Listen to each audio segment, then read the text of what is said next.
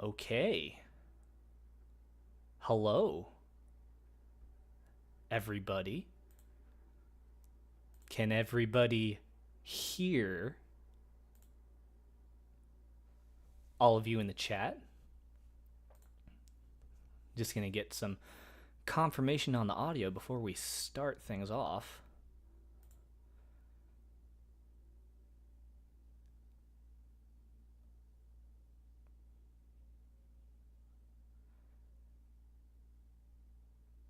Actually, wait, okay. My 1 second, 1 second.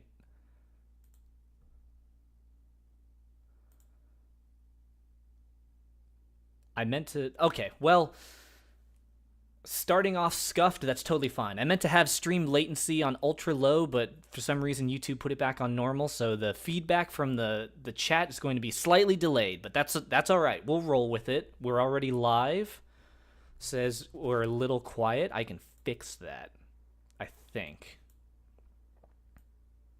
Who is I'm quiet? Perhaps. All right. Well, we'll just get right into it. Hello, everyone. This is the 2023 film tier list as written by Banquo, guest starring Thoth Penswell of Riff Ponies. Before we start, I'd just like to give, say, the movie Pledge of Allegiance. We come to Ooh, this place for magic. We we come to come to this. AMC theaters to laugh, to cry, to care because we need that. All of us. That indescribable feeling we get when the lights begin to dim and we go somewhere we've never been before. Not just entertained, but somehow reborn together. Dazzling images on a huge silver screen. Sound that I can feel. Somehow, heartbreak feels good in a place like this. Our heroes feel like the best part of us, and stories feel perfect and powerful because here they are AMC theaters. We make movies better. The first time I ever saw that in a theater, my girlfriend leaned over to me and she said to me in the darkness of the theater, she goes, "Am I supposed to know who that is?"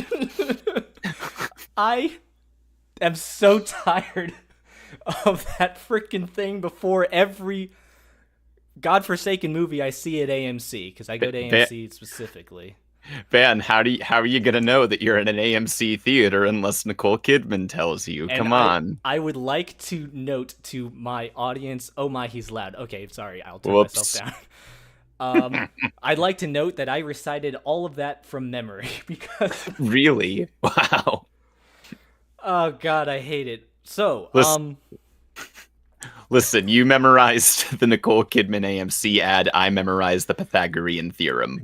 I We are should not the I same. should have that memorized too. That is the problem. Anyway, hello everyone. I'm Banquo. And joining me today on this 2023 films tier list is the illustrious Thoth Penswell of Riff Ponies. If you'd like to introduce yourself to the lovely people. Certainly. Hi, I'm Thoth Penswell. I'm one half of Riff Ponies. If you don't know us, you can go on Twitter and look up Riff Ponies or go to riffponies.com. There's nothing there. I do comedy in the community. I get like three sets of quotation marks around comedy. It's good But I comedy. do. Oh, I appreciate it. We run programming in the community at conventions online.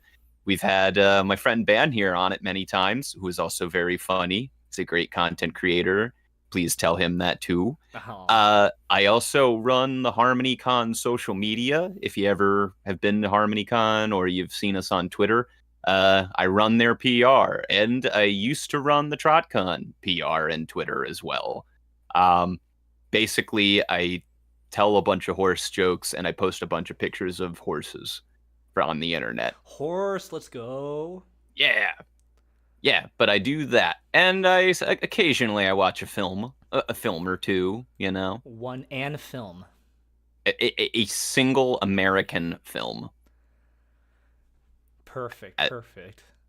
Let's I say as there's multiple foreign films that are going to be on the list here, but Who do we have in the chat tonight? I see Nono666, Denton Scheibel, Chris Glop, Space Odd Pony, um Lego Meister, Awesome Place, NivyG.Absol, Echo, Mir Eagle FIM, MLP Forever. Amen to that. My mic is quiet AF. Okay, I can fix that, I think. Yes. Oh. So, thank you all for being here. Uh, for those who don't know about my love of film, because I don't really talk about it on my YouTube channel, I like watching movies. I've got the subscription thing to AMC, so I go pretty frequently. I used to work at a movie theater, which is why I kind of fell into knowing about the more obscure movies, and that's so I sort of started doing that mid to late 2010s. My repertoire has many gaps in it from before that time, so I've not seen a lot of the classics, which I probably should, but that's fine. I'm quirky. Deal with it. See, I was gonna say, Ban is a big fan of obscure films like Pulp Fiction. You ever heard of it? I say obscure as I talk to an actual film buff who I have Oh, here. certified. So your mileage when it comes to film being farther beyond, which is why I have you here, so we can talk about what makes movies good or not. What was Ooh. your first foray, and how would you say big into film are you, Mr. Thoth Penswell? Ooh, okay. Loaded question. It probably started when I was 5 years old and I was allowed to watch The Terminator and Predator at age 5. Uh, as long as I didn't repeat the language, I was okay to watch whatever. But that was a big plus. There was a video store right down the street from me where I would rent so many movies growing up. You know, The Terminator, Predator, Alien. I watched Alien when I was like 8 or 9 years old. I was fascinated, not scared. I was fascinated.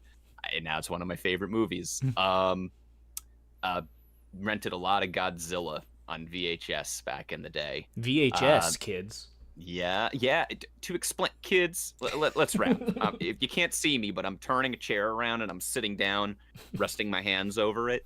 VHS was the format before DVD. It looked like garbage, and people who hold by it, I don't know what to tell you. Although it does preserve a lot of movies. Did you know that 60% of movies that were on VHS still haven't made it to DVD or Blu-ray? It's crazy, isn't it? Anyway, that's a different topic. Only you can prevent this tragedy. It's true. It's true. You and vinegar syndrome. But anyways, so yeah, since age 5, I watched movies. I had an uncle who just had a full wall of VHS and DVDs. That was kind of what introduced me to a lot of it. That in the video store.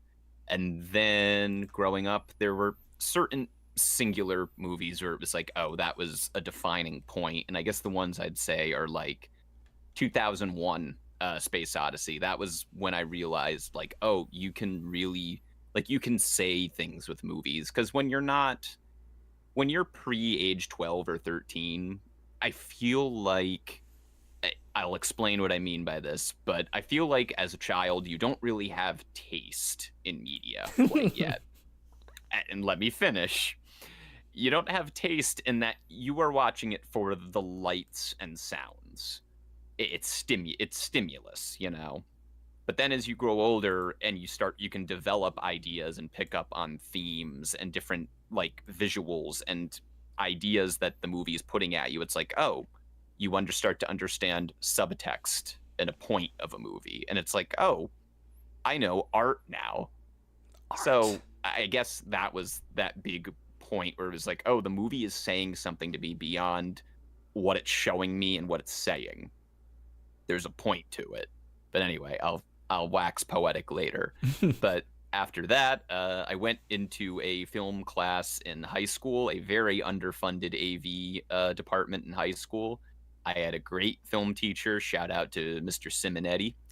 And that really, in that those 4 years in there, convinced me, like, okay, I want to dive full in on this. I love talking about this, analyzing it, doing it. And then I went to film school. I went to film school in college, and I ended up in 4 years getting a Bachelor of Fine Arts in filmmaking, which I mean, it got me to work at a television station right now. So I guess that's a Ooh. start. Yeah, but other than that, to relate to you because you mentioned AMC A List, I have not had AMC A List, but I did have Movie Pass. A movie pass. Let's go. Yeah, I still have the card on my desk on a cork board here. It doesn't work anymore because I only used it for 1 year, and it was the year that it stopped being useful, of course. Of course. But I kept it, and I saw like 60 movies with it, so I got my use out of it. But that was 2018, and since then, 2017, I got Letterboxed, and Letterboxd has ruined my life, and it's also been great. If you ever want to get it, we'll probably mention it throughout the stream, but Letterboxd is one of the best spots to just like curate your film library and curate what you want to see and your taste. It to me, it was like I discovered that in 2017 before it really popped off, where now like Martin Scorsese has an account on Letterboxd, which is insane. But back in 2017, it was a very small thing. But I think I just looked up like, oh, how to find movies. Basically is what I did, and that ended up finding me there. Other than that, I also have I'm a physical media collector. I collect movies on Blu-ray and DVD, a few VHSs, 4K. Currently surrounding me, I just recently crossed over 1,000 movies or TV shows in the collection. And of Wow. course, the 1,000th was the complete set of The Sopranos. So, by the way, I'm from New Jersey, if you couldn't tell. New Jersey So horse over there there. you go, New Jersey horse.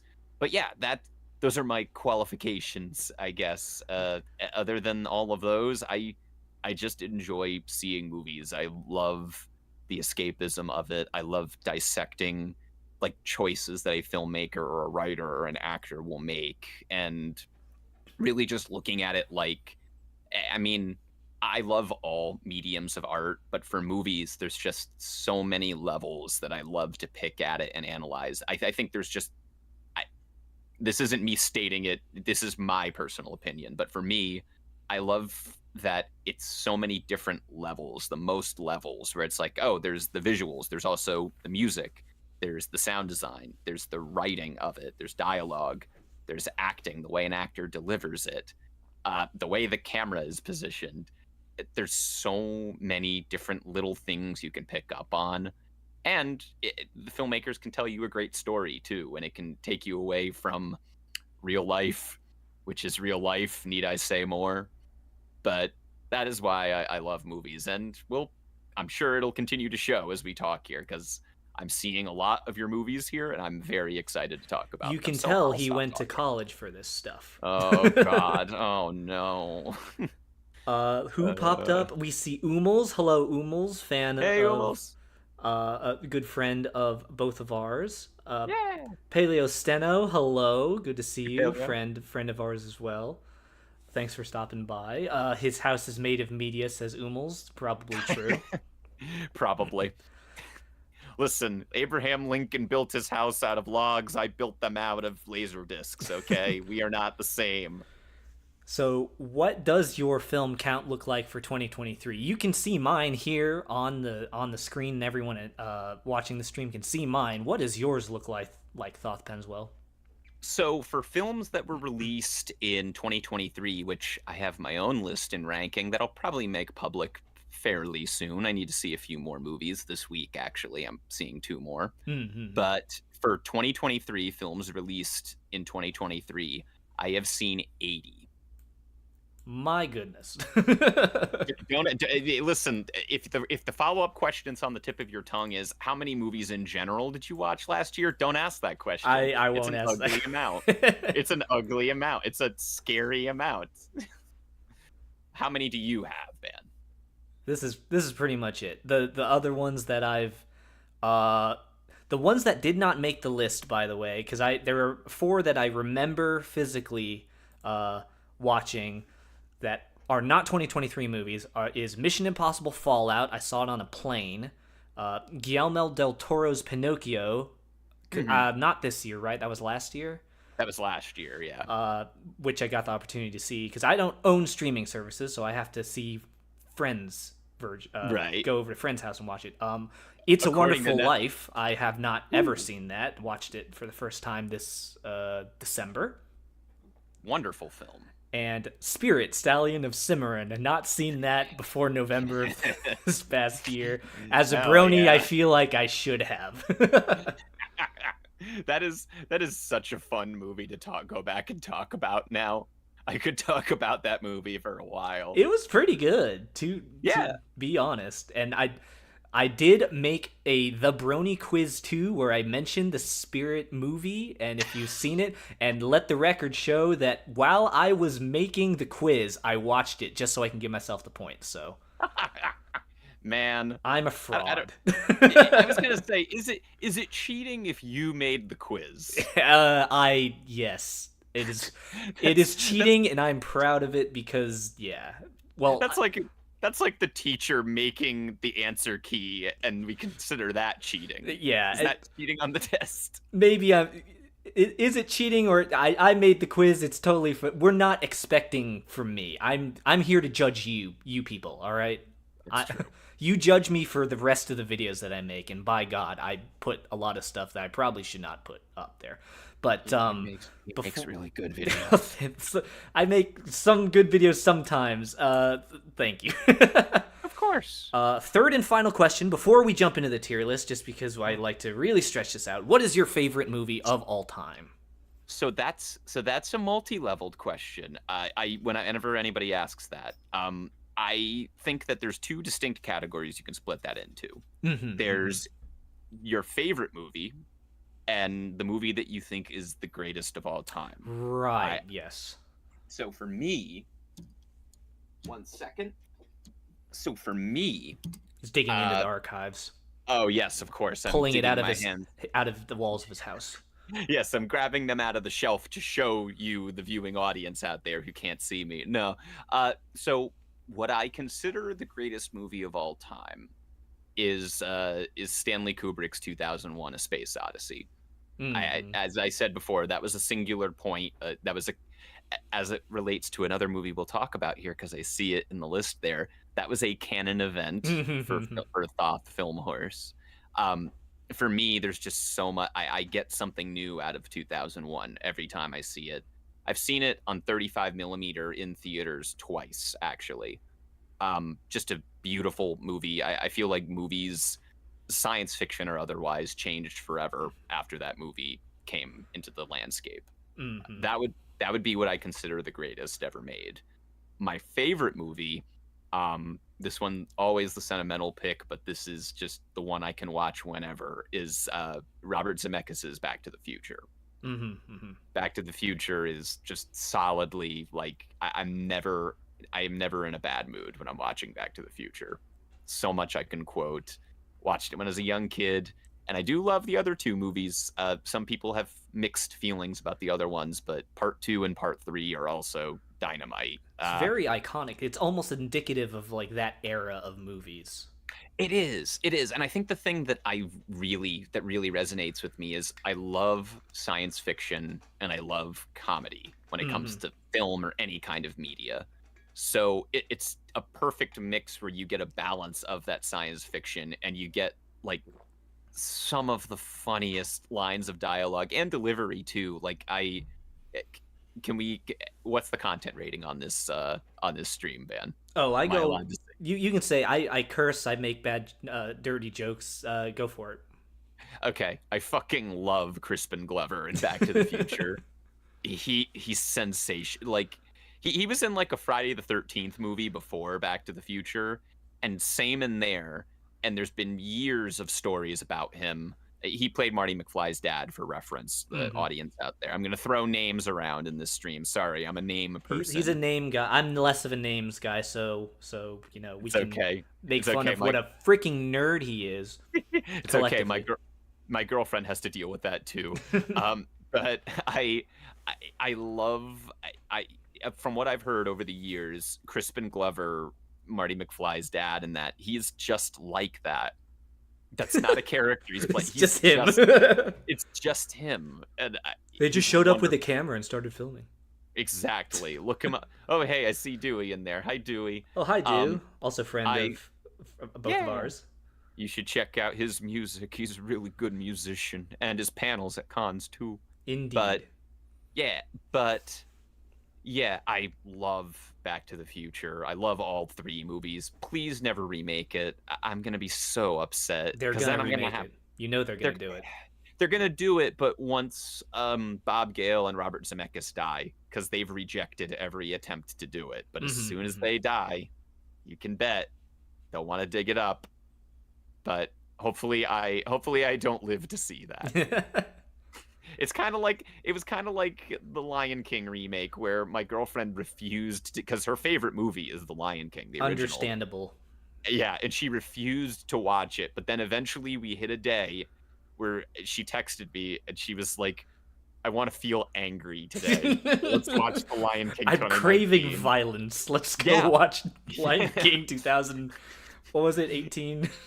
It was 19. 19, yeah. But I remember I watched that. Didn't see it in theaters. Honestly, I didn't pay for it. My friends paid for it, but I Okay. watched it, and it was was pretty bad. It was pretty not great. Respect to anybody who enjoys it, because I do want to make that clear, and I'll make that clear as we talk through this list. Yes. Everyone's movie that they love is completely valid. I never want to invalidate someone's taste in movies. I have a friend who's another content creator in the fandom, Forward Progress, who put it really well once. He said, everyone watches media through their own set of eyes and their own set of experiences. So I never, especially with how like toxic discourse online has been about media or anything lately, I always want to make it clear that anybody's take on a piece of media is valid. And if anything, and this will happen in this stream, I guarantee it, because Ban has already told me one that we'll differ on. But if anything, I think differing takes on pieces of media or anything, to me, that's an opportunity for an interesting conversation. I don't see it as an attack on me or my taste. I see it as, oh, this didn't work for you, but it did for me, or this worked for you and it didn't for me. Let's talk about it, because I love it. I just like, guys, if you couldn't tell, I like talking about movies. If you couldn't tell. I echo the sentiment completely. If you have your own opinions about it, then that is definitely we these are all just opinions. That being said, we are both actually on the Academy Review Board for all the films in 2023, so very objective taste here. It's true. We're going to be voting. Yeah, we're going to be voting. I'm putting in a vote for Best Picture, Five Nights at Freddy's. Yep. Boom. There it is. First definitely, vote. Yep. Yep. You can tell I haven't seen it.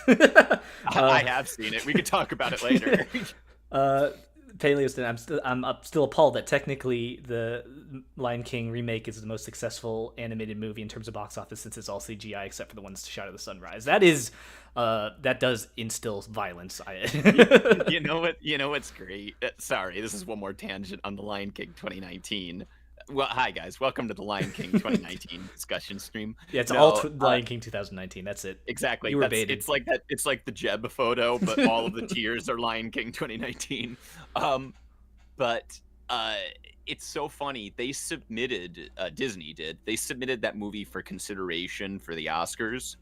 They put it in for every single category except Best Animated Feature. Jesus Christ. And you want to know how many nominations it got? Mm-hmm. I'm pretty sure it got none. I'm pretty sure. It may have got a nomination for the Beyonce song, but I think I anything remember else. Yeah. But anyway, we'll talk about Lion King 2019 another time. Glop, is the Nun 2 on the list, by the way? No, I hate horror movies. Ooh, interesting. Interesting. Well, this is where we divert a bit. But... I'm a little bitch, so if it's got jump scares in it, I probably will not see it. I didn't see FNAF because I'm not that big into FNAF. Not because it's scary, because from what I heard, it wasn't all that scary. No, it really was. I can go into it later, but yeah, it wasn't all I have thoughts. We thought what? No, you're not supposed to have those. I told you to get rid of them before we started. Whoa. Whoa, okay. I'll do that Yeah, real just quick. forget everything you think you know. Done. Ooh. Listen, we come to this place. For those just joining us now, I did recite the whole AMC Nicole Kidman copy pasta at the beginning of this, and I'm from memory, and I'm a little ashamed, a little proud, but No, also ashamed. no, that was very impressive. I do want to say one thing. When I went to see a movie in IMAX at Lincoln Square early in 2023, um, after that played, it got an ovation from the crowd when That's it incredible. started and when it ended. It was great. That's amazing. Yes. I lost my shit. I was like, that's great. I have a friend who we used to watch a lot of movies when we lived together, and it would catch him off guard because we wouldn't go often enough that he would remember. But then I went too often, so I know the Nicole Kidman thing was coming. I'd always lean over and whisper in his ear, "We come to this place," right before she started talking, and he freaking dies every time. We make movies better. Um, if you ever want to see a really bad version of that, you should look up the Regal Films one that they did. Oh my goodness, they Yeah. responded. They didn't respond, but they made a similar one where they were like, "Oh, you're at Regal Cinemas," and it was really bad. They're like, I see you're Nicole Kidman, and I raise you even more pretension. Oh, it wasn't pretension. Oh, it was bad. Oh, Someone no. sent it to me in my film server. Again, I respect if you enjoyed this, if you went to Regal and liked it, but uh, look it up on YouTube after this. It's I've never gotten secondhand embarrassment from a pre-roll ad, but that one came pretty close. Wait, it's like a skit or something of people like, It, hey, we it should is go to the movies. Oh, let's get popcorn or something it really is dumb. it is a skit, but all of the dialogue are the characters, the people quoting movies completely removed from context. And oh, Paleo. I'm sorry. Sorry. Give me a second. Maria Paleo Menounos, the movie presentations. she okay, number one, Maria Menounos. Shout out to Maria Menounos. Number two, that laugh that Maria Menounos did. My girlfriend and I, when we saw Spider-Verse this year, we were befuddled. We were befuddled by Maria Menounos' laugh that she did in the pre-roll ad. It was so strange. Thank you for mentioning that, Paleo. Sorry, I needed to go into that She tangent. showed up on a gas station ad while I was pumping gas one time. I'm like, what are you doing here? You're not on the big screen move before I watch a movie. What? You're. Anyway, it was. She said it's only on Newvie. This is a Newvie. I'm out of gas. This isn't a beach. This is a bathtub. Okay, let's. right. It's 8 o'clock. Let's start the tier list. Let's go. Yeah, let's go. I'm excited. We'll do alphabetically just because that's how the tier maker set all this up. So we'll start with 65, starring Adam Driver. Okay, so this is one I did not see, but I'm familiar with it. So for the audience out there, this is the one where Adam Driver was on a spaceship and they crash land on Earth? Question mark. Yeah, it's implied that they're aliens and they crash on a Earth from 65 million years ago. They come to Earth 65 million years ago. By the way, there will be spoilers because we're going to be talking about the movie. So if you haven't seen, we're going to go one by one. So if at any points you've not seen the movie and want to avoid the spoilers, then feel free to tune off while we talk about it. Yeah. Disclaimer over. Yeah, he's an alien and they crash land. It's the trope of trying to rescue this scared little girl from the world. I was gonna say, and it was directed. Correct me if I'm wrong. I'm pretty sure it was directed by the guys that wrote A Quiet Place, if I remember correctly. I don't remember. Sorry, again, I'm a names person, but I'm pretty. I'm pretty sure I remember from the promotional material they were throwing that all over the posters and the trailers, like it's from the guys that wrote A Quiet Place. And for what it's worth, I think A Quiet Place was elevated by the performances Hmm. and John how is his Krasinski. name? Krasinski, John Krasinski's direction, because the writing. I mean, I like A Quiet Place, but the writing was a bit iffy, and I'm curious how was 65? Not good. I am going to put 65 in D because apart from, Man, all right, so it was supposed to be this action like thriller sort of thing, but mhm. when you have a movie that's supposed to be an action thriller and your audience is laughing because of how ridiculous it is, then it's Uh-oh. sort of indicative. And I'm not super into dinosaurs, but being a frequent peruser of the Paleo Steno stream where they talk about dinosaurs very frequently, the dinosaurs in this movie are not dinosaurs. They're just Ooh. big lizard things that they imply to be dinosaurs that existed 65 million years ago. So it was just odd. It was all over the place. And, if you like to watch Adam Driver make manly grunting noises for 2 hours, then I In, suppose go for it. in fairness, I would want to do that. I would want to see Adam Driver make grunting I noises for I two do like hours. Adam Driver, by the way. I do. Mhm. I like his work, and I yeah, mm, I love Adam Driver. I imagine he probably didn't have a lot to work with though in right. 65. It was That's he basically carried it. It was his name on it, his advertising for it, yep. and yeah. And another thing that I heard, and you can tell me if I'm correct or incorrect. I've also heard that the dinosaurs, the monsters that you come for the movie, I've heard that they're barely in it. That too. It was just they went really atmospheric with it. You didn't really get a good look at him, and what you did get a good look at him, you just went, "Huh?" And They were so hiding the effects. I bet you they yeah, didn't have a lot of budget to work with, and they were like, "We gotta hide them in the bushes." I yeah. guarantee it. I Apparently, guarantee it. the dinosaur enthusiasts of the world pan this movie for the designs of the dinosaurs. I pan it because it was supposed to make me like be on my edge of my seat, action adventure, and I just found myself laughing throughout the whole thing. Ha- Ultimately, when I heard about the reception of that film and hearing it now, the only question I have to ask about 65 is how do you fuck up a movie with dinosaurs and sci-fi guns? Apparently, whatever they did. That is my biggest complaint. How do you fuck that up? Yeah. That's a shame. That's a Yeah. shame. It does sound like the premise of a fever dream, though. It's like, oh yeah, it's an alien, but he's humanoid. He goes back, it lands on Earth 65 million years when the dinosaurs roamed, and he has a gun. He has a space gun, which only It works sounds some of the time. that sounds like a Robot Chicken sketch. It works. The gun works as the plot dictates because he needs to be in danger from the dinosaurs. Right. Right, and he can only defend himself with that. And he has to save a little girl too. Oh man, Yeah. they really went with the Quiet Place It's format it's Last of Us, Quiet Place, Mandalorian. Insert all of the with very dinosaurs. yeah. Yeah. They really like that particular trope as of recent. I've noticed. Hmm. It can work. I mean, what was a good recent dinosaur movie that you can think of? I'd have to think back. Don't ask Uh, me because the closest one I can think of is Land Before Time. I gotta run my head. Gotta run through my brain here. I mean, I Jurassic Park, not Jurassic World.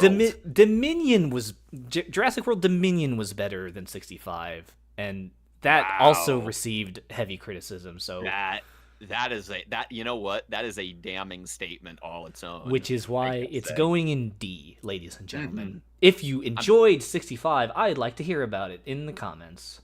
yeah, genuinely, I've heard people who've enjoyed it. All of these movies. We will continue on to A Haunting in Venice, a Hercule Poirot adventure, Agatha Christie, right? Yes. The third So movie in the series, first was Murder on the Orient Express, second one was Death on the Nile. enough wine to fill the Nile. Yes. I have not seen this series, but I do know Kenneth Branagh as a director because Hmm. he's the director and the star in it. I don't know if he wrote it. I'd have to double check that. But I do like him as a director. He I think he directed the first Thor. And he's Yes. directed other movies too. He was a great actor too. If you're not familiar with him as an actor, he was Miguel in The Road to El Dorado, for example. Now he's directed movies. There you Yeah. go. But he is a fairly solid director. I have not seen this series. I know the second one, the Nile, Death on the Nile, got delayed for like forever Yeah. Yeah. because Army Hammer was in it. Enough said. Uh, but I heard fairly positive reception about Haunting in Venice. What did you think of it? I am going to put this in a C. So Okay. my scale, by the way, C is nothing lost. Glad I saw it, I saw it. I wasn't a damaging experience or anything. It was overall fair experience. And B is like, I'm glad I saw it. I came away with something. A is like, oh, this is very good. This is good. And S is like, this is cinema. Or I'm very biased. Right. One of the Yeah, two. I was gonna say either or. I'll agree with that rank, with that definition too. I Murder on the Orient was the best in the series, at least for me personally. This was leaning into the mystery part, but also dipping into some of the horror because the trailers were like a horror movie, and then right. at the end I was like, oh wait, this is a Hercule Poirot. Wait, this is supposed to be like a mystery. So they kind of are trying to like cross genres with this one. They were trying to do a Conjuring, trying to get the Conjuring crowd in there. Yeah, Listen, maybe. you got to compete with the nun too, man. Yeah. You got to compete with the demon nun flying at you. I I am. think that probably worked against it though, because they were trying to do both genres, and then they kind of came up short a little in both. I think. I was gonna say, so as someone who kind of witnessed it from the side, and you've already said you're not big on horror movies, you're saying it was kind of uneven in how it balanced those tones. Yeah, so they threw the jump scares in there, of course, because Of course. they drew people in with the promise of jump scares and horror, but it wasn't all that crazy. The teenagers got to throw the popcorn and the drinks everywhere. They got to be scared, I mean, man. I was scared because I'm a pussy, but like I know it's not for me, and I knew it was okay. They're doing the genre crossing. I know what the two movies before this one were like, so I have faith that it's not going to completely just come out of left field with something like I don't know, insert horror movie here that I've not seen. Hereditary. Yeah, Hereditary or the Midsummer or whatever. Yeah. They're not Which going to do fun that. fun fact, Midsommar, when I saw it in theaters with my girlfriend, the whole theater was laughing at a certain point. Oh my god. It was great. It was great.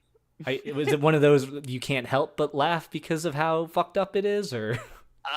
There's a certain sequence at the end. The entire third act is one sequence, really, but there is a certain sequence at the end that gets so ridiculous that, like, in visual and concept and practice, that there is an element of really, really dark comedy to it.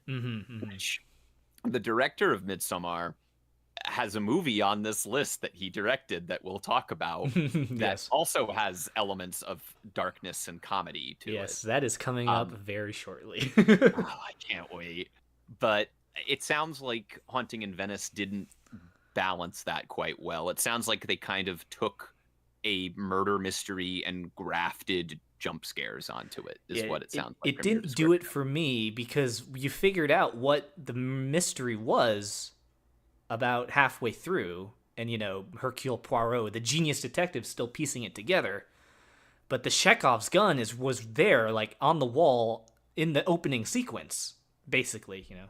And I'm like, oh, so obviously it's that, right? And of course, by the end, that's what the mystery was, as opposed to at the Murder on the Orient Express. I had not read the book, and I thought I was like, where is this going? I couldn't figure it out, and then at the end, I'm like, whoa, that was crazy. And so, Merchant in Venice, Haunting in Venice, not Merchant of Venice. Haunting in Venice, it didn't do the mystery well. It didn't do the horror well, and so it just came out being meh. Yeah, I think what the thing is you gotta You got to get someone like Ryan Johnson in there, man. Get get Ryan Johnson to make an Agatha Christie murder mystery, because those Knives Out movies, they balance it perfect. Knives Out I was feel very like. good. I like Knives Out a lot, and Glass Onion was good. My girlfriend fucking loves Glass Onion. She talked to me for months about it. I preferred Knives Out, but those are really strong, like Agatha Christie like mysteries. Hmm. If you gave if you gave Ryan Johnson like one of those adaptations, he would rock that. Mm-hmm. Yeah. But I bet you after he does a trilogy of Knives Out movies, he'll be like, I'm done. Gonna go do something else now. Yeah. Probably what he'll do. Go make that Star Wars trilogy that they announced and then never Walk heard back anything on. again. Yeah. Also, uh, I want to mention Umal's mentioned in chat about a certain scene in Midsommar. I'm very much with you on that. That movie, that scene does not leave my mind either. Um, Woof. yeah. Yeah, not no may have no plans to watch that one. I read a synopsis and I looked up some screenshots because I was curious, and curiosity killed the cat in this very But instance. but you have seen an Ari Aster movie, but we'll get into that later. Right, so let's see. We'll go on to the next one, and I will also try to. I see everyone talking in chat, and I do see you. I will try to address you as you pop up in chat more, so because I do want this to be more very interactive. So let's talk Yeah. about Barbie. Uh, the Let's news talk was about coming. Barbie. This I'm one I've seen. This one was great. I liked it a Yeah. lot. Yeah, I went into it and I heard all of the inspirations that Greta Gerwig. For one thing, Greta Gerwig is a fantastic director. If Hmm. you've never seen her films, Ladybird, right? Lady Bird, great one. She directed Little Women, her Mm. adaptation of Little Women, See, which I I know have not one seen. movie from each name that is dropped. So, Right. Yeah, see, there you go. Barbie. It's usually what I have to do with my girlfriend or my friends, where I'm like, "Oh, they directed this," and they're like, "Oh, okay." She also directed a great movie called Frances Ha, which is like a slice of life, like comedy drama set in New York City. It's black and white. It's Hmm. really really nice, and she starred in it too. Um, or actually, yeah, she starred in it. I don't know if she directed it, but she wrote it. But Greta Gerwig is a really wonderful writer and director. And with Barbie, they kept saying like different inspirations that she had into going into writing it and directing it. Hmm. And she would name things like The Umbrellas of Cherbourg, which is a gorgeous like French 1960s musical where all of the dialogue is singing. All the dialogue is sung, and it's like a melodrama, and it has this really bright, colorful like set design and palettes. Oh. Everything is like a bright color. And that was what ended up inspiring like La La Land, Hmm. if you know La La Land. I do. Yeah. Did see that one. Which Yes. yeah, which is great. And that was kind of what inspired her the colors that she went with, and the production design was inspired by movies from like Jacques Tati. He's a bit more obscure. He's like cinema bro thing. Jacques He did a Tati, the Playtime, right? yeah, Playtime. Exactly. You got it. Yeah, All which right. Playtime was another inspiration for the set design of Barbie, where you have these big, elaborate, ornate like sets, and all bright fluorescent pink. Very And intentional. yes, Everything intentionally placed, intentionally colored, etc. exact. Right. It's a thing that I think is kind of lost in movies now, where they embrace the artifice of movies and cinema, and like you're on a set. Movies have kind of gotten away from that, and I think that's a real shame, because it's fun when you can tell something is like movie-ish and it Hmm. looks kind of fake, but it's sensational, because then you let them like expressionism, where it's like, okay, I know that's fake, but it's like a dream Yeah, almost. yeah, So when you go into Barbie Land in the movie, all of it is looks like play sets, and they actually built them. And I yeah. remember seeing the trailers and the movie itself, and I was like, wow, that's impressive. Somebody built that on a backlot. Can't wait to And see Barbie. apparently, I'm so mad I missed it in the theaters. Your Umels, please watch Barbie. yeah, get to it on your own pace, because I'm always Yes. a proponent of like, I Listen, it took me until after I graduated film school to finally see Goodfellas. So, you know, watch the classics at our own rate. I'm still trying to catch up on everything because that's the thing is when your hobby is movies, me for example, the great thing is that you're never gonna run out of them. You're never gonna run out of movies to watch. Right. But so yeah, I loved the production design. I loved the choreography of everything. There's a big like sing. Another inspiration for her was Singing in the Rain, which Mm-hmm. if you haven't seen Singing in the Rain, what are you doing? It's one of the best movies ever made, but it's great. And there's this musical sequences in the movie where they do like a full 1950s like golden era of Hollywood like sing and dance musical number, and it's great. And I was sitting there watching it, and I'm like, it's like being transported back in time to it was like, oh, I'm back to when they gave a shit about these big studio movies. Yeah. Not that they don't, but it was like someone put choreography and real effort into the set design, and all those actors had to learn how to do that. Ryan Gosling had to learn how to do everything in that movie, and he's phenomenal in it. And he got Listen, ripped for it. And he did, and not for nothing. I think Ryan Gosling is a tremendously underrated comedic actor. mm-hmm, mm-hmm. I think he's great. I love him in Drive. I love him in Blade Runner 2049. He's a good like quiet blank slate. Yes. But Yes. but also watch The Nice Guys. It is Yeah. one of the funniest performances in any movie ever. He's one of the that was a good funniest. movie.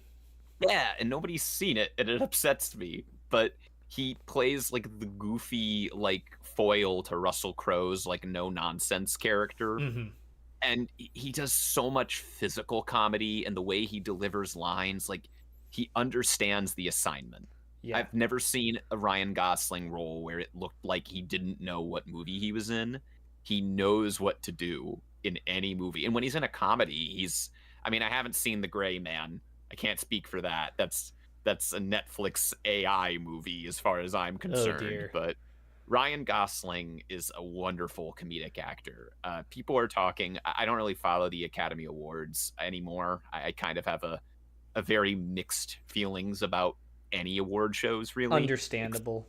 Except like the Independent Spirit Awards, but we might talk about all that later. But people are talking like Ryan Gosling could potentially get an Oscar like nomination at least for Barbie. I think that should happen. Mm-hmm. I think he does everything you need him to do as a comedic actor in Barbie. And Margot Robbie is great too. There's so many good performances in it. Mm-hmm. I think where I deviate from most people is that there's a lot of great comedy in it. I think most of it lands.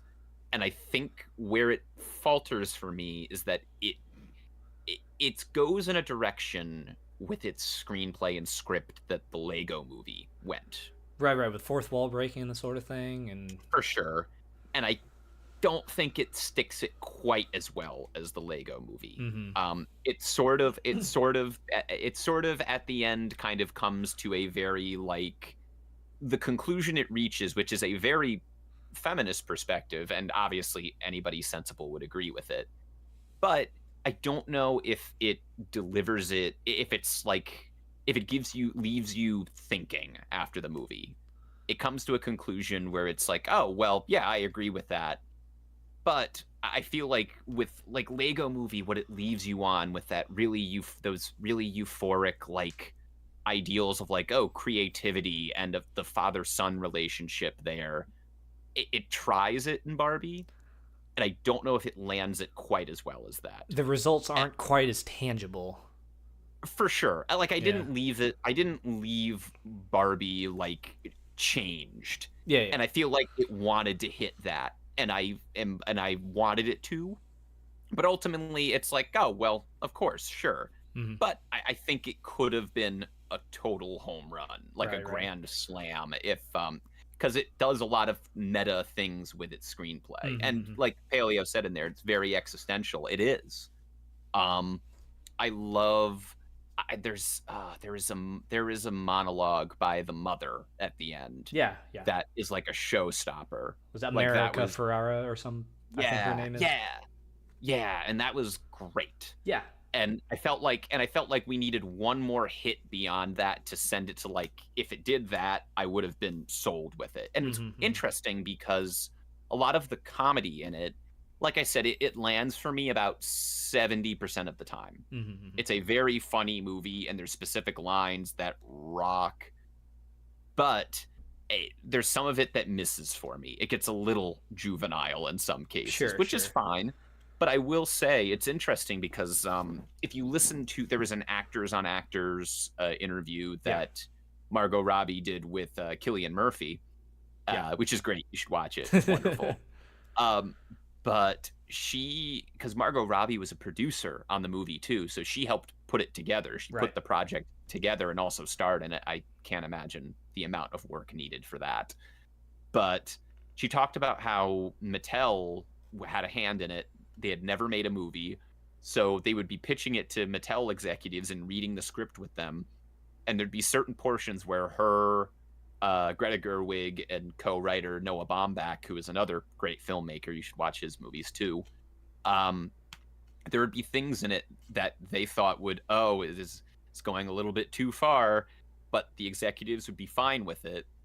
But then something really like lowball and not like super intense of a joke, they would be like, you got to cut that. Right, So it right. was so I think you can kind of feel maybe some studio interference, Mm-hmm. just being like, hey, reel it in a little bit.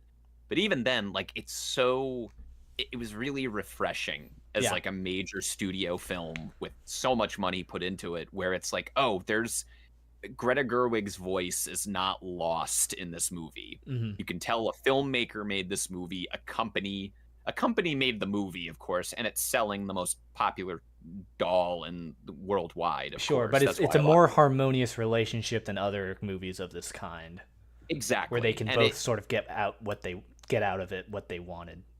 right, it is not junk food. There's in film form. There are things to appreciate: the production design, the choreography, the performances, Mm-hmm. the music, so much of it. So from like a production level, it was a gorgeous movie. And from screenplay, I I think what I ended up giving it was an 8, and I feel pretty solid on that. It's going to end up in my top 20 on Yeah, the yeah. year for sure. Um, if it had gone just a little bit further, I would have been like, yes, masterpiece. But even then, I love what they did with it, and I love that so many people saw it and was like, yeah, that was a great movie. It's like, yeah, I know. Make more of them.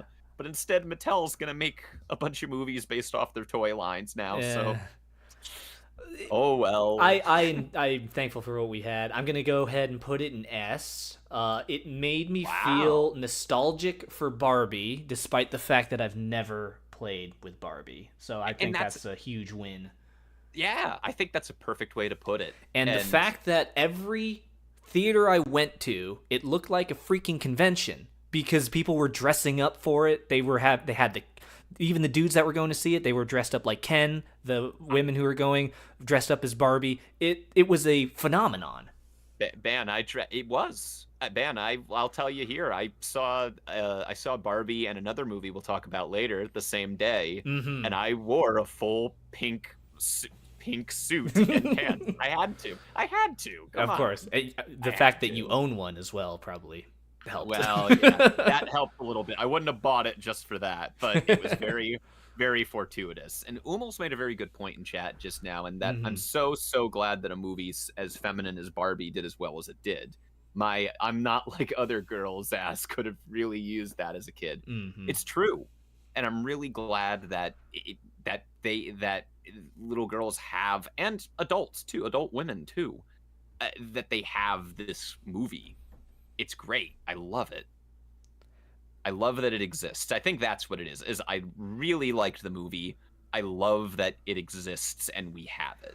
Paleo says, though I think it'll hit a lot more with women than it does with men with what it says. Maybe, For potentially. sure. For If sure. Even yeah, even I think so. so, things hit me not as a woman, but hearing the perspective of a woman is not on deaf ears for me as a Mhm. man. Oh, for sure. A differing perspective on a movie can like it depend. Like I said earlier, my friend Forward Progress, he said it best. Everyone watches media through a different set of eyes and Hmm. experience. So that's why I always, again, like I said, everyone's take on a movie is valid. Hmm. I love hearing it, especially hearing those perspectives, especially from eh, the different genders, different communities, different everything. Studio Someone can, Cinemagic says Winnie the Pooh, Blood of Honey better get a platinum triple S tier. Oh yeah, I'll make a whole other like echelon above S for Winnie the Pooh, e- Blood and Honey. Yeah. exactly, and we'll save room for the Steamboat Yeah. Willie horror movie that's coming out this year. Right. I plan to do this again at the beginning of 2025 with all the movies I watched this year. But your take on or your what you said about differing opinions is a perfect segue into Beau is Afraid. So This would be a fun one. this is the one that we have polar opposite takes on because I didn't get it. I but this is okay. So my opinion of it is mostly out of personal preference, just because I understand technically, visually, and Right. from a story from a Joaquin did a great job in it, portraying the character, and from like an artistic point of view, very interesting, very I yeah, just interesting. Always something weird to latch onto and fixate on throughout the Mhm. movie that made me go, oh, well, man. So it was something that personally I didn't really like. So it's so funny because this encapsulates it perfectly what Umul's just said in chat. I know literally nothing about it other than the fact that Everyone everyone does. disagrees about it, which is fair. So a little bit of background for people. Mm-hmm. Beau is Afraid is the third feature film directed by Ari Aster, and if that name sounds familiar to you, he directed Hereditary and Midsommar, which, for my money, are some of the best horror movies of the past decade. Um, Hereditary might be like one of my favorite horror movies, period, of the last 5, 10 years, maybe. For this movie, this was a script that he wrote about 15 years ago, I think. Hmm. And what the movie is about, that's a tough question. To wrap it up into one sentence, Joaquin Phoenix is a guy, his name's Beau, and he suffers from what's very clearly, well, a lot of things. He suffers from a He lot of suffers really, things. yeah. But namely, the big analog of the movie is that he has anxiety. Yeah. The movie is about anxiety, and I think Ari Aster kind of channeled a lot of his anxieties into the movie. Cinemagic says, I know there's a guy named Beau and he's afraid. That is what I got from that film. Perfect. Yep. You get it. Yeah, I was gonna say you gathered that much. You understood that. No.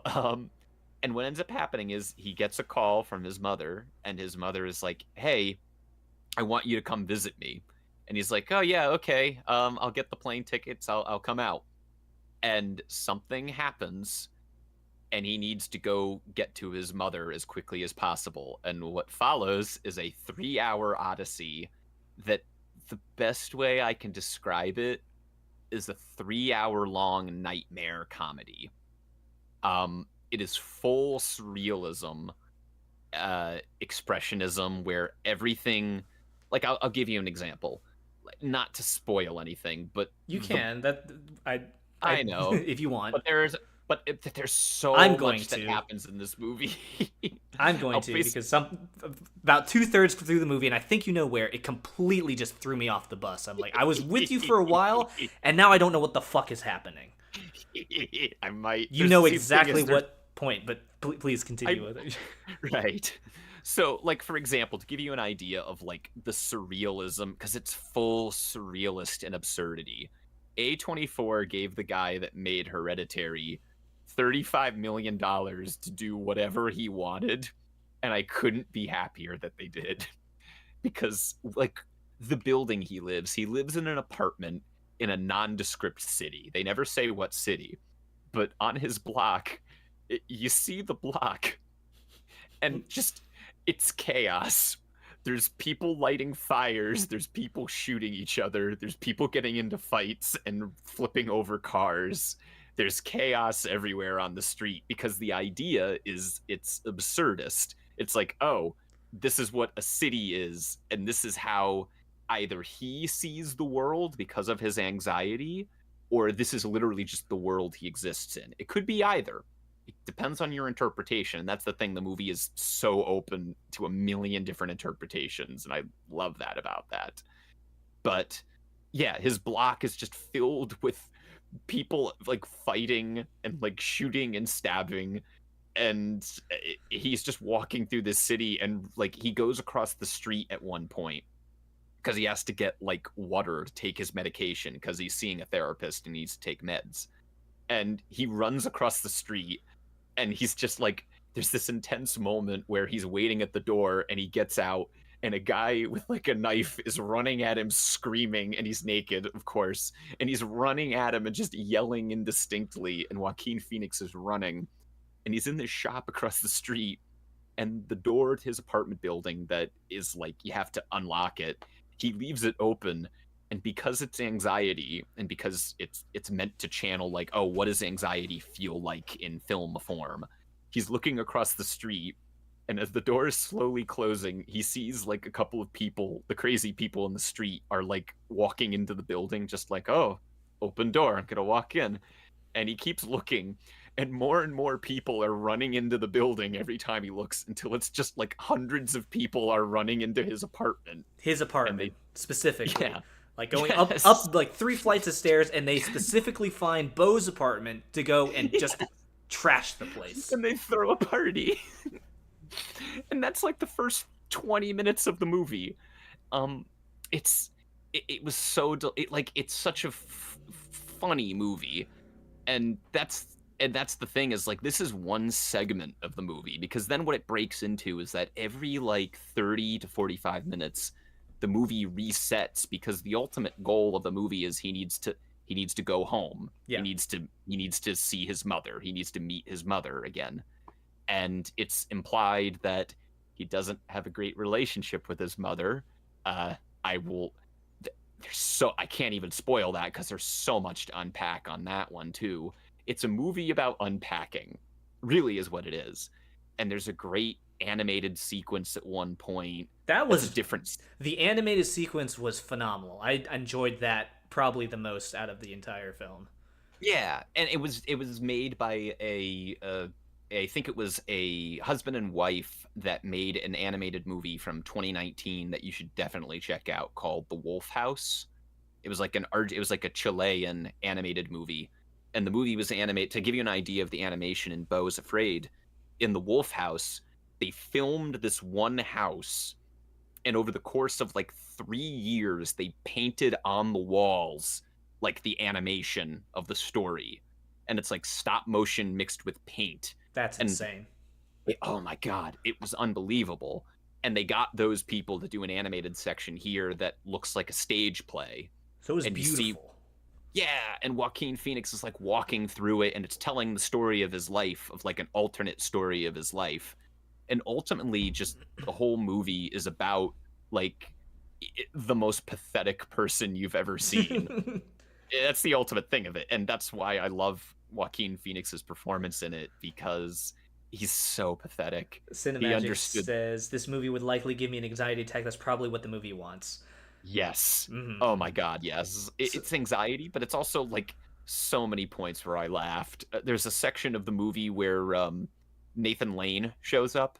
If you don't know Nathan Lane, he was in The Birdcage. He also voiced Timon in The Lion King. Mm-hmm. And if you don't know, I feel comfortable in saying this because he's made it very clear. He's very gay, but in the movie, perhaps knowingly, not perhaps, absolutely, Ari Aster knew what he was doing. He casts Nathan Lane as the super macho father that Beau meets, and he's saying like all of these super overly macho lines of dialogue where he's like, how you doing, daddy-o? And it's like He's like, "Oh, sports slugger," and it's like it's Timon saying it, and I would lose my shit every time. And of course, I saw it at Lincoln Square in New York City, and the entire crowd. It had to have been all theater kids because we were like blocks away from Broadway. Hmm. So every single line he said, every line Nathan Lane said, the entire crowd IMAX screening burst into laughter because it was just the most like every both he knew what he was doing, the crowd knew what Ari Aster and Nathan Lane were doing. It was beautiful. It This is was why I advocate going to the theater, because a lot of times the audience around you can enhance your yeah. experience Yeah, of although watching the movie. I will say I would be terrified to see this movie with another crowd because they released this movie wide, and I can't believe it because again, and going to what you were saying, it's such a not for everybody movie. I think it's for like 10% of people Because because I can tell you, my audience didn't quite land either. As I was walking out, there was a couple, like an older couple, and I didn't get it. Dude says, I'm thinking, yeah, I'm with you, dude. I didn't quite get it. Like, I knew the first 2/3 of the movie, when he's in the city and also when he's with the family. I understand it's an allegory for when you have such an um, such an overwhelming sense of anxiety and mental, I guess, mental instability in that sense, that you can't tell what is real, what's your paranoia, what's your mind playing tricks on you. And I got that. I was with it all up until the attic. don't say what's in that attic. Don't you do it. All right, all right. I won't say it, but that is the point. I got there, I saw it, and I'm like, I don't know what the fuck this is anymore. I thought it had me. I was with it. I'm like, all right, not the kind of film I usually enjoy and watch, but I vibe with it. I see it. I think like I understand what it's saying, and then I threw it out the window. I'm like, okay, I have no idea what it's saying I now. I that moment so for starters, that was in the original short film that he made, like the script that he wrote for it, that was in it from like 15 years ago, and I had heard it mentioned, but when that popped up in the movie, I could not believe they allowed him to put that in a movie. Right. For reference, everyone, there is a scene near the end where a reveal in the plot is made, uh and Bo goes into an attic and he sees something, and it speaking as someone who watches a lot of movies and tends to end up watching a lot of fucked up shit in movies too, I could not believe they put what was in that attic in a mainstream movie that got $35 million. So it's like, is this supposed to be a metaphor too, or like I just to what? to to kind of expound on it a little bit, because this is the one bit I don't want to spoil. That in the very end, because the very end is something else too. That's another But fever dream that I couldn't quite. But yes, yes, please, please. but with that, we could talk about it after the stream too, because I'd love to talk about it in depth. Not like, because these are like super spoilers. I want people to go into that not knowing what's going to happen at I that fully ending. wanted to tell everyone watching this stream right now what is in that attic, but out of my respect for Thoth, I will not. I appreciate it. If you don't want to know, they can mute it and we can talk about it. That's fine. We'll just please explain to me what it's like, kind of a metaphor, but kind of not. I So need to know.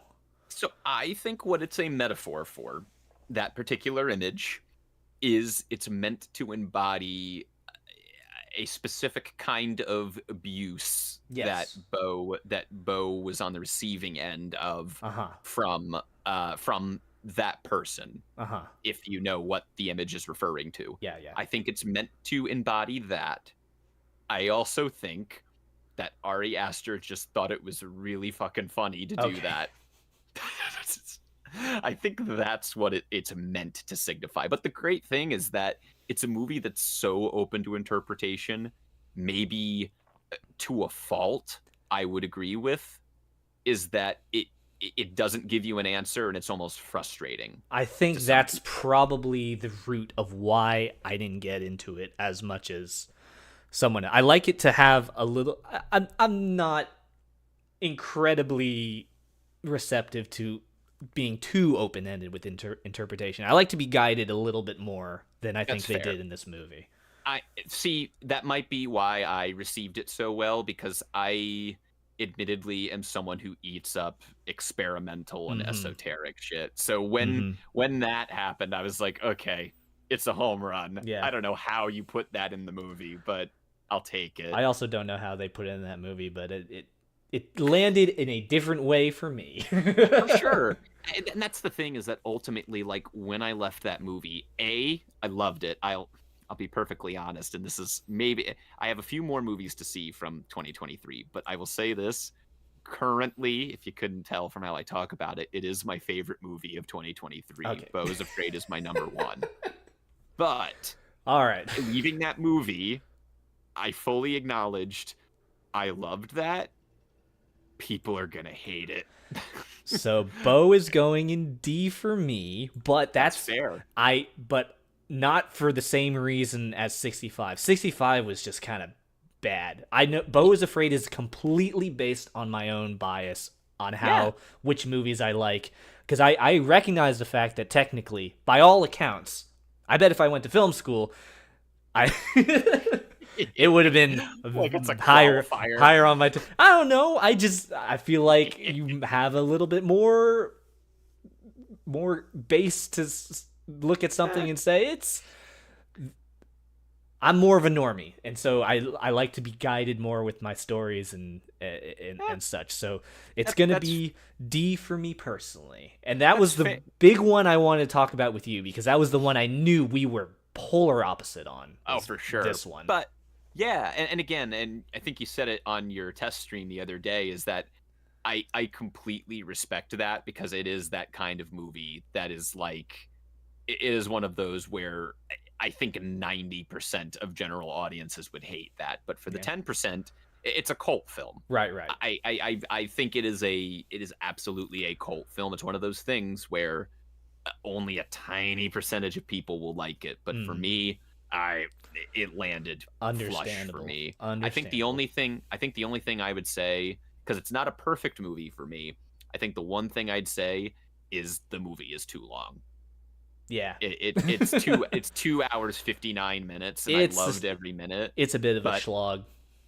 yeah, it does sag at a certain point, and that's why I haven't rewatched it since I watched it. So maybe that'll change my stance on it. I feel like it won't too much, but I do remember even sitting in the IMAX theater, I was like, "This is a long movie, and you could trim some of this." I loved it, but it's kind of similar to, like, if you ever saw Magnolia, for example.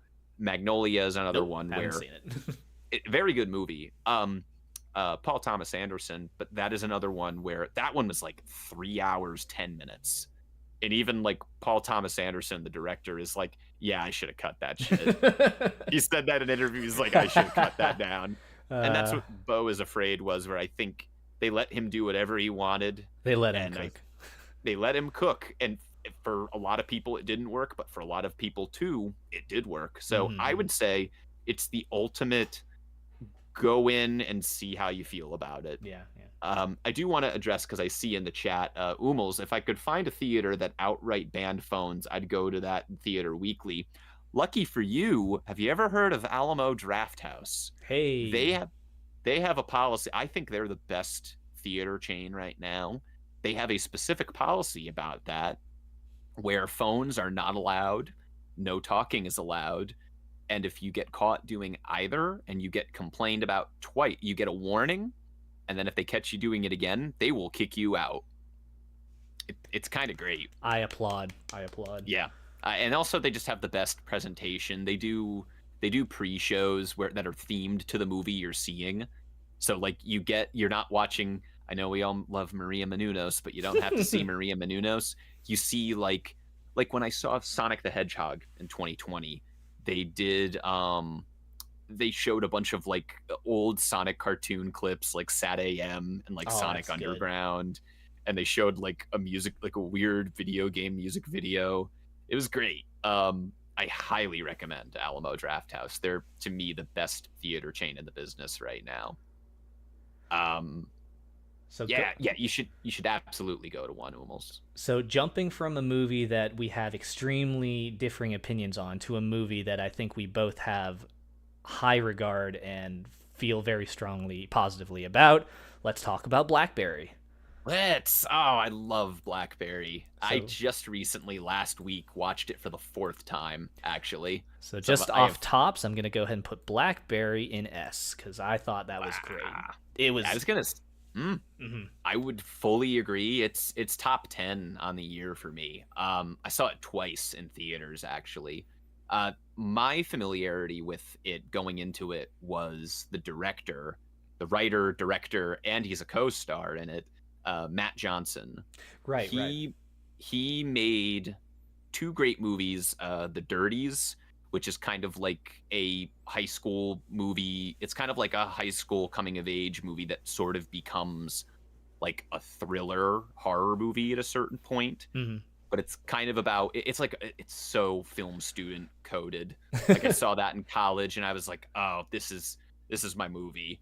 Um and he made a movie called Operation Avalanche, which is a movie where him and his friend who was also in the Dirties, they play these CIA operatives in the 1960s in the run up to the moon landing, the Apollo 11 mission, and it takes place in like an alternate history where they weren't NASA isn't able to do the moon landing, so this guy Matt Johnson and his friend, they're CIA agents and they're film buffs, and they go, what if we help fake it and we hire Stanley Kubrick to direct the moon landing? So they play out that entire, like, that old conspiracy theory of like, oh, Stanley Kubrick faked the moon landing. Hmm. They play it out and they're like, what if that actually happened? And it's filmed, I wouldn't say it's found footage, but it's filmed in a similar way that Blackberry is, where it's like faux documentary. Yeah. Because what Matt Johnson likes to do is he likes to mix um the fakeness of a movie with reality, Hmm. and want is constantly keeping you guessing on what is real and what isn't in the movie. Like the Dirties, they actually filmed at a high school. They filmed at a high school amongst high school kids, and for Operation Avalanche, they actually they got clearance to go into NASA's offices, and they said they were filming a school Oh project my about the god. moon landing, when actually they were filming a movie about faking the moon landing. And he does that, and he's a great improv artist. He has a show that it's so hard to find this show right now, but if you can, he made a show called Nirvana the Band the Show, and every episode is like an elaborate parody of a different movie where him and his friend, they live in Toronto and they're just trying to get like a gig as a band at this club in town. In each episode, they like their opening credits of each episode recreate a famous movie's credits, and they That's pretty use cool. yeah, and they use the music and they use like footage from the movies to make fun of it, but also like show affection for movies. And they get fair use for it because they have a great lawyer. They use John Williams music from Home Alone in the My Home god. Alone episode. It's wonderful. He sounds like a But mad lad. he is, and I met him at the screening that I saw Blackberry at the Oh first time, and shit. he was and he was a delight. He's intense about filmmaking, but you can tell from this movie. But anyway, going to Blackberry, what Blackberry is about is he wanted to raise money to continue his show Nirvana the Band of the Show, and he had no connection. This is what he said in the interview after the movie. He was like, I had no connection or affection or attachment to the BlackBerry mobile device, because that's what the movie is about. It's about the how the Canadian company that developed the first smartphone, how it came to be, and that was the The BlackBerry. Blackberry. Hmm. Yeah, and then it kind of chronicles how it came to be, and how the company found this massive success, and then how they fell very quickly in the 2000s. And he basically saw it as he had no attachment, and he didn't want to make a movie about a product, because there's been a lot this year. There was one about the Nike Yeah, Jordans. yeah. There was one about the flaming hot Cheetos. There's one about And Tetris. Yeah, and people and he dunked hard on those movies at his interview app. He openly was like trashing those movies, which My was funny. goodness. Yeah, he does not care, but he's a great director.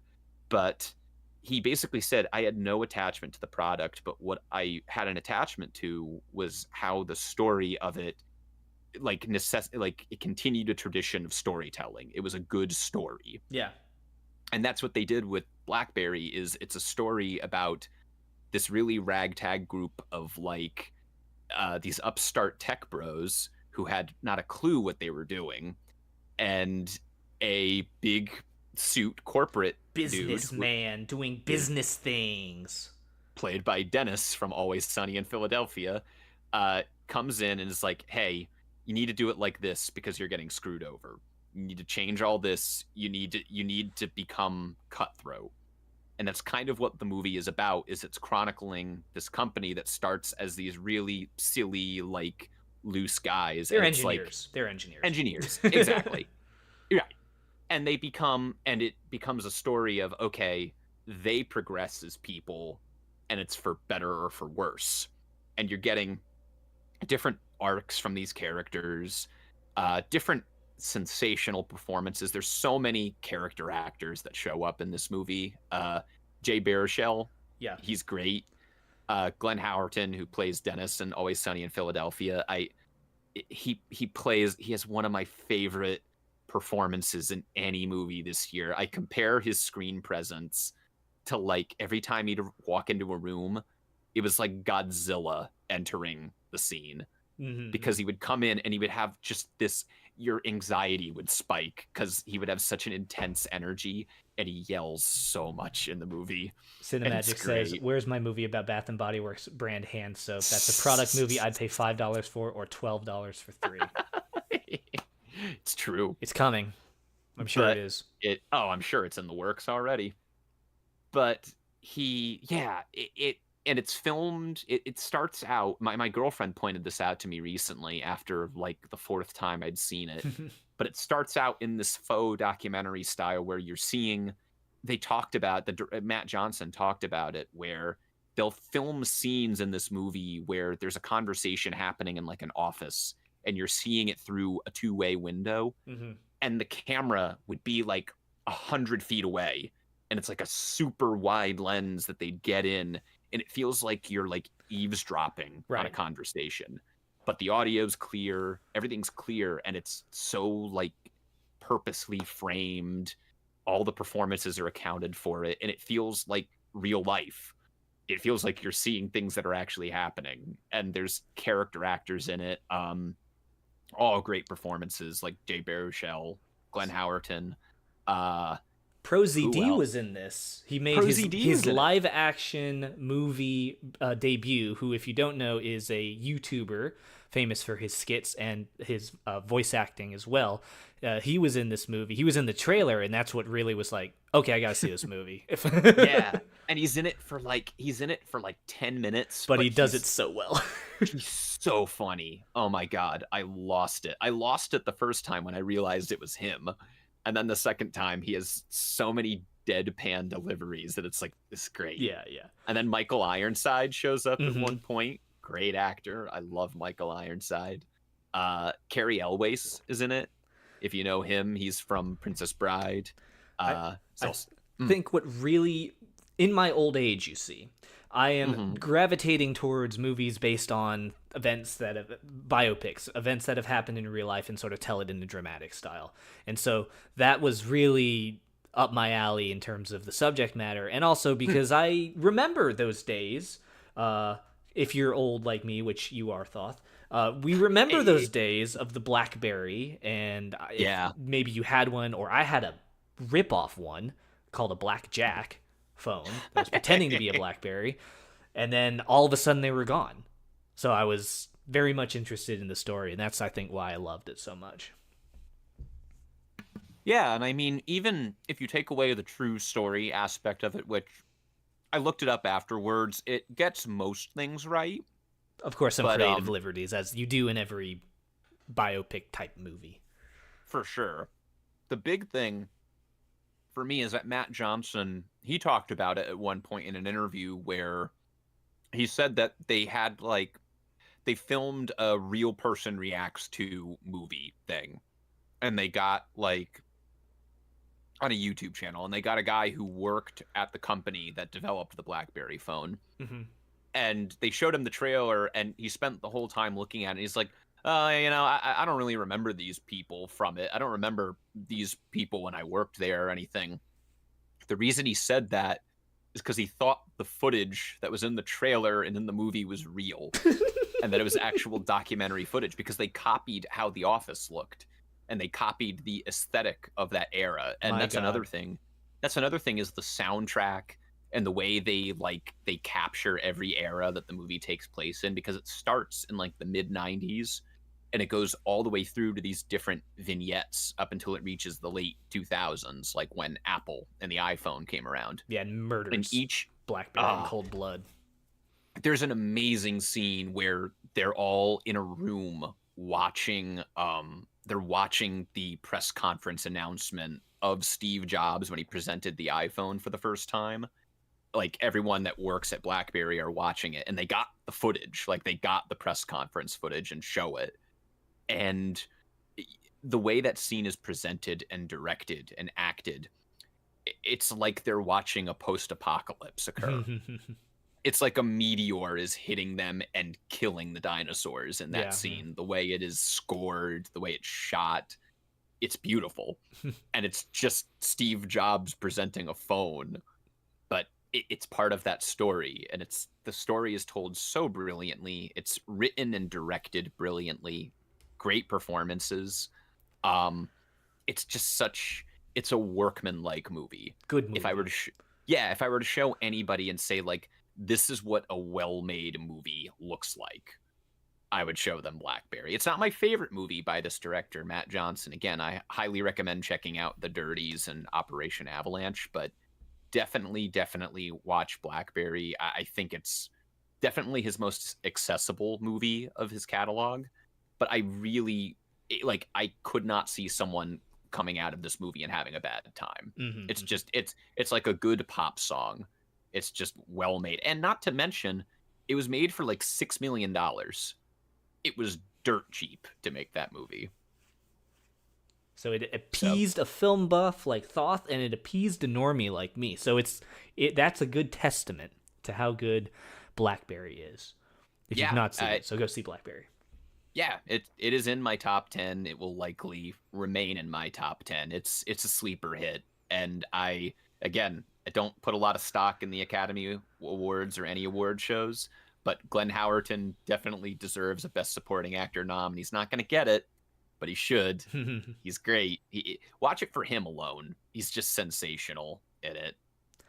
Okay, let's move on to the more low-budget movies, please, not even joking. Umels, I kind of agree, because then they have to do a lot with a little, and they get really creative, and yeah, it's good. Yeah, and not for nothing, but budgets for the studio films have become so bloated now that you kind of should work back to them. Where is the mid-budget movie anymore? You know, you're looking at Disney complaining that their movie didn't make $1 billion, and it makes me want to walk into the ocean. They spent. I mean, we'll talk about it later because I do see it on the list here. They spent $400 million on that new Indiana Jones movie, and I can't fathom it. I can't fathom that it was that much money. Of course, it won't make us money back, but anyway, we'll talk about that later. Let's talk about Asteroid City. Hey, Wes Anderson. The second Wes Anderson movie that I've seen other than Fantastic Mr. Fox. Now, Fantastic Mr. Fox is fantastic. No kidding. I said it. He said it. He said the thing. Oh my God, guys. That's why they call it that. No, I have seen every... oh, pardon. My throat is dry. We've been talking for a while. Give me 1 second. My goodness, Thoth. Drink water. This is a hydration break. Make sure everyone's watching is drinking your water.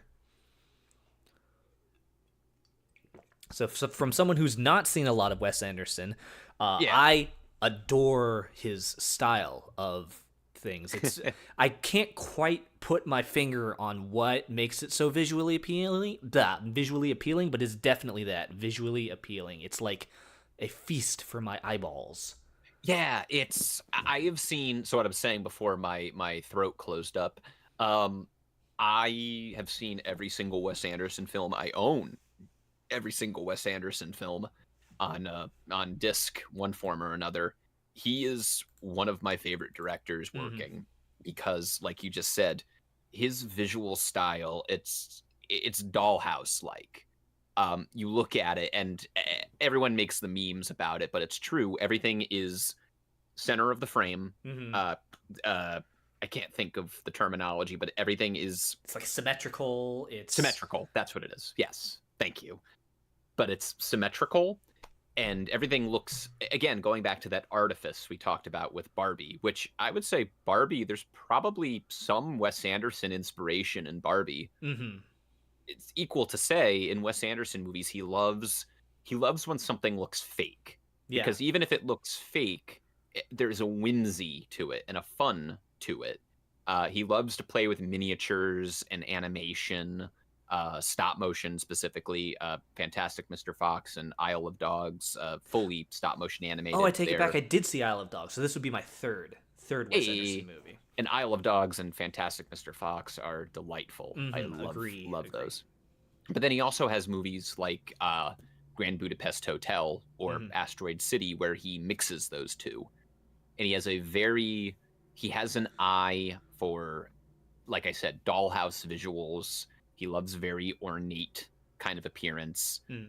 and he loves dry, deadpan performances.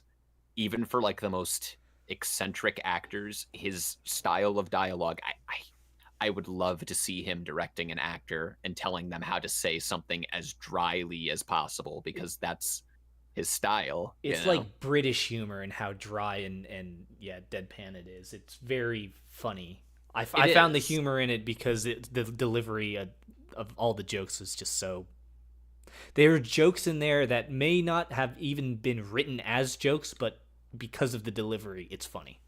Well, right. Like there's a moment, like to segue into Asteroid City, there's a moment that I loved where the movie involves that there's an extraterrestrial like encounter in the movie, and that kind of sets off the second half of the movie. And there's a bit where there's a bunch of, because the movie takes place in like a desert town on like a military base, and once the alien event occurs, all of them are locked in. All these visiting people, played by all famous actors, of course, all of them which have been in previous Wes Anderson movies. Um, there's like a group of school children who are there with a teacher, and there's a bunch of cowboys that are across the way from them, and the school teacher is explaining to them like about like, because all the kids start asking after this alien, they're like, well, what does this mean? Like, are aliens real? What about the universe? Like, they start asking these really heavy questions, and then one of the kids starts praying to the alien, uh, which is an Oscar nominated shortlisted song, uh, Alien, Who Art Thou in Heaven? And the kid starts praying to them.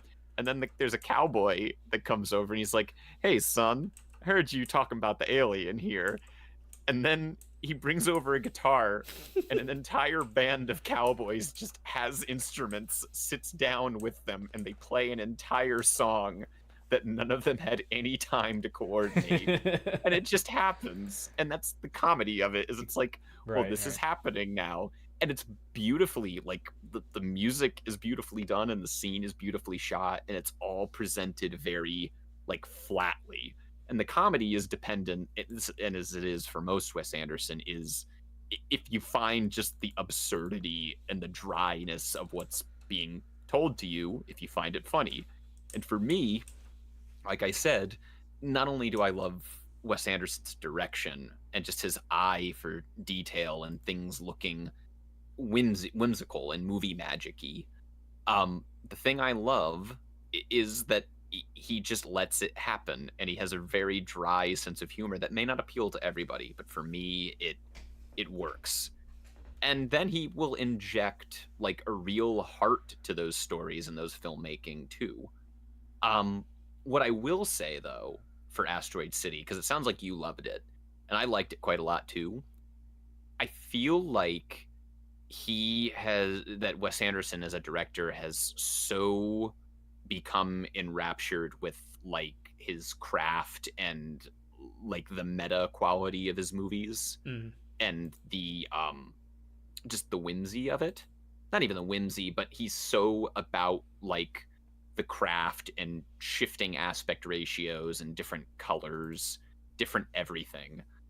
Which this movie does. There's sequences. There's half of it is in black and white, and half of it is set in this desert set that Mm-hmm. looks like a 1950s like B movie, like sci-fi desert movie. Like it looks like a drive-in. The whole movie.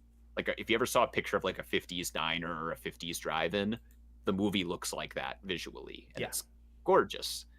But I will say, I could have used stronger characters and a stronger emotional through point with it, because he has movies like Fantastic Mr. Fox or Grand Budapest or The Royal Tenenbaums that have a stronger emotional core to them. In this one, he kind of gets caught up in this whole thing where there's a meta story where the movie he descends in this thread where he because the movie is about these group of characters in the desert in this military base, but then they'll pull out occasionally and it's like, oh, these are actors acting out this story that they heard once. Yeah, So yeah. the movie that you're watching is the movie within the world. It's And every playing with what is this? Are you watching people in events as it's unfolding, or are you watching a retelling of a story that someone wrote by actors on a stage, which they kind of do Right. Which reveal? again, like, right. And which again, Wes Anderson loves toying with that artifice and storytelling and cinema, which I love. But I do think it reached a point in Asteroid City where it becomes a bit convoluted in a way, and it sort of messes with how much I enjoyed it.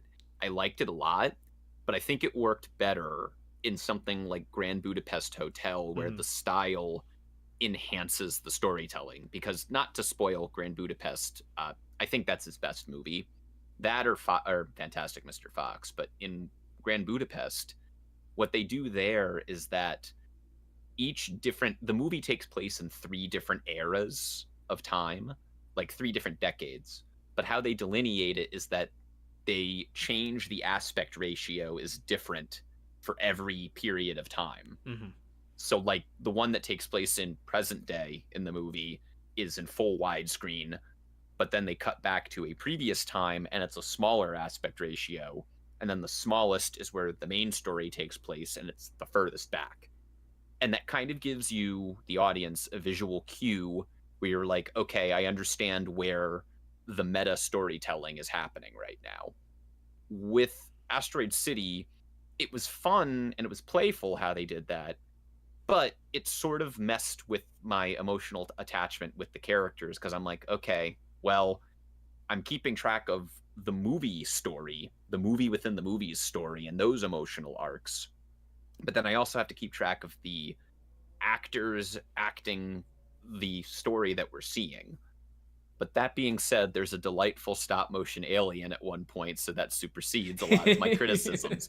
No, he's one of the greatest freaky little He's guys just in a movie little guy. history. He's He's he's great. planted in there with these real life actors, and he's very stop motiony, and yeah, He he's looks like great. a Henry Selick animation, like straight out of Coraline. It's wonderful. So I'm But putting Asteroid City for me in B because the plot itself I didn't find all that engaging, but it's that Wes Anderson's visual style which really drew me in, and mhm. yeah.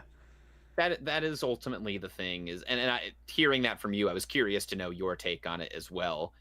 Yeah, it visually, from a filmmaking, a visual production design, the music, the soundtrack, all of that was gorgeous. It's a gorgeous looking movie, like any other Wes Anderson movie. It is Yeah. another Wes Anderson movie, and if you love what he's doing, then it'll be a home run. But hearing that you were a bit like distant from the story as well, that makes me feel better about it. And I've heard a lot of people say similar. Mhm. I think he needs to make a very character-driven story for his next Because movie. it's almost like if he's too dry and deadpan, it's almost like then why should I care? Because he's not Right. like taking it. It's not like It's almost as if he's not taking it seriously then. And if that's Mm, his route, then sure. But it does take away from people who really want to get invested in that avenue with the movies they watch. right. Umals, I Yeah, love that funny alien. He's so charming. For he's just a little guy. he's just a freaky little dude. I love Yeah. him. He makes me so happy. He's just a little guy. Yeah, so I'm glad to hear that. It's still a very good movie. I think I again I'll interject my I guess I'll interject my ratings along with your tier listings along Sure, here. sure. Um I think I gave Asteroid City an 8 out of 10. And I Hmm. feel granted that's from someone biased. I love Wes Anderson. I think he has hit a critical mass of like what you can do with style over substance. I think his next movie definitely needs more of a balance to be like another home run. Hmm. This one's Hmm. still great, but I want something really meaty and like a story and characters I can dig into for the Hmm. next Hmm. one. But it's still great. I highly Yeah. recommend Asteroid City. So my B tiers are the movies I thought were good, but I would probably not rewatch just for the Gotcha. sake of time.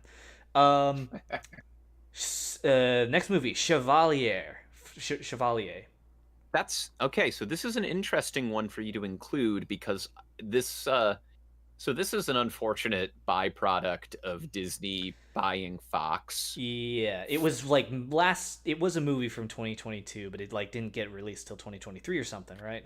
It was yeah, it was a festival. So what happens in film, especially for these indie movies or the lower budget films, is that they do the film festival circuit. And I think Chevalier, if that's how you pronounce it, Yeah, I don't it French. it was premiered at Toronto International Film Festival, which is a very big film festival for studios picking up movies or people seeing movies early. It screened at TIFF in 2022, September of 2022. It did not get released until mid 2023, and it was picked up by Searchlight. And if that sounds familiar, that was what Fox Searchlight used to be. And Mm-hmm. Fox Searchlight is a very big independent film distributor. They Mm-hmm. distributed things like Napoleon Dynamite, Little Miss Sunshine, Birdman, a lot of really big indie movies that went on to win Academy Awards or they were like cult classics. The problem is that Disney has severely cut down their amount of support to Searchlight since they took over. And a lot of the Searchlight films that get picked up by them, they either go directly to Hulu, which is also owned by Disney, or they get the tiniest, most minuscule theatrical release, limited release in theaters for like 2 weeks in New York City and LA, and then they never see the light of day again, And if and they they go only on get streaming. released in New York and LA for that amount of time, I live in North Carolina, so you can imagine what we don't get here. Yeah, and that's another major issue that can talk about on another movie stream, but the way they will roll out limited releases, they will release a smaller movie in New York and LA for the first week, and then will slowly expand the movie if there's more support for it. That's how a lot of award season movies go. But sometimes they will get released in like 10 theaters in New York City, LA, some major metro areas, Mm-hmm. and then that's it, which leaves a lot of the markets in like the center of America, like the Midwest, or in your case, the Southeast. You just don't see them, Yeah. and then they disappear without a sound, and they end up on streaming. And then a bunch of people go, "Oh, I love this. Well, I would have seen it in theaters if I could have." And it's like, yeah, they didn't want you to, I or wonder they didn't. why that is, Disney. Yeah, I mean So a bunch of yeah. studios have that issue. But anyway, we'll So talk. This was Chevalier was a yeah. dude, real life dude, during the seventh events leading up to the French Revolution. Basically, he's a black man who was trying to make through society, a black man and composer who was trying to make it in this world of being a composer in a mostly white dominated high class French society, and sort of his struggles and how he unintentionally or maybe intentionally fueled a lot of fire in leading up to the French Revolution. Yeah. Um it actually the climax it basically leads into like the French Revolution itself. Yeah, One could argue is that that's what the it kind of leaves you on, which yeah. Like I will make it. like Marie Antoinette is a character in this movie. In case Yeah. the chick who Yeah, was talking exactly. about bread and poor people. I love a major historical figure that their legacy just gets boiled down to that. Yeah, I mean maybe she was in charge of France or something. Anyway. Maybe, possibly. But this film, I liked it. I think the most noteworthy things for me was Kelvin Harrison Jr. Great performance, Yeah, great lead would performance. agree. If you're not familiar with Kelvin Harrison Jr., he is in a great movie from a few years ago, 2019, called Waves. Phenomenal actor. I can't quite remember what he started on. I think he might have been on maybe Atlanta. I don't know. He's an established actor now, and he's great in it. Yeah. He is the thing I remember most from it, and especially because it's a movie that is very much like dependent on the lead performance carrying it. Mm-hmm, mm-hmm. And I think he When you're carries it. doing a historical retelling of a figure from history, your guy playing the main character it's based on has got to be an electric performer. And we'll talk about that with some other movies later in the Oh, I list think I know which relating one to we're that. going to talk about. Probably, yeah.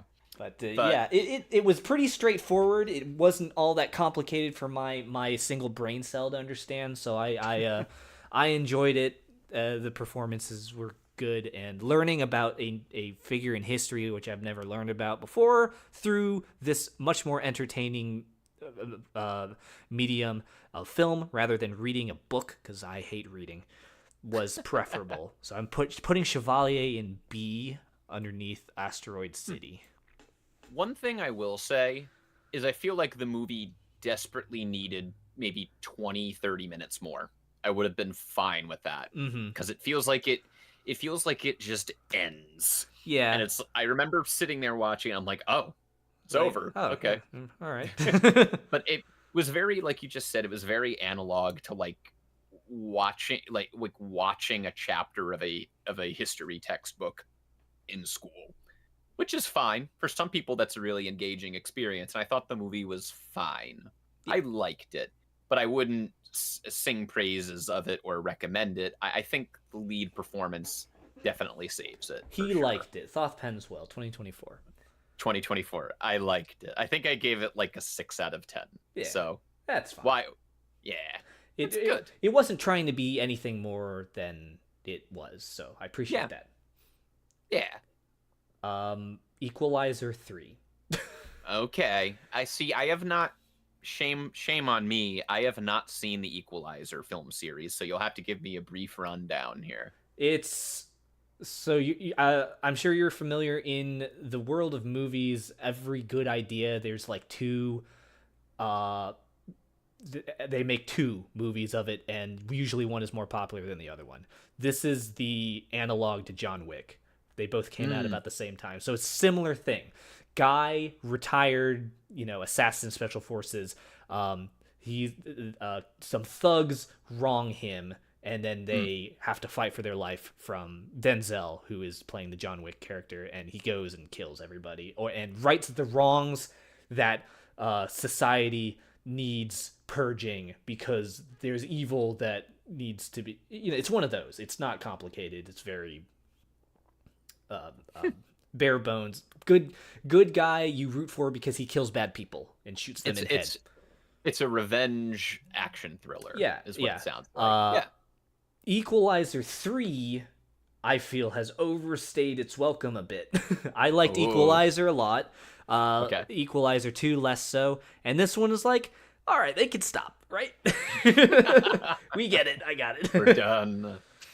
Yeah. Yeah, I mean, Denzel is obviously the best part of the movie because it's Denzel. He does a good job, and there's lots of blood and killing of bad people who just do things on screen, and you're like, wow, these are the evil people. Obviously, we want to see them die, and Denzel kill them horribly, and he does that. So you're like, yay! And that's basically the movie. It's nothing complicated, nothing bloated. It's there's some kind of the reason why this one didn't quite hit as well because they were trying to do some also overarching side plot about him solving a terror shell organization funneling money into drugs or something that they don't quite expunge upon, and I feel like they just dropped the ball when trying to tell, because he's going after this gang who's really messing with the people of this town that he's living in Italy. He's like, I finally settled down, have a quiet life now. And then these thugs in this gang are like, nope. And Denzel's like, all right, I know what I've got to do. And he kills all these people. And then you get this character at the end who comes in and is like, oh, thanks for help bust like a major worldwide terrorist ring. And I'm like, he did that? I missed that whole side plot entirely. They deleted the subplot. But now my question would be, and I guess this would be for Equalizer 3, but also the entire series, the appeal for something like this, like a revenge action thriller like this, and for something like, say, a John Wick series, which we'll talk about in a little bit as well, I see. The appeal to that is that very basic story. It's the similar story where it's like, guy gets wronged, he has to right the wrongs, he's gonna beat up a bunch of guys, action, end.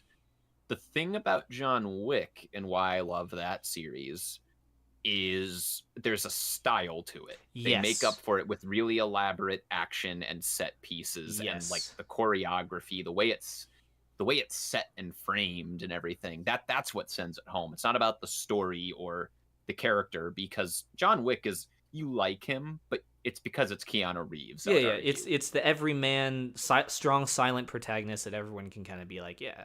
Right, and it doesn't help if the actor is really likable, too.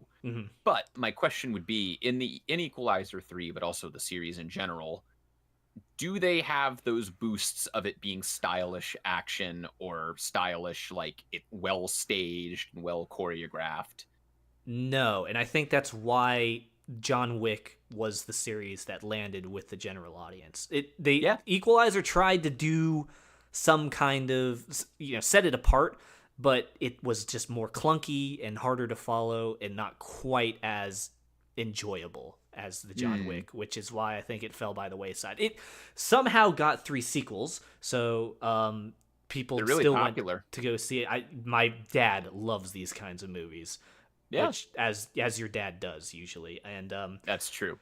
The Equalizer series is definitely like a dad core. It's a dad kind of core series. Yeah. Dad core. I love that. And hey, I mean, Denzel, you can't go wrong. You can't go wrong. I'm sure he puts in a good performance. Yeah. If anything, I would say, if you were to compare, I've never seen the Equalizer series, but I will say this: comparatively, I will say Denzel Washington is probably the better actor sure, than Keanu Reeves. Absolutely. But Keanu Reeves is probably the better physicality for this kind of movie. Yeah. Which is probably why people, like, as we talked about, gravitate more towards the John Wick. So for Denzel's Equalizer, I'm putting you in C, Denzel. Not against you. You're a great actor. It's just that I think this particular sequel they did needed some work. And we'll leave it at that. So we're getting into the territory of some of these more flair than substance kind of movies. So let's talk about Blue Beetle.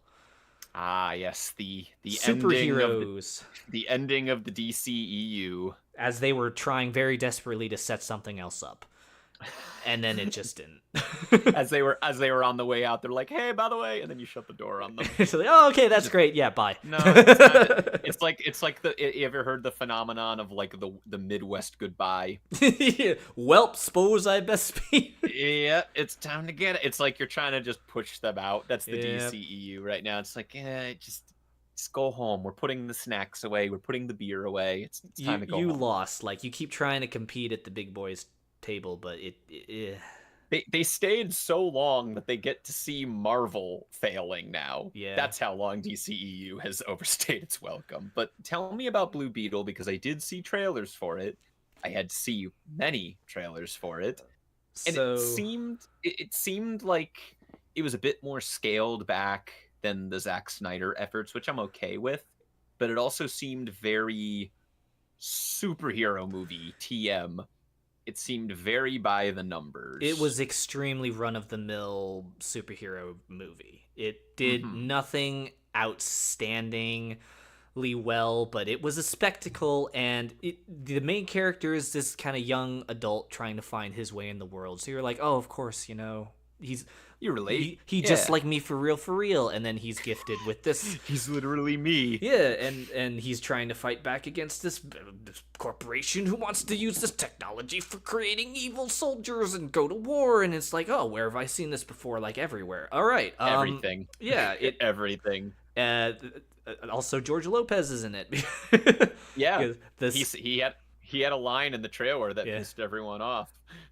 because this oh yeah, I remember that. It was it the main character is also Latino, and so there's a little bit of backstory about trying to struggle to find their footing in the society that is inclined to behave a specific way. Won't And that's talk an about it. interesting angle. Yeah, there's more subtext to it, which is why it was a little bit more interesting than just your run of the mill superhero Right. movie. But it didn't do it. They fight the big bad. He gets knocked down. He's like, oh, what do I do? Believe in yourself, and he beats the big bad. Yeah, very much superhero movie. Not really that much to talk about, to be honest. I was gonna say, what it sounds like to me, it just sounds like not as good Rocketeer. Have you ever seen The Rocketeer? What is Rocketeer? It's all good. So that was a Disney movie in like the early 90s, and it was based on an old like comic book serial superhero of a guy, Cliff Secord, and he finds a rocket pack that was developed by like Howard Hughes. Mhm. And what happens is he becomes a superhero because he happens upon this weird technology that he's gifted, and he uses it for good, because someone could use it for evil, but he's the chosen one. He gets the object. The What was the term they used in like Joseph Campbell, Hero with a Thousand Faces? It's like the sword, the lance. That's the lance. It's the rocket pack. Yeah. And he becomes a superhero using that. Oh yeah. And seeing the trailers for Blue Beetle, I got that vibe where it's like, oh, it's like the Rocketeer. It's like, the okay, beetle is the thing. right. He gets this power that he can't possibly imagine, and he's like, he has to figure out how to use it. He doesn't want to be the one chosen for it, but he eventually comes into his own. It's a coming of age. Oh yeah, all of And that. One, two, three. Yeah, it sounds like, and like you were saying, like the angle that it was a Latino like background to it. I thought that was an interesting hook to it. And I'm like, okay, that should make it have a unique voice to it. Mm-hmm. And from what you're describing, it sounds like that was an element to it, but it sounds like it kind of melted into the background of what is just another DC superhero movie. At its core, it is unfortunately just another DC superhero movie with That's a shame. little bit of that's interesting thrown in there to try and distinguish it from a crumbling, DC cinematic extended universe. It wasn't, it's not bad, not bad. I'm gonna put it in B underneath those other two. Huh. I Nice. like superhero. I'm a normie. I get it. It's fun. There's lasers. They win at the end. Happy ending. Good, I am good stuff. I am of the opinion that I love Martin Scorsese, but I am of the opinion that superhero movies can be cinema. You They said are it cinema. before. This is probably one of those junk food movies you were talking about. Sometimes Hmm. you just want a McDonald's hamburger. Sometimes Yeah, you I want said something sometimes bright. twice. Sometimes you want something bright and colorful and loud. You want it. I admit to it. I Yeah. still want to watch Gran Turismo from this year. Why? Because it's loud and it's racing cars. Come on. I will shout out in the chat. Umel said, "Love the Rocketeer. Genuinely so good." I agree. More people need to see the Rocketeer. Dang, sounds like we got It's to get Oomels in here next year. ooh, we should see. I'd be down for that. I gotta talk about more movies with Umels in general. We gotta talk Mm-hmm. about more movies together. Yeah, And you. you two go talk. You could talk about all the like the names and stuff, and I'll just let me know when you let me know when you want to talk about Cocaine Bear. Oh no. Talk about Uh, junk food movie. do we have to talk about Cocaine? I guess we have to talk about Cocaine Bear. Let's talk Okay. about cocaine. How do you feel about Okay. cocaine? Personally, I'm against it. Personally, I am mid cocaine. No. Professionally, personally, morally, philosophically, emotionally. So, where do you stand on Cocaine Bear? Because I have thoughts, but I want to hear was yours first. it was I'll throw it in C. Go ahead. Just C for cocaine. C for cocaine.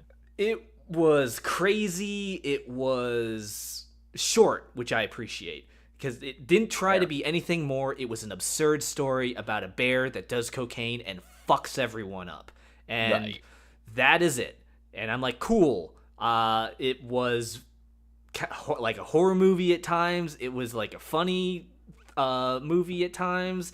And I couldn't quite get the tone because I think it shifted a couple times. I think I heard you talk about that a little bit. So I'll leave it to you because it was certainly one that I would not rewatch, but it made me go, whoa, that was crazy. And made my experience that was the enjoyment from this movie. It was like going, whoa. That's fair.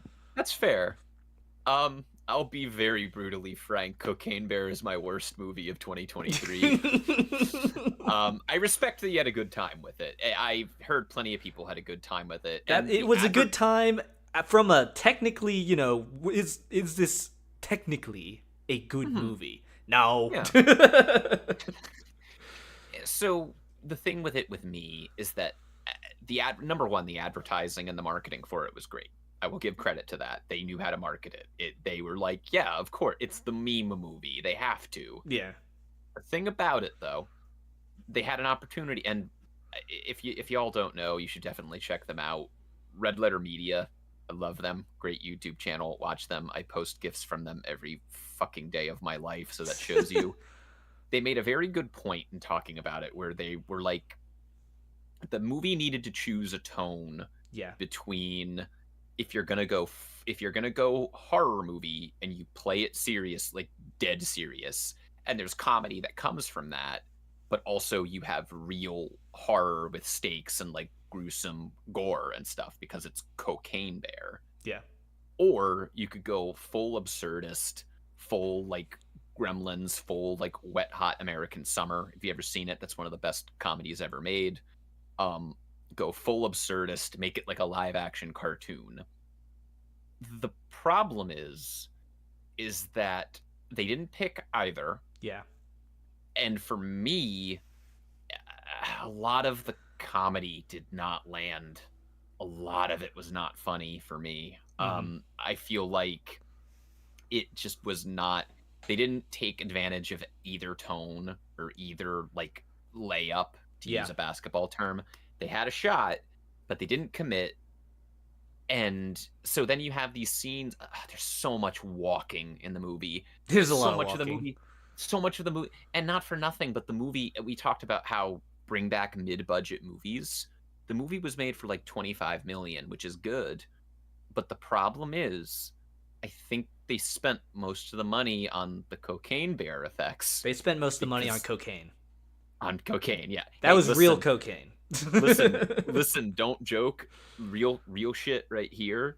70s movies had separate budgets sanctioned away for cocaine budget. I'm not joking. '70s were wild, Creative man. enhancing Exactly. material. Exactly. But the movie just was not funny. It didn't look good from a filmmaking standpoint. Again, everything was people walking, nothing was framed Yeah. very interestingly. It was lit poorly. There's a scene at the end in a cave with a Oh waterfall yeah, where everything is dark, I dark agree as with that. shit. Yeah. I couldn't see jack shit. And you compare that to something like uh what was it? Like Lord of the Rings, where they're in a cave and Mm-hmm. it's lit like theatrically. And yeah, that looks fake. But again, the artifice, it's a movie. You're allowed to know it's a movie. It doesn't need to be lit like an actual cave. Because in an actual bear cave, it's fucking dark. And you can't see anything. And then the other thing is that the editing was really bad. There is a scene near the end where they're walking towards the cave in question, and they're walking. They're like, oh, someone goes like, oh, you better be careful. You remember that body that we saw? And Oh, they had seen the. they snap to an edit where they flash to like a scene that took place like I assume like a minute before within the movie's timeline, where they see a dead body and they're screaming at it, but it's not cut funny, Mm-hmm. and it's not it comes out of nowhere, and I'm like genuinely watching it. This doesn't happen often, but I was sitting there and I'm like, was that an editing mistake that was left in the major studio movie? Mm-hmm. And supposedly, what the story I read up on is that the director, Elizabeth Banks, I think, Yeah. she said, "Oh, that was a scene in the movie, but we had to cut it because it was too gruesome." And my immediate question is, it's fucking Cocaine Bear. Yeah. What is too gruesome? Come on, They come went. on. They went so many. Went way far down the line. Why are they drawing lines in the sand? They clearly passed good human decency a while And back. right. And there's a scene where they try to spice it up with some humor where they have like they cut to like a fantasy sequence with a guy with like his friends and he's hanging out with them and their dead bodies, and it's like, okay, that's kind of funny, but here's the thing, you're an hour into the movie, you have not communicated this tone or Mm-hmm. like Edgar Wright style of editing or comedy.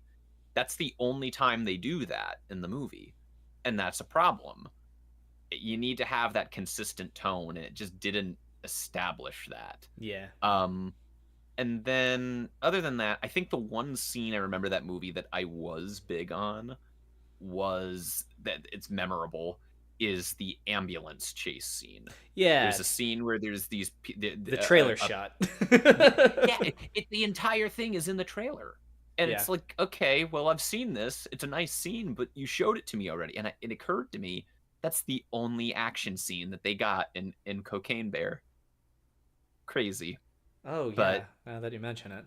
yeah, it's they Well, just the what direction. well, Mhm. oh, what about the bear climbing the tree? Yeah, there's that too with the kids, and one of the kids accidentally does cocaine. Okay, the kid, the boy, Yeah, is his humor landed for me. His that's stuff was so fair. funny. He was funny. He was funny. Yeah, it's just it just everything felt off. Yeah. I feel like it could have been fun if they had gotten like, obviously you're not going to get Edgar Wright in on this, but I think Phil Lord and Christopher Miller Mm-hmm. produced it. Get those guys in. Get Mm-hmm. guys that know how to communicate and balance that tone and know how to cut and edit it and know how to write a funny script too. It was And then messy. Yeah. it would have been something really really memorable, but for me it was just it was a flat line for most of it. But F I for you. respect that. Gotcha. Yeah, even then it wasn't. I think I gave it like a 3 out of 10. I didn't hate it, but it was pretty bad. I didn't like it. I think the spectacle novelty was probably what sold it. Yeah, yeah, yeah. Get Studio Cinemagic to direct it. That would fix it for For sure. real. For sure. I would watch Cocaine Bear directed by Studio Cinemagic any day. Get Bernie Aprils in there. Bernie April's cameo would escalate it to S tier. All right. Hey, Cammy, Kami, thanks for showing up. Yeah, we're gonna talk about that later, probably further down the line if you wanted to stick around. We're kind of going in order. So, next one is Ferrari, and I've made this joke to you before, but I'm gonna make the joke again to this chat here. If I had a nickel for every time Adam Driver played a successful brand name Italian entrepreneur in a biopic movie about that brand, I'd have 2 nickels. There's not a For lot, but it's reference, weird it's happened twice. that's fair. For reference, Adam Driver was also in House of Gucci, House of Gucci. House of Gucky. Um, yeah, which I did not see that, but I did see Ferrari. I'm pretty sure that was that was the most recent movie I saw in a theater. I saw that last New Year's Day, actually, New Year's morning. I went and saw that at 10 a.m. It was a real dad move for a real dad core movie. So I purposely held off on asking you your take about it, and I'm curious to know what you thought of it because I have thoughts on it. It was. I'll put it on my tier. I'll go ahead and put it on the tier. Where did I rank it? Let me check. Yeah, I put it in B. Okay. Above Chevalier and Blue Beetle, but not above Asteroid City. It was a biopic. It was. I don't know why all these big these big entrepreneurs in charge of large companies always have marital problems. Why is that? God, it's like they can't keep.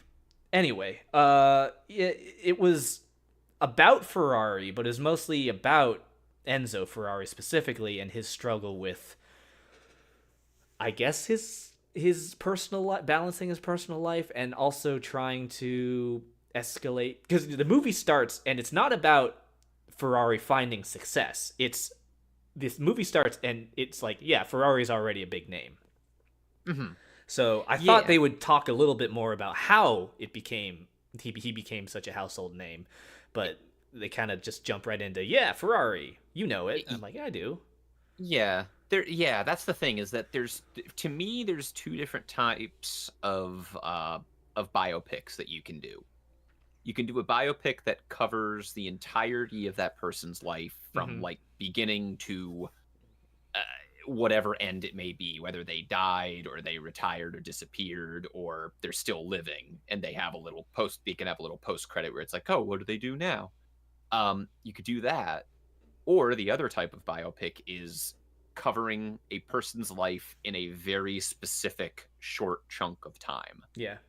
And that's kind of what Ferrari did. Yes. For me, my entry point wasn't so much. I mean, I'm familiar with Ferrari as a company. Y'all ever heard of Ferrari in chat? Yeah. It's a little tiny Italian car manufacturing company. Not a whole lot of people know about it. I go very fast. That's what he says. That's what Enzo Ferrari says. I'm allowed to do that. I'm half Italian. That's okay. His catchphrase. That's what he says. I'm a Ferrari. I go fast. But yeah, my entry point for this was less I wanted to know the story of Ferrari, and more so the director, Michael Mann, is a very notorious, very like prestigious director. If you ever heard of a little movie called Heat, he directed Heat with Robert De Niro, Val Kilmer, Al Pacino. Great action movie, one of the best ever. He directed a movie called Thief, which is James Caan, a fantastic noir film, one of the most gorgeous looking movies ever made. If you ever want to look at a movie that just looks like candy to the eyes. Banquo was literally always saying that. Yeah, what am I saying? Banquo I go fast. I go fast. I'm not Italian at all, so I can't say that. I mean, with some of the accents in Ferrari, we'll get into that. But my entry point for Ferrari was the director. Michael Mann has made fantastic movies as a director. Heat, Thief, Collateral with Tom Cruise and Jamie Foxx. That's a fantastic movie. I love Collateral. He seems very much against using more than one word in titles. He does. Well, he did make Last of the Mohicans. Oh. So there you go. Never mind. He's branching out. Way to completely destroy my joke. Thank you. No problem. That's what I'm here for, baby. But he's a great director. But for this particular movie, I think the problem with it, I was very in the middle on it because there are some great performances in it. Penelope Cruz, Mm-hmm. specifically, Yep. as Ferrari's wife, is wonderful. She's great. Penelope Cruz is a delight in it. Adam Driver is good in certain scenes. I like him in certain monologues, but then in others, he's kind of very. He's the subject of the biopic, but he's very understated, and It's it like, kind of. yeah, that's Adam Driver with like white hair. Yeah, wearing Wearing sunglasses. sunglasses all the time. Right. And another thing that bugged me with it is the editing of the movie was bizarre. It opens on what I thought was pretty like here's an example. The opening edit, it starts on like black and white footage of like an old timey car race. Mhm. And from that opening I was like, yes, perfect. That's what I want. This is in theme, brilliant. And then it hard cuts to black, and then the title Ferrari comes up with no music, dead silent, fade back out, fade in, wall of text explaining the background that Yeah. leads you into this period of time. Still no music, See you, Umals. still Have a good nothing. night. Oh, have a good one, almost. Love you.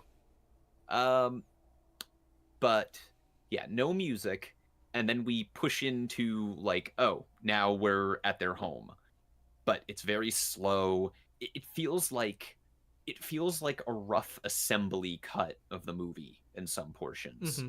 There's certain takes and certain like expressions that they hold on, and it doesn't feel like they're holding on it for an artistic purpose. It feels like a take that went on for too long. And I Mm. was I was sitting there and just going, okay, and cut. I'm sitting in the theater doing that, and I'm like, this shouldn't be happening. I It should Now feel that you it should mention it, yeah, it feels like it should be like you should be moving along, unless the intent is that like you're holding on an expression or holding on a shot for like a purpose, a storytelling or thematic I purpose. think there was a shot maybe like halfway or towards the second half of the movie. There was a huge, like a maybe 2 or 3 second long shot of just his shoulder. Yeah, I And I'm remember like, that. what is interesting about his shoulder? Is he doing something? He's just kind of like standing there looking, intense as he's doing most of the That's a movie. that's a lot of the movie too. A lot of shots of Adam Driver looking intense. It's like, Um, oh, my life is so stressful. you're allowed to. He's allowed to do that. I'm Italian. He's allowed to He do gave me that. permission. I gave you permission. But yeah, it felt like somebody in the editing bay just cut the movie apart in just the wrong way. Um, I will say the things I liked is that the movie looked good. There were some good performances. There were others that I wasn't as enthusiastic. Like Ferrari's mistress, Mm. uh, she was I can't remember her name. She was definitely not Italian. Her I don't usually get on actors about their accents when they're doing like an accent that they don't have, but that was a rough Italian I didn't know accent. she was supposed to be Italian. I thought she was American. She was supposed to be Italian. Oh, whoops. She was, yeah. Oh Oh well. no. Okay. But see, that's a failing of the movie, and that's a Mm. failing of the performance. There was that. I also like. It's another one of those kind of like what we talked about with, I believe it was um, I can't remember which movie it was that we were discussing, but oh, like Chevalier, that's what it was. It was similar to that where the movie just ends at a Yeah. certain point and it's like, oh, that's the ending. Okay. Yeah. Yeah. And it ends with a post credit like info crawl, and it was just a bizarre place to end it, especially because there's a crash scene at one point which is shocking. Like Yes. it took me by surprise. And I've seen fucked up shit in movies, but because of how understated the rest of the movie was up until that point, there's a car crash scene that they show you in full graphic detail. Oh yeah. I'm like, holy fuck, that just happened. It looks like my best comparison I can make is it looked like a Sam Raimi or like George Romero zombie movie. like what you end up seeing, and it's terrible because they're real people that died in Yeah, that. this is And based on a real life crash that occurred in Italy during that time period. So right, and you see these dead bodies, and I don't think it was distasteful, but it was shocking. yeah, which was um probably what they were going for. for sure. But it like jolts you awake because the rest of the movie is like kind of a snoozer a little bit. And then 10 minutes later, there's a kind of intense conversation, not really, that has bad audio. That's another thing. There is bad audio design in one of those sequences where like the audio on Adam Driver's mic was away from the mic and you can hear it. And I shouldn't hear that in a theater. This was an indie film. It was like funded by different distributors because Michael Mann has spent decades trying to get this made, and it was a lower budget movie. It wasn't a major studio film. But if I'm in a movie theater and I'm watching this movie and it's not like a low budget indie product like a Kevin Smith movie, I shouldn't hear audibly in the theatrical mix that the audio is like iffy. So that was jarring for that to happen. But then after this kind of heated conversation, sort of, it doesn't feel climactic. It's just like, oh, he gives a press conference, story's over, movie's over, and it's like, oh, it's another one of those like Chevalier where it's like, oh, it's over. Okay. Yeah, they had like a credit roll before and after, so they just covered this very, very specific time period Right, of which is Ferrari's fine. life. Yeah, which is fine. Like I said, there's usually like two kinds of biopics you can do. There's also a third kind, which is like you do like a surrealist like interpretation of a person's life. Mhm. Which, if you ever saw like Rocket Man, Yeah, it's kind of like that. Which is Rocket Man's great. I like that one Uh, too. yeah. Or if you see like a movie like Paul Schrader, this is one you probably haven't seen. Paul Schrader's Mishima. That's another one where it's very like surrealist and like dreamlike. Hmm. You could do that. But this one, it was a short snippet of a period of Enzo Ferrari's life. And it's a fine story, but it just doesn't. I feel like it should have culminated with the ending of that race. But instead, the culmination feels like, I guess, the crash and the death of this driver that you've been following. But the driver we didn't really get to know too well. Yeah, not So really. it doesn't hit you with it like a biopic should. So in the end, it felt like it was really iffy with me. I appreciated certain things about it. Some of the racing sequences were great, and some of the performances were great, but everything else felt very like iffy. Mhm. It felt like a rough assembly cut of a movie that got sent out into wide release, and it was very odd. I think I gave it a 5. I didn't dislike it. I like certain things about it, but it's definitely like it was all over the place for me. I think I said squirrely to Yeah, okay. paraphrase for like a car. I'm a little punny, a little punny. You're a little funny horse. I would sometimes. Some people tell me, but yeah, 5 out of 10 for me. Yeah, I give it a B. Not too crazy, nothing too insane. So we're about, let's see, it's about 10 p.m. So I don't think we're a third of the way through. We might go a little bit faster on some of these, I think. Sorry, I Just have a lot of things to say no, about these no worries. movies. I want to make sure we expunge upon the ones that we do want to talk about. So for the ones that we don't really care about that much, we won't talk about it that much. How do you Sure. feel about Covenant? The Covenant. I did not see it, but you can tell me about it. The Covenant is a very straightforward story that makes you go, "Fuck yeah, America!" It's about a true story about this true soldier who, they were in the Iraq War. There's this translator from the Middle East, and he like helps the soldiers and like saves this soldier's life and like carries him back to his the American military base, saves his life, and then that's about halfway through the movie. And then the other half is Jake Gyllenhaal, who's the main character, the soldier trying to go back to the Middle East to save the translator who saved him and his family and get them out and get them to America. No subtext, no like bigger meaning behind it. It's about a man is trying to survive in war, and he survives in war thanks to the kindness of this complete stranger. But like he was there to help the American military and translate for them in the region, and then the American military abandons the translator, as the American military does. If you don't know, I used to work for the U.S. Air Force, so I've got a lot of inner bias in that regard. But then he goes back to save the translator, rescue him, because the terrorist cell is trying to kill the people who helped the Americans, obviously. And yeah, good, solid. Makes you go, yeah. Remember war and help. Remember war? I remember war. You remember going to war? No, I've not, but yeah, it wasn't crazy, but it was solid. One linear direction, could follow it. You cheer for the main guy. You really hope he wins, and then he wins. So there you go. Nice. Sounds like a good crowd pleaser, which is the general reception I heard about it. It was weird because I watched it on a plane.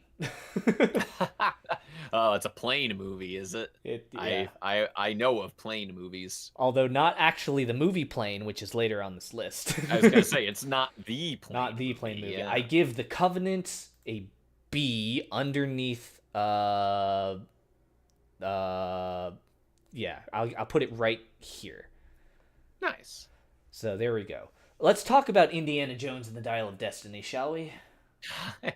So it's funny. I sat out of this one because I am listen. I love the Indiana Jones movies, all three of them. And You get it, chat? You get it, because there are actually 4 and now 5. He's saying that there's only 3. Okay. Because I don't like. No, yeah, I love the first 3 Indiana Jones movies. They're delightful pieces of cinema. But I will say, after Kingdom of the Crystal Skull, which I don't hate, but it's a movie with so many problems I can't get into it. Mm-hmm. That I saw that Disney was making a 5th one, and I saw it was 80-something year old Harrison Ford. And I think I just said, I don't need to see this. No. There's an old cartoon that I love. It's called The Critic. If you ever saw it, it was made by the guys that did The Simpsons as well. Jay Sherman, man after my heart. And he said it best in a great monologue in one episode. If the movie stinks, just don't go. And that's what I did. But I am curious to hear what you thought about it, because I will probably inevitably see it, and I want to hear what you thought. The first 20 minutes, maybe you've heard about this. The first 20 minutes of the movie is a flashback. I have heard about this, yes. And that is probably the most Indiana Jones part of this movie. So after the first 20 minutes, it's like, oh boy. Poor Harrison. He just, oof. They tried to do all the Indiana Jones things. And I don't know if it's overstayed its welcome. I don't know if it just wasn't all that interesting. Nothing landed for me. Mm-hmm. And I know Harrison likes to play the Indiana Jones, even though he's, over 80 at this point. And I was going to say, it's the polar opposite of how he feels about Han Solo. He fucking hates playing Han Solo, but Indiana Jones is like his baby. Cammy KC says, Indiana Jones like watching someone trying to put out a forest fire with a screwdriver. That's a great way to put it. I just couldn't. When you compare it to what you know to be Indiana Jones, which is the first 3, and a little bit of 4. For the record, Temple of Doom's my favorite. Ooh, that's an interesting take. I like that. My favorite is Last Crusade, but I think Temple of Doom gets unneeded hate. I like that there still hasn't been a movie I watched yet. Lamau 2023 was so busy I fell behind.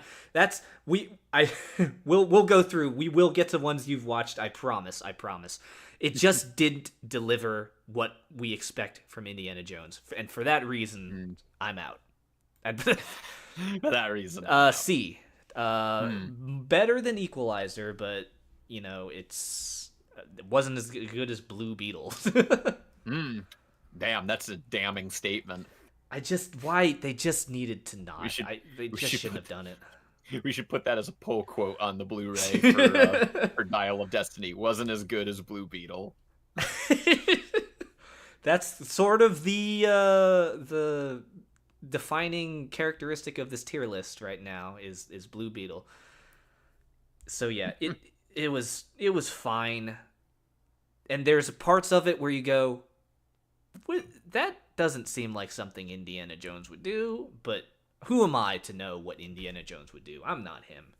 Mm-hmm.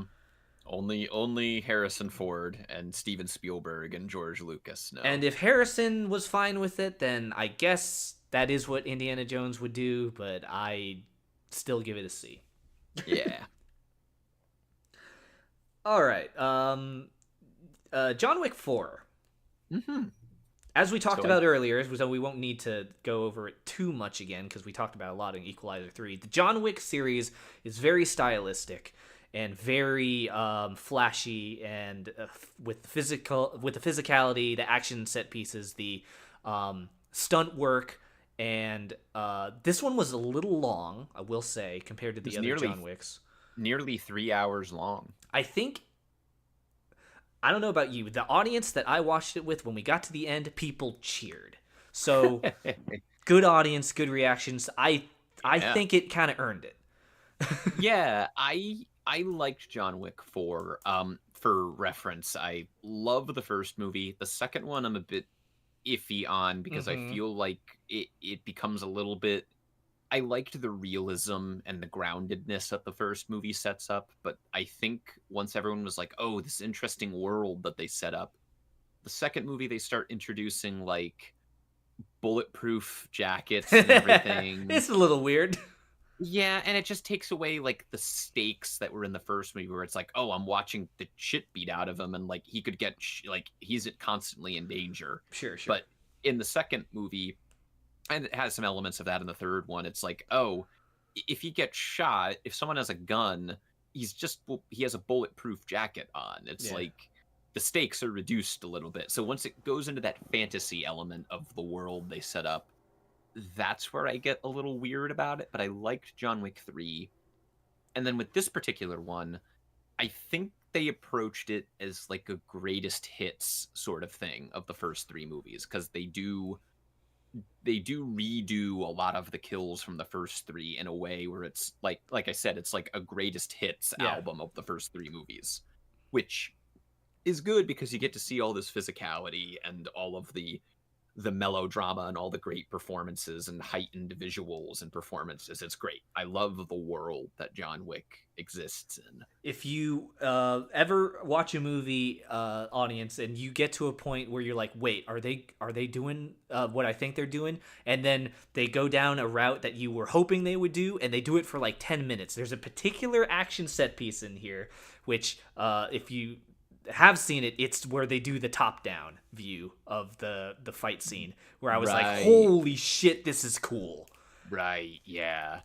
I I love the set pieces in the John Wick series. They're always fantastic, and those make the movie, because otherwise, like you said, you get something like The Equalizer, where it's not a strong story, not strong characters, Yeah, yeah. maybe a strong performance, but if the action is not good and stylized, then Yeah. those are like, then what are you there for? Kami For KC me, says, what happens if John Wick is recast? Keanu leaves. Boo. but Funny. yeah, I think the thing that just holds me back for John Wick 4 from declaring it a masterpiece, because I really liked it, is it's some of those issues that John Wick 2 particularly had, where it feels kind of weightless. Like there's a scene where like they're in the rotunda Yeah. and there's a bunch of cars flying through. And like, not for nothing, John Wick gets hit by cars, like directly He hit like does. 3 or 4 times, and I'm like, if this was the first movie, he would have I know it's an action movie, you need to suspend your disbelief a bit. Believe me, I've seen crazy action movies where there's no way characters survive something. We just talked about Indiana Jones. But that being said, it was very bizarre to see a human being get direct hit by cars 3 or 4 times. and he just gets back up. It's the power creep that you see in anime. Every subsequent sequel, it's like, oh, we got to get bigger and bolder, and as a Yeah. consequence, the main character becomes more indestructible. Yeah, I think I described that was a perfect description that I used for when I saw John Wick 2 and a friend of mine really didn't like John Wick 2, Hmm. where he was like, it feels like an anime now. Hmm. They kind of embraced the ridiculousness of the world they set up, which I'm fine with, but it does come at a cost where you don't feel the impacts Hmm. quite as much as that first movie, where like all the hits and like the club scene, which is one of my favorite action movie scenes, Oh period. my god, yeah, With the with red club, oh, it or just the music and the choreography, and you feel the hits and the sound design and it's so the good. guns.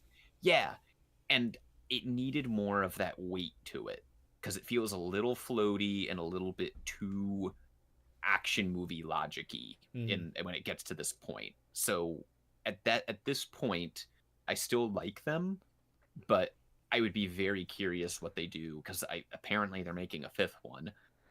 I am very curious what Mm. direction they're gonna go in I was if they do. hoping with the conclusion of this one that this would be the last one they do, but I guess we'll see. John Wick goes an Yeah, A for me. yeah, I very love well done action. movie. Yeah. Hmm. Yeah, I love action. I love action when it's done well. I like Keanu Reeves, his performance. I like even when there's some kind of absurdity to it. If it's entertaining enough, I will be along for the ride. exactly. If we're talking about action movies that don't make any fucking sense and completely lost me, shouldn't have been made, Expendables 4, fuck this movie. I'm not going to talk about Oh it. no! I no. Wow. Why? F. That was bad. Just bad. It was so fucking Wow. dumb.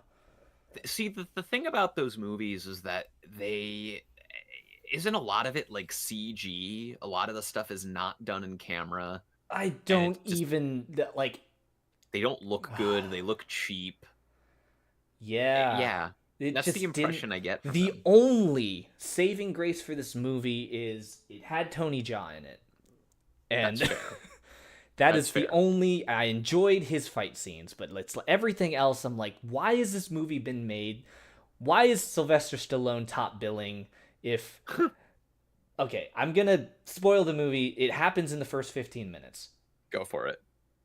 The Sylvester Stallone's character dies in a helicopter crash. First 15 minutes of the movie or whatever.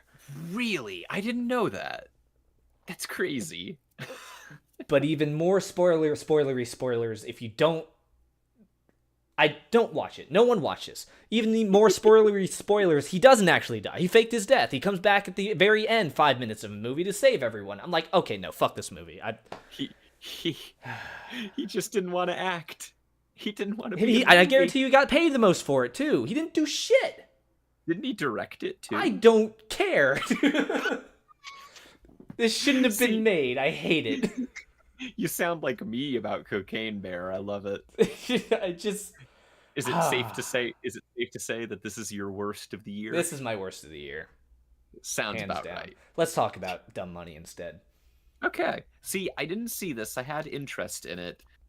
Um, my understanding of it, it's interesting because this was about the game stocks thing, Yes. right? Mm-hmm.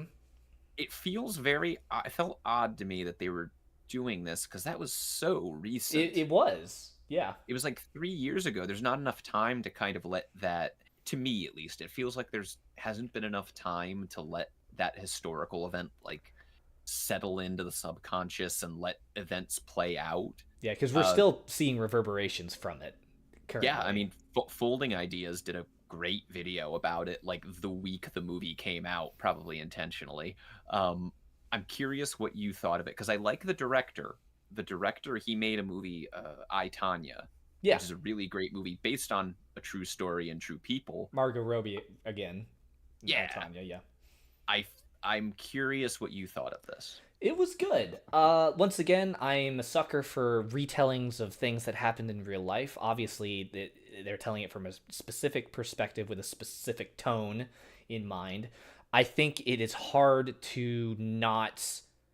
They told it from the perspective of the everyman, which we all are. Like, how are you going to tell a movie about you're not going to sit there and go, oh, but you know, what about from the billionaire's perspective? We don't care what the billionaire's perspective is like. We want to hear it from our perspective because we're never going to be billionaires. We want to see Right. how the everyman was able to disrupt a system, which is the way they tell it in the movie, of course. Once again, I'm sure there's way more nuance to it in real life. I'm not going to talk about it. This is just the movie Sure. itself that is essentially stacked up against the people who the stock market was supposed to be enabled to help maybe grow some wealth. Mhm. And it was taken over by hedge fund managers, and they had cornered the market. And then when all of a sudden the everyman was driving stock prices as they should be their right, then Wall Street said, no, actually, we don't want you to do that. So they disabled you being able to trade on Robinhood, which was the app that they used to trade all the stocks on and drive the price. They drive the price of the stock, and then they disabled it, and everyone was up in arms, as they should be. It's one of those. Right. You see it from the perspective because you're them. We are the people. Right. Versus the 1%. Exactly. It definitely. I would be curious to know, was it handled similarly to? Did you ever see The Big Short? Yes, I did. I would be constantly comparing how this movie depicts it compared to The Big Short, because it seemed they played it a like, lot more humorously. Okay, yeah. Because I remember The Big Short has those cutaways and the edits where you have, like, speaking of Margot Robbie in a bathtub explaining how like shorts work. Yeah, or do you want to hear like, Selena Gomez explain something about economics, or you want to hear Anthony Bourdain talk about economics? right, and like that worked for The Big Short, but then like everything else Adam McKay made after that, I mean, I wasn't big on Vice, was not big on Don't Look Up. Don't Look Up was a chore. It was he has a. It had about the what am I trying to say? He went at it with a sledgehammer. Okay. The tone of it was like he was. It should have been like him trying to carve a pumpkin. He just smashed it with a sledgehammer, and you're like, okay. Mm-hmm. I get it. You don't have to keep hammering this point into my head. I understand what you from the first 5 minutes. I get it. Right, exactly. Yeah, it's not subtle. It was just 2 hours of that. Yeah. But with this particular director, I cannot remember his name right now, but the one that directed I, Tonya and Dumb Money, he has a similar style where it's a true story, but they'll break the fourth wall and intercut it with like humorous interjection. There's a sense of comedy to it, and they'll break the fourth wall and address the audience sometimes. And that's fun.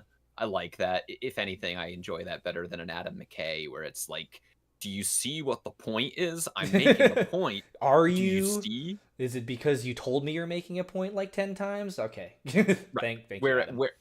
Right. Whereas like the director of I, Tonya and Dumb Money, it feels like it's more part of the tone of the story. Which I feel like from what you're describing, it sounds like Dumb Money did that. It wasn't so not like absurd humor or anything, but the whole premise is a little bit absurd when you really step back and think about it, and they kind of leaned into how kind of bonkers off the walls this true story was, and so they didn't try to. They kept that tone consistent, right? And so the ridiculousness comes naturally from the story itself. Yeah, and the whole thing is you see different. You follow maybe 4 or 5 different individuals as they are participating in this grand event that we all probably remember from a few years ago. And so you get the human story of these characters as they're participating in this, including the main character who had the YouTube channel that supposedly drove all the buying and selling on r/Wall Street bets. Right, yeah. I was gonna say, I know Paul Dano is in it. Is he good in it? Oh yeah. He was the main guy. I like Paul Dano. Yeah, he did a good job. He's good. He was good at playing the sort of subdued, sort of, oh my gosh, this is happening. I'm making a thing, and then he kind of progresses to the very end of the movie where he has to like stand in court and talk about Right. stuff, and he's like telling them, this is what happened, this is my testimony behind all the events and what my hand in it. It's not like there's any collusion. This is the system itself, which you're trying to tell me I cheated on. But in Right. reality, this is from our perspective, from everyone's perspective, this is what is actually going on with Robin Hood and stock trading and blah, blah, blah. I'll have to check it out. This sounds because I heard generally okay-ish things about it, but Yeah. the way you're talking it, I want to see this now, so I'll have to add this. And it's also because I wasn't super familiar about what was, I just, GameStop stock. Well, Right. okay, yeah, but what actually happened? Obviously, this is not the most. It's cinema. It's a dramatic retelling, but it gave me a little bit more incentive to go like look some of the stuff up. So this gets an A under John Wick for me. Nice. I'll have to check it Okay. out. I want to see that now. You talking it up. Casey. I thought F stands for fantastic. No, F stands for fuck this movie. Or Expendables. There should be an There should be an E category for just Expendables 4. Well, surprisingly, that's not the only F I give. Uh-oh. Okay. I'm curious now. So right now we'll talk about Ant-Man and the Wasp: Quantumania. Oh, I heard interesting things about this. I'm curious your take. This, I think, is the only movie that I had to like get up and pee in the middle of it, and when I came back, I felt like I didn't miss anything at all. Uh-oh, that's not good. Because I credit myself a little bit for being genre savvy, because I'm like, I'm just gonna wait until they do the big Marvel fight towards like the last 1/4 of the movie, and then I'll get up, go pee, and when I come back, they'll still be doing the big CGI fight. And sure enough, yeah, I didn't miss anything. It's like, oh, big Ant-Man punches things. And, yeah. Wow. Yeah, it sounds like this was the big opening salvo to people getting tired of the Marvel formula. It was for I feel me. like. Yeah, I didn't see it because I thought it was. I didn't feel the draw. I don't love the Ant-Man movies. I liked the first one. Okay, Yeah. I think I feel more positive about it than most people do. Probably part of that was because Edgar Wright co-wrote the script before he left because Marvel pissed him off. Mhm. But the second one, I couldn't tell you a fucking thing that happened in Ant-Man and the Wasp. The Wasp is in it. Yeah, I remember that. I remember can tell you that. I remember Lawrence Fishburne was in it. I remember that. Wait, he was? But other than that, yeah, he was one of the villains. So there you go. Wait, he was? Okay. Yeah, he was. He was. Okay. So forgettable. Oh, And the ghost. There's a ghost. Or like... Yeah. Okay, there's I remember now. Yep, exactly. And I think Tim Heidecker was in it. Maybe? Yeah. He was on a boat. He was on a boat at one point when he becomes big. Tim Heidecker was like the boat captain, and I was like, "What the fuck? It's Tim Heidecker." That's my chippy. So where did you stay? Because it seems like to a lot of people, this is considered like one of the worst MCU movies. This is going C. I Okay. think under... Oh... I didn't specifically say where I put that. I'm gonna put this behind Indiana Jones. That's a good place to stick both. Those belong together. Because two movies. So I guess the premise is they go into into the quantum realm, which is kind of that's kind of an interesting thing. So they go entirely CG with this realm that you can't possibly conceive of. They filmed it on the Volume set, if I remember correctly. I thought you were going to say no. They actually filmed that live. They shrank down to the quantum, to become smaller than quarks, and they brought the camera and they filmed what was down there. They really shrank Paul Rudd. And they found Bill Murray down there when they went. They did. It's true. But no, yeah, they filmed it on the Volume set, which is like this big panoramic, like all encircling set where the visuals will play on a screen behind the actors so they can get like a better idea of what they're acting around or toward. But a lot of people said that it looked significantly worse than if they were just on a set with a blue screen or something. I chalk it up to, so there's times in the movies, like in Doctor Strange, where they go just nuts on the visual effects that you're not really supposed to know what it is because it's not conceivable. It's supposed to be inconceivable. Where Doctor Strange is like Inconceivable. being pulled through. You remember that scene, right? In the Oh first yeah, first Doctor I saw the Strange, I saw the first and Doctor you go, Strange. Yeah. "Whoa, that's cool," and you just accept that. Oh, it's not supposed to make sense because it's done for effect. Hmm. And you go here, and you're like, "Oh, it's not supposed to make sense," but then they spend the whole movie there, and you go, "Okay." You become tired. You become tired of it. Yeah. Funnily enough, I thought Jonathan Majors was the best part of that movie. In 2024, that statement hasn't aged all that well since he's not part of it anymore. But I mean, he's a good. I mean, he's a good actor for yeah, sure. he But played the in part. terms, He played the yeah. hell out of that part, and I was Mhm. really hoping we'd see more of that character. Funny story. He's not a good person. Right. But yeah. Wah, wah. Yeah. Woof. So Woof. that's where Exactly. that falls. But if we're going to talk about a Marvel movie that did land, let's talk about Guardians of the Galaxy Volume 3. Yeah, I just recently rewatched this on New Year's Eve because my girlfriend had not seen it, and she loves the Guardians of the Galaxy movies, and I do too. Mm-hmm. The first Guardians is one of my favorite superhero movies in general. Mm-hmm. I think James Gunn has such a way of writing just a big ensemble cast of characters, and he satisfies all of their arcs. He Oh, gives them yeah. everything something to do. Nobody is left out or has little to do in it. Yeah. And he has a weird sense of humor, and he has a weird like affection for weird sci-fi. Mm-hmm. And volume 3 kind of does that, where like within the first 5 minutes there's so much emotional stakes and like different interesting framing of shots and different interesting tone. I remember my girlfriend when we rewatched it, when I was rewatching, it was the first time she was seeing it, but she leaned over to me after the opening credits, which of course is set to a slowed version of Creep by Radiohead, which Yeah. is great.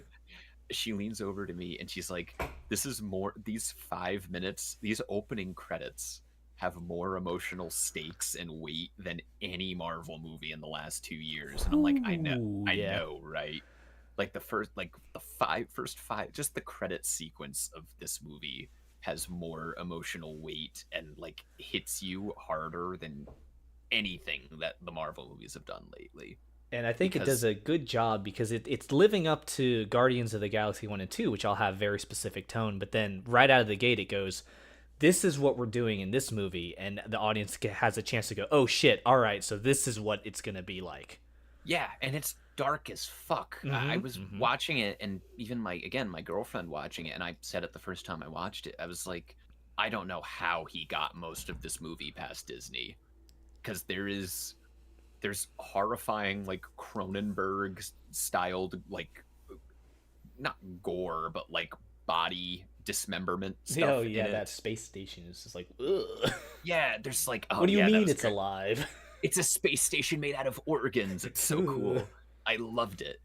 But then like the stuff with the animals and just thematically the movie was so dark, Oh, yeah. and there's so much like gore and the language in it and the themes in it. Like Peter Quill, like he was the goofy guy that danced to Come and Get Your Love in the first movie, Yeah. and now he's like an alcoholic washout, and he's like lost the woman he loves, and it's like, And god the damn. whole film is like, I can't, if I lose anymore, I am Yeah. going to break in half. This is the it, last thing that is saving me from total oblivion in my mind. I need it, to do this.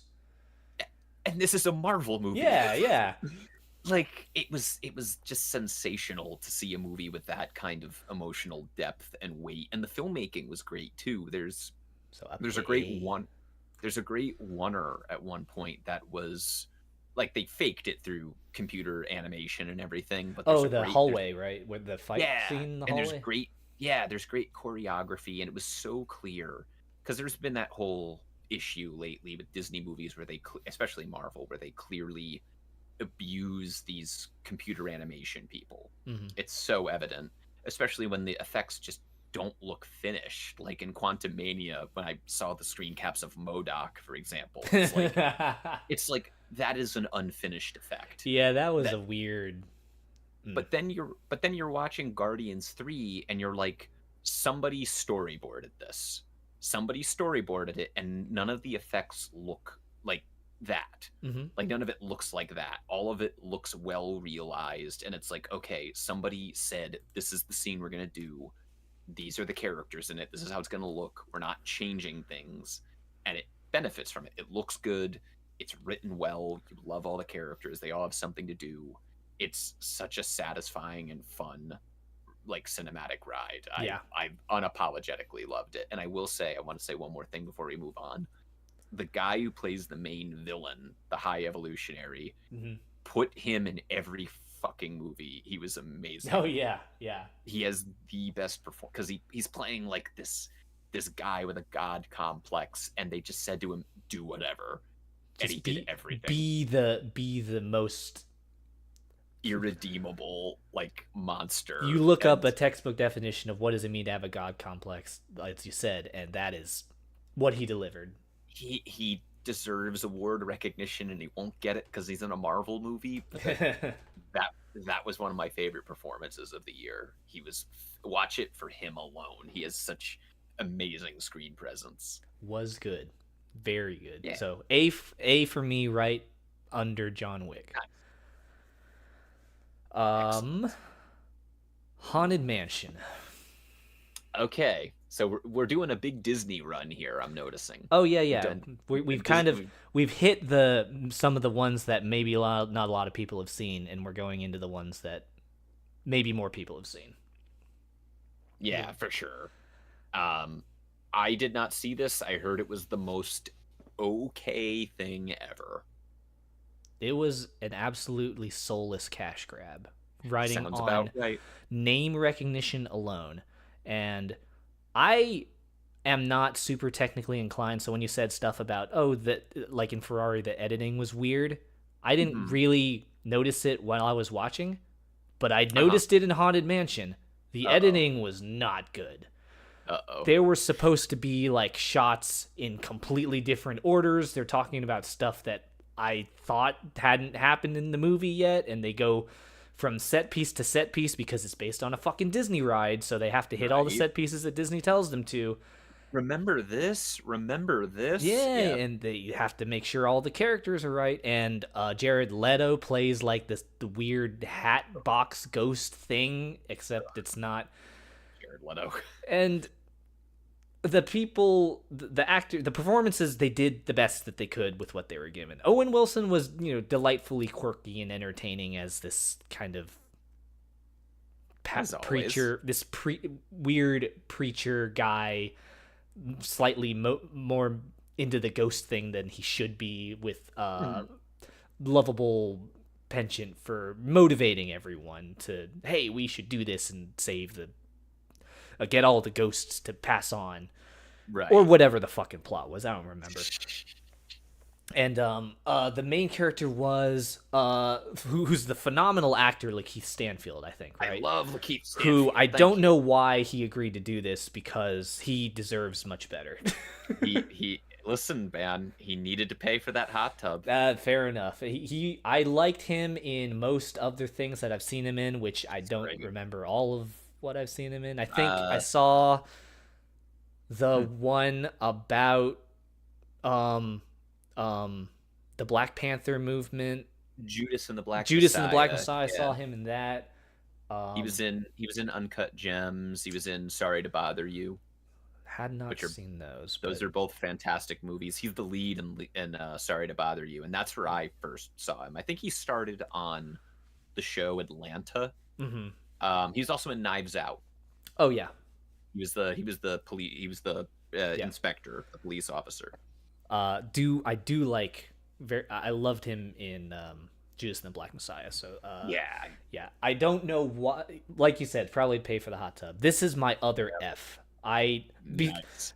from how much I liked the original movie with Eddie Murphy, probably not because it was good, but because it was like because it was Eddie Nostalgia. Murphy, it is a cult classic. I was gonna say, I was going to ask, is it better or worse than the Eddie Murphy one? And you answered my question. Oh, it's It's this is so worse. bad. It Yeah. Cinemagic says I love the ride. Still haven't seen the movie. The original, yes. This one, pass. Hard pass. I have two Fs on this tier list, and those are the two. There they are. Man, Just slightly above Expendables, but those in fairness, those two movies deserve it, I'd say. there was no reason why they needed to remake Haunted Mansion, and there was no reason they needed to release it in July either. Yeah, that was an odd choice too. It I was I remember just dumb. yeah, I remember noting that that was a very bizarre choice. Yeah, let's move on to cinema. Marty Scorsese, he did it. The Killers of boy, the Flower Moon. he did it. Yeah, I remember. So I saw this in IMAX. I saw 3.5 hour long Martin Scorsese movie. I had to be there for it in IMAX. And truth be told, 82-year-old Martin Scorsese, he could still direct a motherfucking movie. He still got it. I loved Killers of the Flower Moon. Leo played the shit out of that role. My God. He did, and it's another one of those roles where, similar to like what we were saying with Joaquin Phoenix and Beau is Afraid, he plays a character that is from the beginning like he is meant to be pathetic, Yeah. and like once I clued into that and I clued in what he was doing, it's like, okay, he's playing this perfectly. He's doing it brilliantly because the real power in the movie, like the real powerful character in it, is Robert De Niro, Robert and De that's Niro. yeah, and he doesn't have too much scenes where he does this, but when he exerts that power that his character has over him, Oh yeah. it's so good. Mm-hmm. And just the story that it tells, it takes its time. Nothing feels rushed because it's a 3.5 hour long movie. Yeah, they didn't need to rush. No, about like just the erasure of these people, and it's so rough, and it's like watching a tragedy unfold in slow motion. It's so Again, horrific, and the fact that this is based on a true story is even more horrific. I just go, oh my God, this happened in real life. right, exactly. And Lily Gladstone is Oh, fantastic. that was, yeah, she was She's really great. good. He's great. Everyone in this movie, even frickin' Brendan Fraser in this movie. Listen, I am team Brend. I said it at Ciderfest during the panel randomizer panel. I am team Brendan Fraser understood the assignment. When he called Leonardo DiCaprio dumb boy, I was like, yes, cinema's back, baby. Cinemagic says, bro, why does Killers have a $200 million dollar budget, Lamal? I thought he was against the Marvel way. This is his end game, Studio Cinemagic. No, I guess what it is that uh, I think I don't know if they did. They might have had to build that entire town practically. Mm. That could have been a lot. Another thing is that they probably had to pay Leo and De Niro Yeah. because their payroll was probably massive. I imagine DiCaprio was probably 50 million of that, and De Niro is another 50 million. I don't know. I'm shooting the shit, but that's probably. I mean, they gave performances as if they were getting paid that much, so. For sure. Yeah, you get a great performance out of them, guaranteed. Just and not to mention like the way it was edited, put together. It's not like Ferrari, because Ferrari was a 2 hour, 15-minute movie. It felt like 3 hours. Killers of the Flower Moon is a 3.5 hour long movie. It felt like 2 hours. It's perfectly paced. I think I saw the theatrical, so it was about 3 hours for me. It felt 3 hours, but I felt like that was the perfect amount of time to do everything it needed to do. Yeah, it wonderfully made movie. Was edited perfectly, acted perfectly, directed perfectly. I wouldn't say it's perfect movie material because I've seen Scorsese do better, but it is up there with my favorites of the year. Yeah. It is if you like The Departed or you like Goodfellas, it's up there with them. So Killers gets an A for me. I think again under John Wick, maybe above Guardians. Nice. I agree. The only thing, so like my S tiers are probably like personal biases stuff now instead of objectivity. So by all accounts, The Killers of the Flower Moon was phenomenal. But that is how it should be. Is that they're movies that hit you personally too. that resonated with you most. So that's not really bias in that case. And if anything, it's like those are the ones that resonated with you. Yeah. Very So good. I like that. Very good. Yeah. Um, we have an accord. Yes.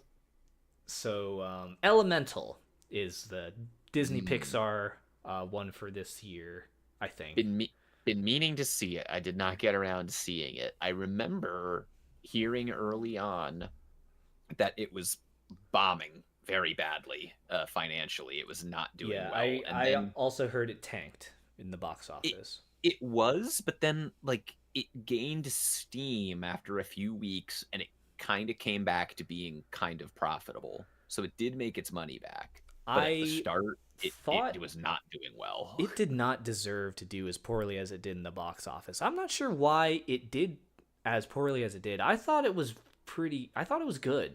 It told an interesting story in a very interesting way. It was gorgeously animated, it looked like, Yeah, from what yeah. I saw of it. I know it was a little bit ambitious with the premise because like how do you do elements interacting? They went abstract with Inside Out, right? And they kind of went even more in the whole meme about Disney's getting more what if feelings had feelings, what if your soul was alive, that sort of thing. And now we're talking about the fabric of reality or elements and what if they were sentient. It's like, okay. Right. But the allegory that they were trying to tell, so you said you did see it or no? I did not. I'm Okay. meaning to. Gonna soon. So the allegory for this is the fire the fire elements. You follow a family who are immigrating into this element city. Oh, I'm already seeing where this is Right. going.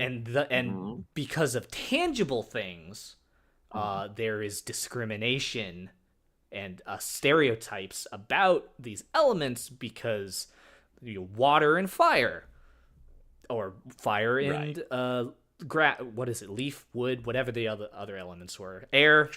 Fucking magnets, how do they work? Magnetic fields. But the allegory wasn't a one-for-one for what they were trying to do. I appreciate what they were trying to do. If you folks have a family history of knowing how your family may have immigrated into this country, and the idea of expectation in order to live up to the fact that your family went to the strange country for a better life and you feel like you need to honor that expectation and do what is expected of you because that's what a good kid does, Right. versus following your own path. This is going to hit people personally for them. Right. I didn't know it went this deep. Okay. It hit. Now I'm intrigued. That's what I got from it because I'm not an immigrant. I'm not. I was born here. My parents were born here, but I do have some of that personal experience with what they were trying to tell here. So it hit me more. I went to see it with a couple friends, and they didn't quite get some of the plot points were like, oh, why doesn't she just do this, that, or the other? And it's like, because that's not what's expected of you, and it's hard for you to understand it if you've never experienced it. Right. Yeah, that's exactly it. And it's interesting to have, my friend Forward Progress said, everyone watches or consumes media through a different set of eyes and a different set of experiences.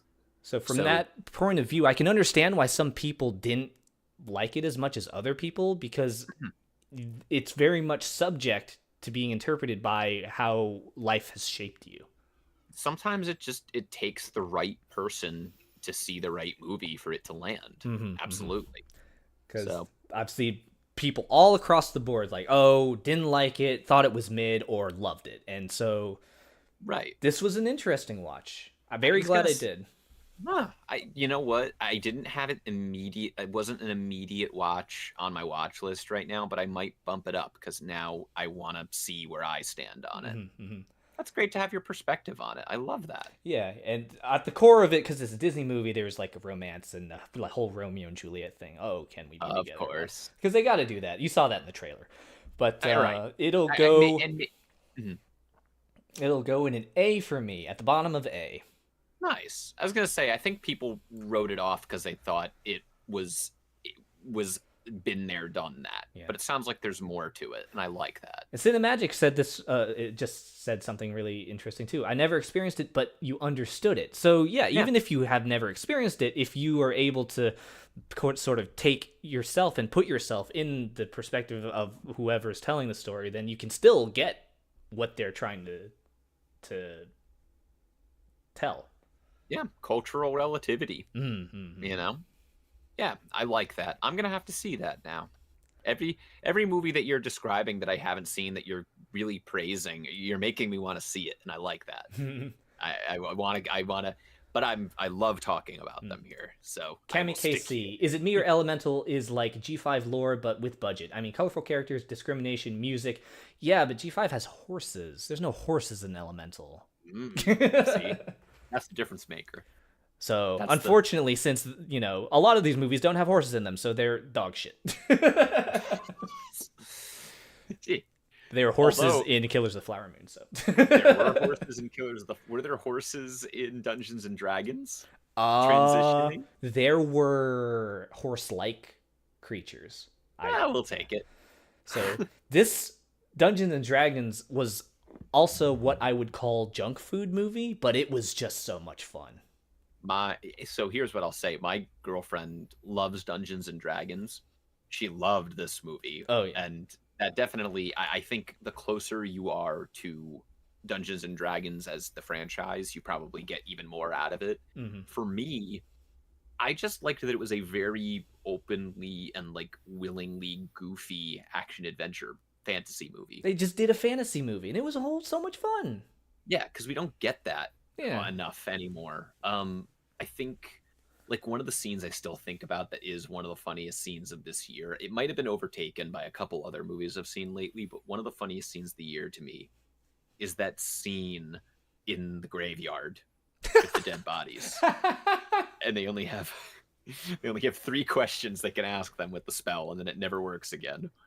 And I won't spoil that scene, but that was one of the funniest things I've seen in a mainstream studio movie in a while, because it felt like Monty Python-esque. I think it's a perfect example of one of the jokes that you tell it's funny, you keep telling it, and then it's not funny, and then you stick with it, and it's freaking hilarious. Right, exactly.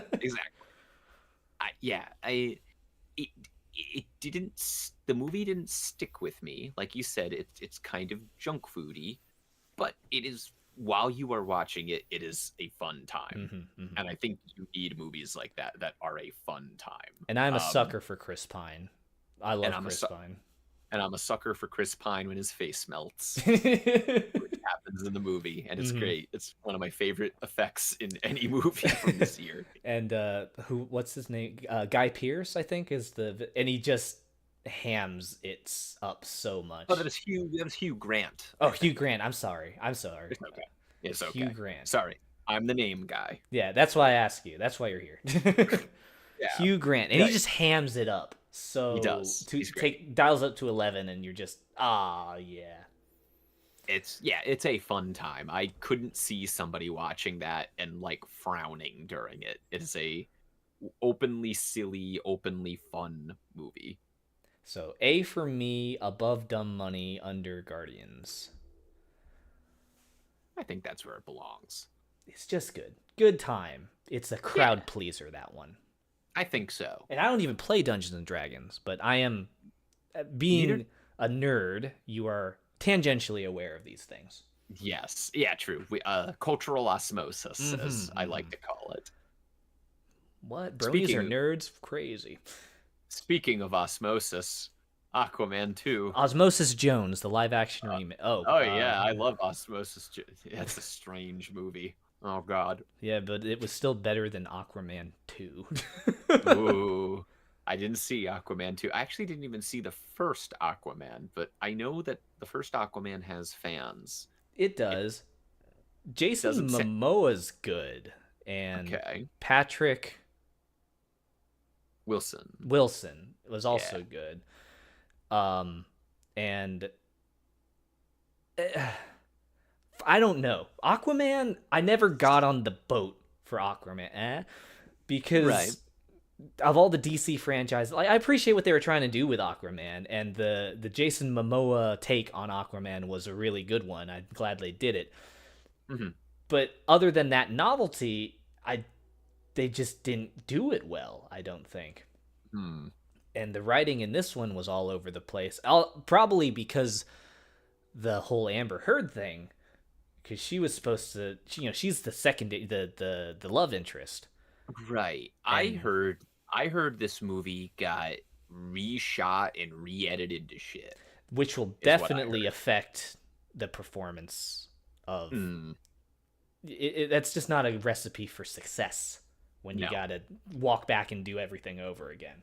Yeah, I mean reshoots are fairly normal. I know that nowadays the internet likes to report on movies having reshoots. It's like, oh, the movie's in trouble. Mm, Not always. Sometimes they just need pickup shots. I see. Sometimes they just need some fill-ins or something to kind of tighten the script of the movie a bit.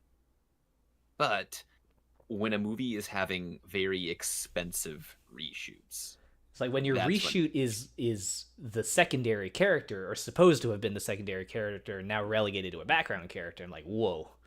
yeah, that's when your movie's in trouble. That is when your movie's in trouble for sure. They did an interesting dynamic where Patrick Wilson's character Orm, it was the big bad in the first one. Well, okay, it's not that interesting. It's been done before, but he was a bad guy. But now they have to come together and to fight an even bigger bad, because they're trying to melt the ice caps and even faster, and like destroy the environment in order to kill Oh, Aquaman. The it's big bad a is Black Manta. global warming story. It kind of. It's like, oh, Hmm. the humans are already doing that. It's like, okay, we get it. Black Manta's the big bad, and he just wants to kill Aquaman. He's gonna destroy the entire world to do it. And Aquaman's king of the ocean, but he doesn't really want to be. And Orm's like, oh, then You well, stop that. you're a leader. It's them rekindling the friendship as brothers, and Right. but it just I, wasn't all that good. I was gonna say I saw a Letterboxd review. Shout out to Letterboxd, by the way. But I saw a Letterboxd review that described Orm in the movie as the when you beat a boss in a video game and he becomes a playable character Yeah. meme. And I was like, oh, that's funny. And it sounds like that's what happened. And it's I been like a that. while since I saw the first Aquaman, so I Mhm. was picking up, and I'm like, oh yeah, him, oh yeah, them. Oh right, it's been a while, but I don't feel like anything was lost. I have not seen Aquaman, but I am familiar with a lot of James Wan, the director's, like his filmography. Mm. Uh, I will say this, and I won't spoil this movie, but if you want to see a weird movie, watch the movie that James Wan directed in between the first Aquaman and this one. He made a movie called *Malignant*. Oh. That is one of the most. That's another one kind of like, but the ending of Beau is Afraid. There is a twist in the final 20 minutes of *Malignant* that I cannot believe a major studio let him put in the studio movie. I cannot believe it. When you've directed Aquaman and the two Conjuring movies, I guess you get a lot of goodwill from a studio to let you do whatever. Very Yeah, no. different stylistically.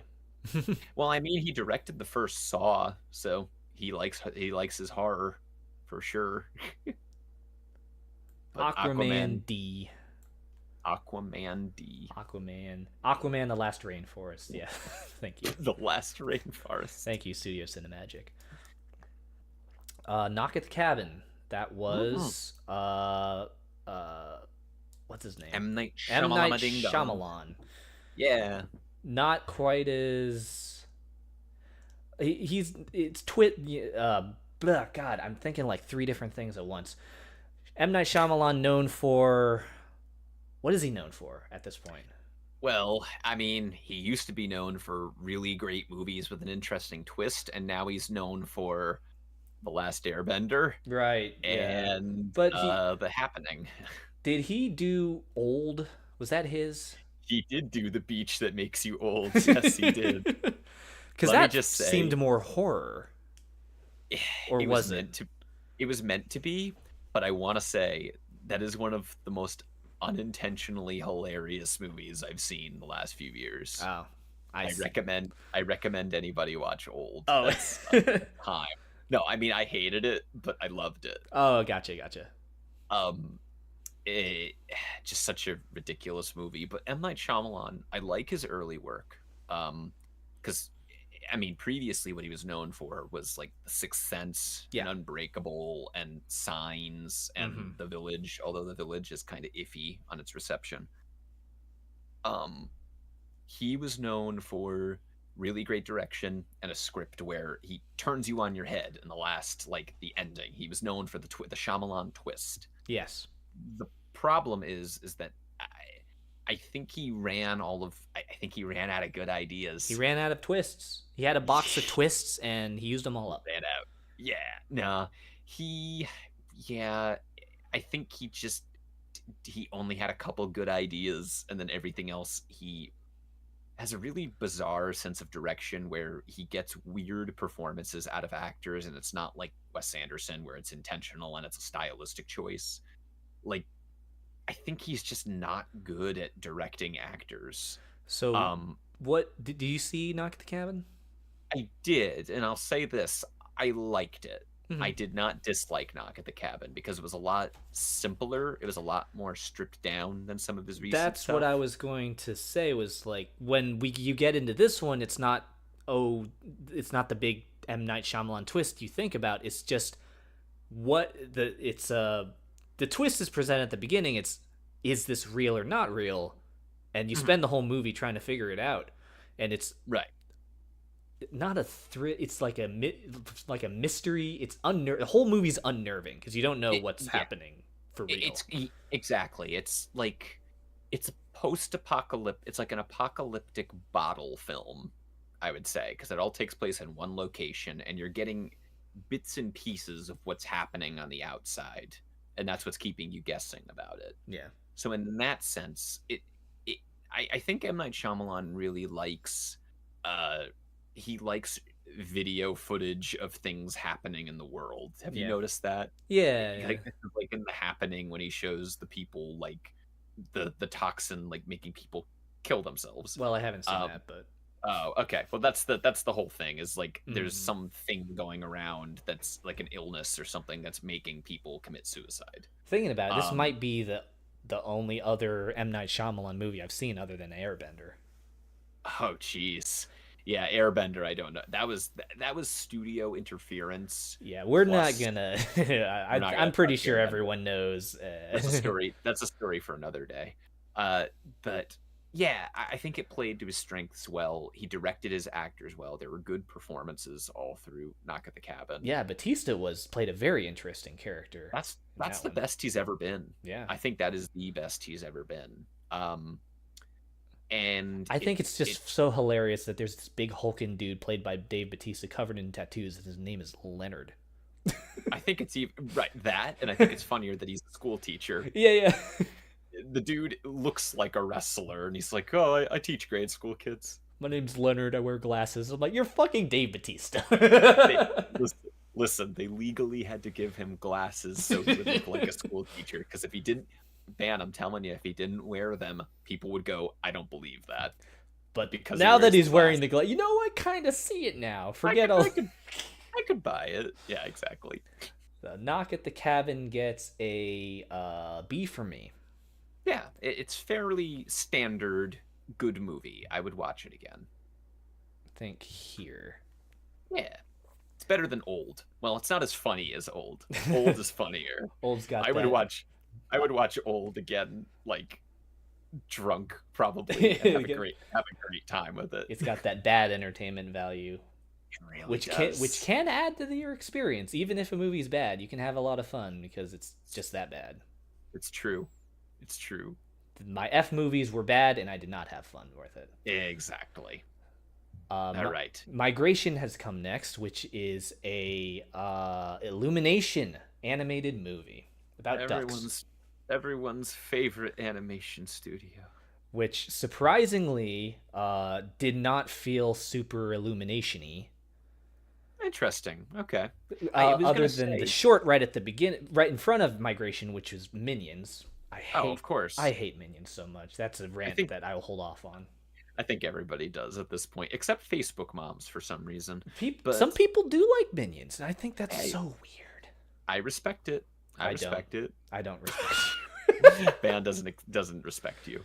I have. In any case, I do know that the director of Migration was the director who made the Ernest and Celestine movies. Mhm. If you're familiar with them, I've heard of it. I've heard of that one. yeah, I haven't seen them, but I'm familiar with them, and they're really gorgeous looking animated movies, and they're very like slice of life and simple, Yeah. which I guess was kind of what has me fascinated about Migration. I may watch it eventually. It looked pretty. It's just a fun, simple story, great kids movie, and I think the Mhm. best part about it for me is a lot of times in kids movies, especially Illumination movies, you get poop jokes and fart jokes. And what I remember, and all of my information, my insider information comes from Paleo Steno because they're way more in tune on the animated movies than I am. But apparently, the writers or maybe it's directors who made this movie were like, okay, we'll make it, but on one condition: we are not doing humorous poop fart jokes.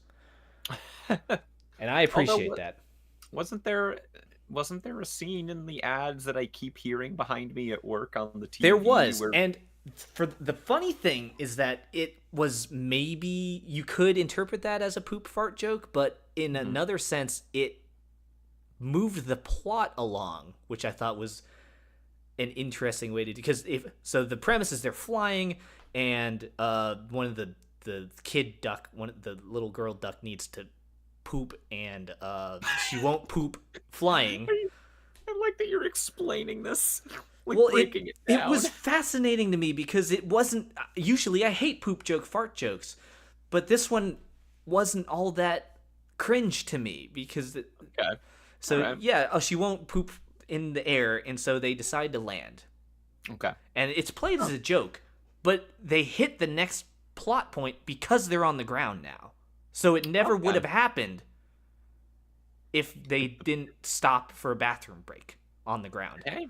Fair enough. Which I is can kinda like see that. Which is like, all right, if you're doing a poop fart joke, but without it's played sincerely because it's a family of ducks. It's kind of played earnestly and sincerely, It moves the plot. and it moves the plot.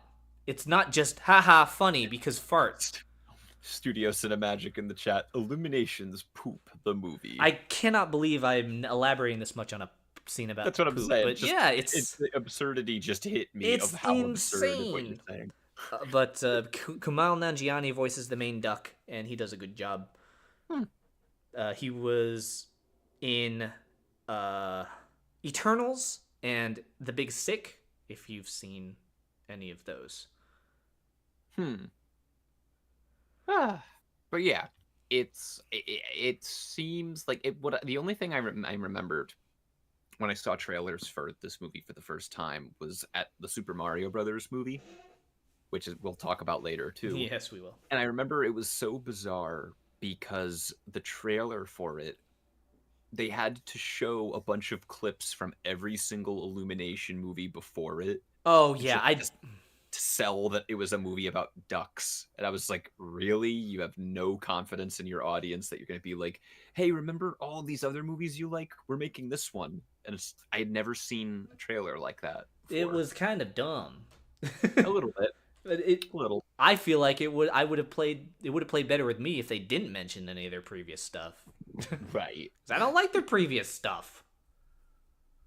Except for Mario movie, which we will talk about. So Migration gets a, what did I say? A B. A B for me. B for duck. B for duck. Yes, I think here, maybe, yeah.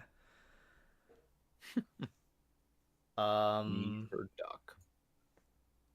Napoleon. So let's talk about Joaquin Phoenix again. Yeah. So I had tickets to see this, but something came up and I wasn't able to see it. I love Joaquin Phoenix and I love Ridley Scott. So I'm curious how you felt about it. Oddly enough, once again, I think it was a clash of tone because I can't figure out if they were trying to do a story about Napoleon as this big imposing general figure head who did all these great things, or if they're going the route of Napoleon did these great things, but at the end of the day, he was just some guy. He was just a guy with flaws who loved a woman and blah, blah, blah. Because they tried to do both. And if they were trying to go, he's just a weird guy, then Joaquin Phoenix is your man. He plays weird guy really well. Right. And if you're going the route of he's a big imposing general who was really methodical and did all these military tactics that defined his reign of an entire French empire, they shouldn't have gotten Joaquin Phoenix for it, in my opinion. The way I see it, and I've heard this because I've seen some clips of the film, it strikes me as the second one. I think the second interpretation might have been what Ridley Scott was going for, is that he did all these great things, but at the end of the day, he is just a guy. Yeah. There's a particular clip that went around the line of him saying, "You think you're so great because you have boats." And people seem to think that was a tell from Ridley Scott that ultimately the movie is about... I haven't seen the movie. I've only seen a couple clips, but I do want to see it. But the impression I get is that maybe Ridley Scott is trying to say, like, hey, this dude that we all think is really cool is kind of pathetic, actually. Yeah. Which, granted, sure. If that was the point of it, then I understand. Got it. But there's a lot of scenes in it where you go, okay, but this is cut like, hey, this is the big imposing Napoleon Bonaparte. But maybe that's the point. So I'm torn because That's I fair. don't feel it feels like it's betraying the tone of it and what I thought it was going to be, and going back and forth on it. Once again, maybe that was the intent. So right. And the other issue of it is that I know a lot of people have raised issue that it apparently has a lot of historical inaccuracies. Oh yeah, that too. Throughout it, which what's great is that Ridley Scott came out and said, "I don't give a fuck." He said something to that effect. Sure, yeah. He said something to the effect of, like, they need to shut the fuck up, or something to that effect. He just made a movie. He made a movie about a weird little guy. About a weird who we make fun of as being short, but wasn't all that short, and so he was average height. Yeah. But Studio Cinemagic mentioned in there, Napoleon apparently has a 4+ hour cut on the way. I'm not watching 4 hours of this now. Sorry. See, here's the thing: is that this happens with every Ridley Scott movie, where he makes a movie and the studio hacks it apart, and then they release a director's cut, and it's like, oh, the movie is better. Happened with Blade Runner, happened with Kingdom of Heaven, happens with a lot of his movies.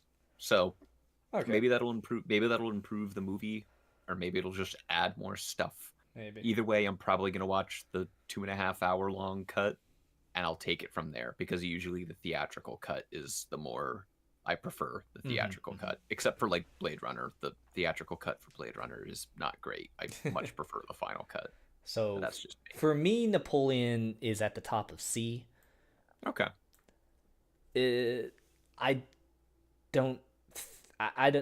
didn't think personally that Joaquin was the one they should have gotten to play, but maybe that's because I was coming at it from a very specific perspective of what I thought the movie was going to be. And if that wasn't the point, then got it. Understood. Right. Who would you prefer to have played Napoleon if you were in that situation? Oh, I don't know. That's fair. See, I'm asking the non-name guy here. That's my bad. Yeah. Maybe someone French. That's fair. Or was he not French? I forget. I don't remember. I don't know. I don't know history. I didn't do history in school. Neither did Ridley Scott. No. And as a matter of fact, I didn't do history. Do you know what I did do in school? What did you do? I did math and science. Ooh. Speaking of math and science. You like my segue? I'm so good at these segues. I did. I liked it. I went with it. Cinemagic. Bernie Aprils. Yeah, Bernie Aprils should play Napoleon. He should play. He would be a great Napoleon, honestly. Definitely. I want to see a Studio Cinemagic Napoleon movie with Bernie Abrams That as that would rip. Napoleon. I would watch that. Kaido, hey, who needs history? Exactly. We don't need history. We need cold, hard facts, science, and logic. True. And this is my bias showing through right here because I'm a simp for Christopher Nolan. Mm-hmm. And this is my world right here. So for those of you who don't know history about me, I didn't go to college for film. I went to college for nuclear engineering. Damn. And that is Oppenheimer right fucking there. I was gonna say the game was rigged from the start. It was as soon as I heard this was like back in 2021 where I was cruising some website and they were like, hey, you know, they're making a movie about Oppenheimer and the atomic bomb and it's Christopher Nolan. I'm like, heavy breathing. It became your favorite movie of all time before it even even and so it was incredible. It was 3 hours. Granted, I know that's long for some people. I almost thought of it like a freaking superhero movie because they were name dropping like everything I learned in school, all the scientists I learned about in school. There was Einstein, there was Feynman, there was Enrico Fermi. Like I think Lawrence was in there too for all the stuff that they did regarding quantum physics and nuclear physics. And they mentioned Los Alamos, they mentioned Oak Ridge National Laboratory, and so this is me nerding out about this one. This is mine right here. Right. It kind of had the texture of like an Avengers movie because you'd have these actors constantly popping in. It's like, oh, it's that guy. He's in the movie. Yeah, it's like, oh, he's Albert Einstein shows up and he gets an Avengers applaud. right. It's like, fucking Einstein. It's like, yes, my friend Niels Bohr, or yes, my friend Heisenberg. It's like, I know that guy. Well, not really, but you know, uncertainty principle, blah blah blah. Got Benny Safdie in there doing an accent. I love it.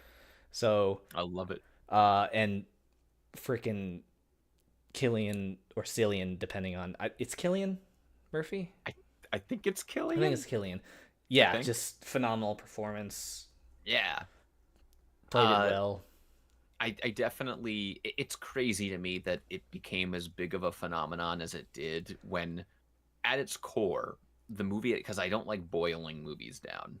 I like examining every aspect of it. But I will say this: at its core, the movie, for being a summer blockbuster, is just a bunch of people talking in rooms, and I kind of love it. Yeah.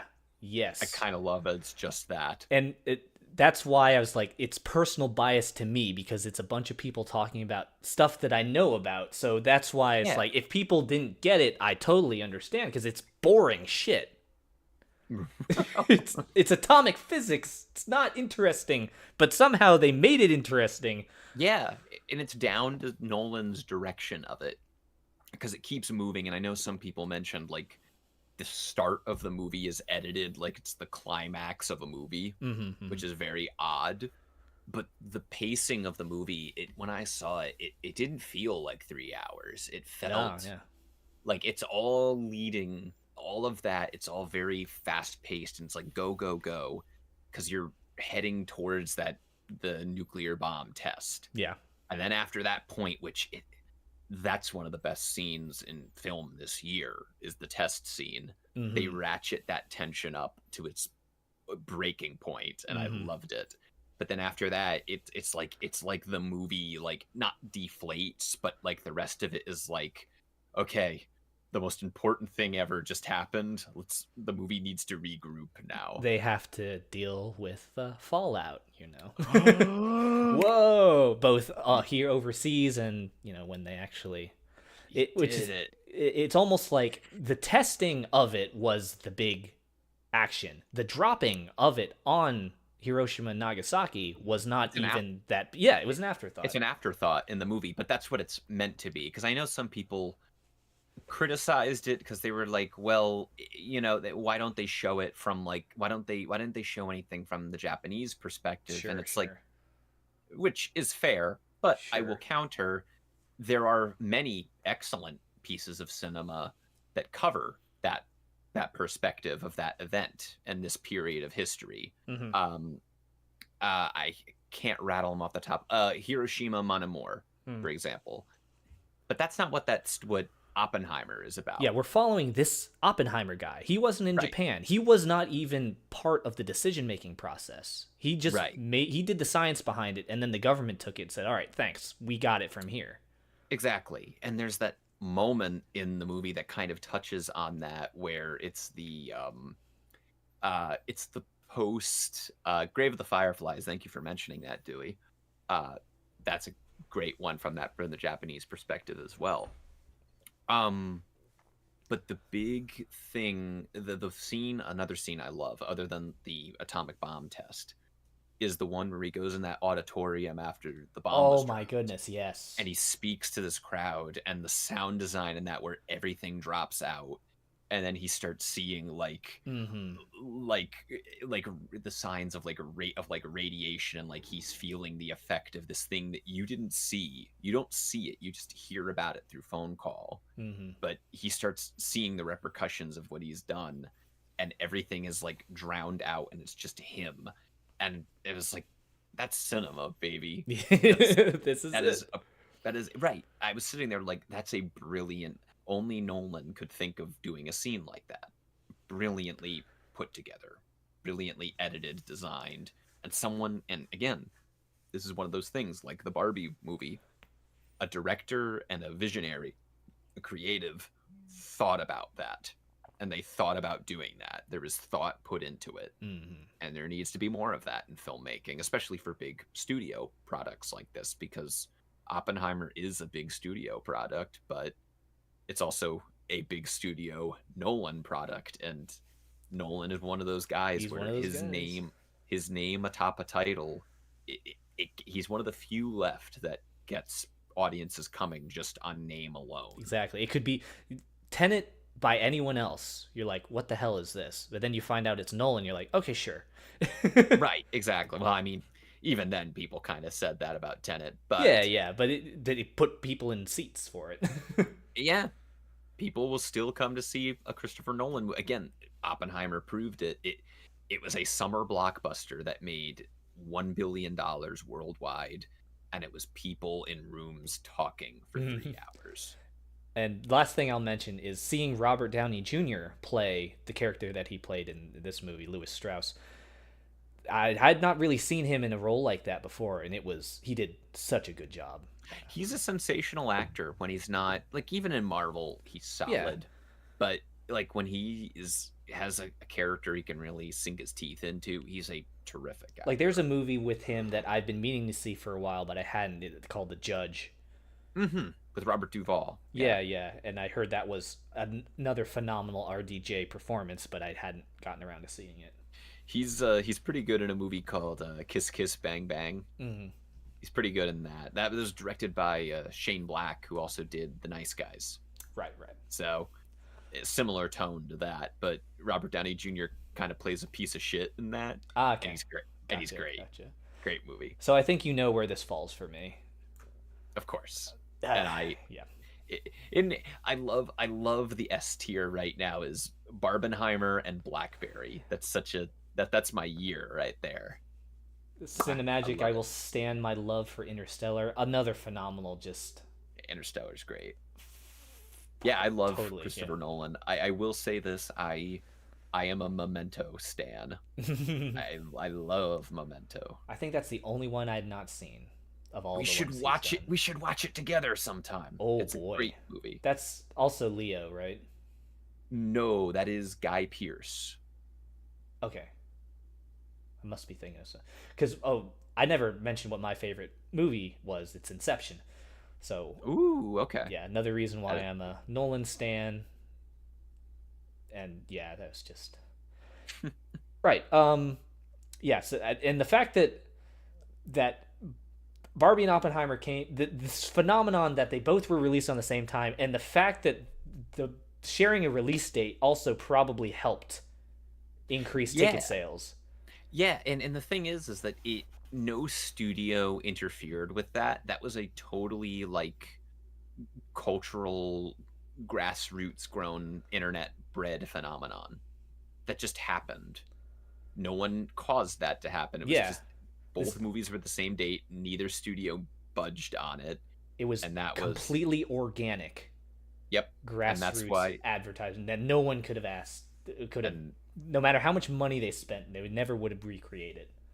and it got people to go to the theaters, which was fucking cool. Yeah. I'll take that any day. Unfortunately, you're going to see plenty of studios try to replicate it, but I think it's one of those lightning in a bottle things that will just. I would love to see more big deal double features that get people to come to the theaters, though. Oh yeah, it pains me when I hear people talking about the theater going experience dying, because it is one of my favorite things to do. Me too. Kami KC, cool movie, kind of unusual topic to me. I don't wake up in the morning saying, guys, remember when Hiroshima and Nagasaki were totally destroyed by the USA? Good times. Oh, let's make a movie of it. I'm not gonna get into it now, but I feel like it's a good story to tell because it's the origin of an entire field. Once again, it is probably my bias talking, but that it's a scientific field that started from the creation of a weapon, which is incredibly unusual, and I feel like it's a story that is worth telling. But like I said, won't get into it now. We're gonna talk about Plane. Wow, we're going from Oppenheimer to Plane with Gerard Butler doing Gerard Butler. Can I just say I love the little factoid about this. I didn't see Plane. I should maybe, but I love the little factoid that the movie was going to be called something else, and then Gerard Butler, who's just the lead actor, he just goes, "Just call it fucking Plane." Doesn't need to be called anything else. Just call it Plane. And they were fine with that. I saw a trailer for this last year because this came out way early in 2024. Yeah, it was like a February movie, I think. Yeah. Yeah, and I was watching this movie. It's like, okay, sounds like something my dad would really like. And then it's called Plane. I'm like, you gotta be fucking kidding me. It's called Plane? Plane. That's all you need. Dumbest fucking name ever. Or the best fucking name ever. Or I guess so. But how was Plane? It was fine. Once again, it's an action thriller. It's right? An action. The premise was super weird. It's like, oh, he's a airline pilot, and they also have this a convict transfer that they're putting on the plane. They don't do that, do they? So like Con Air? Maybe. Have you ever seen Con Air? No, that's with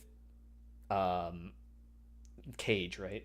It is. It's also the most 90s fucking movie ever. Okay. It's a bizarre movie. You ever want to be time traveled back to the mid 90s? That's the one. But tell me more about Plane. It's airline pilot Gerard Butler, and the secondary character, I don't remember his name, sorry, is the convict who's being transferred, and then the plane gets caught in a lightning storm and goes off course, and they land in this hostile territory where a guerrilla military is in charge, and so there's no organized government at all, so they need to find a way to call for help or get away, because if the militia find out that they're there, then everyone's going to be held for ransom and probably die. And so Gerard Butler's got to team up with this convict who he doesn't know if he can trust, but to survive, rescue all the passengers, and get out of there alive. You know, that sounds like a Gerard Butler action It's movie. A Gerard Butler special. I don't know if he plays anyone other than himself in these movies. He's got like one range, I think. Hey, I mean, it makes money. I think Plane made money, so yeah. He's just gonna keep. Now the question will be if they make a second movie and it's just called Plane 2. No, I need it. Second Plane. Oh, oof. Whoa. Yeah, I was thinking about that. Ooh, that came out of my mouth. Ooh. Sir, a second Plane has hit movie theaters. But my bad. Yeah. My one question remaining. When the plane showed up in the movie, were you in the theater and you pointed to the non-existent person beside you, and did you say, "That's the plane"? Oh my god, that's the plane! Yeah, he said it's the plane. That's why they call it that. No, I didn't do that. There was maybe 3 or 4 other people in the theater when I went to see it, and I saw it opening weekend. Nice, that is an opening weekend movie. That's a February movie for sure. Dadcore at its finest. I'm gonna start using Yeah. that term now that you've given it to me. Yeah. I love it. So it was passable action, adventure, sure, intrigue. Um, there's not much character. It's just Gerard Butler and this other guy. So it's going in C, probably here. C for plane. Maybe actually here. Yeah, C for Nice. plane. Okay, let's talk about a better movie.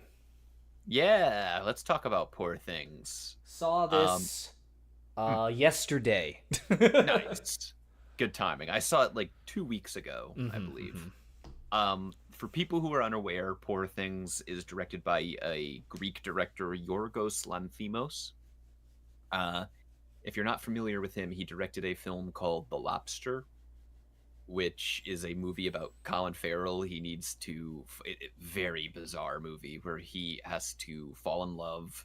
It's a very like dry Wes Anderson kind of world where he has to fall in love, and if he doesn't in that world, if you don't fall in love at a certain age, you get turned into an animal permanently. There's another movie that he made called Killing of a Sacred Deer, which is about Colin Farrell is like a heart surgeon, and this kid who his father was killed in a surgery that Colin Farrell did. He curses him, where if he doesn't kill one of his family members as like a sacrifice, all of them will lose control of all of their limbs and then bleed to death. And then he made a movie called The Favorite, which is like a historical piece about Queen Anne and some of her subordinates that they basically compete for who are like her favorite is. Yorgos Lanthimos is really well known for very dry comedy. He has a dry wit, kind of like Wes Anderson. The difference is that he's a lot more interested in like surreal absurdity and like weird crazy visuals and weird crazy characters and concepts. And Poor Things is kind of like the peak of that. I think it's him with a blank check, because what Poor Things is about, it's kind of like a Frankenstein like story where Willem Dafoe is like a Frankenstein-esque doctor, mad doctor. Not even that, he's just kind of a sad character, but he's a weird kind of wacky doctor. He's a funny little guy. He really is a funny little guy who makes funny noises when he burps.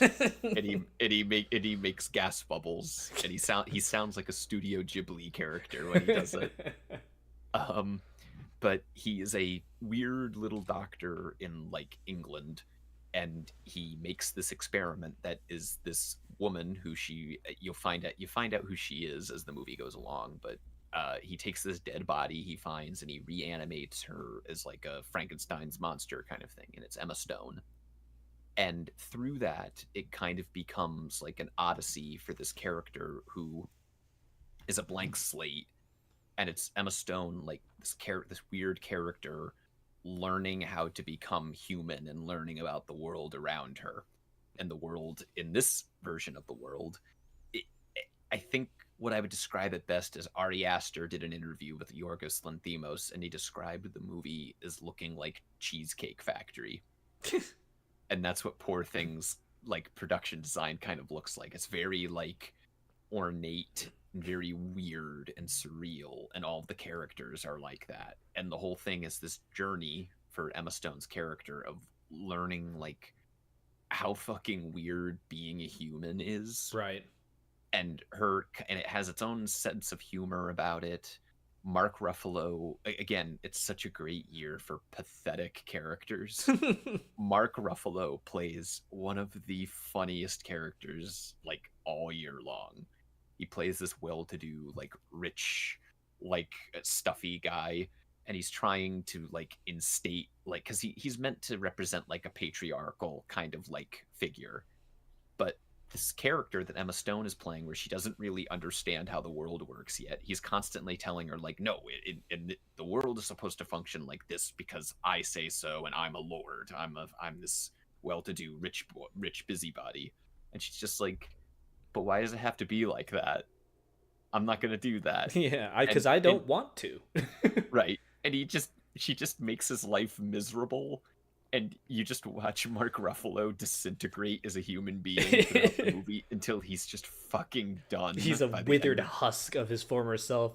Oh, And it's the last thing he does in the movie is basically tell the teacher. he does.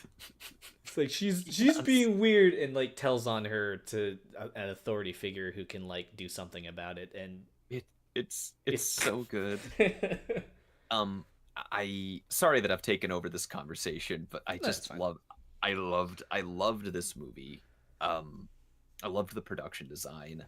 Uh, there's a lot of sex in the There movie. is a lot of nudity and fucking in this movie, which is Em, yeah, Emma Stone is naked or partially naked for a majority like of the movie. 40% of this movie.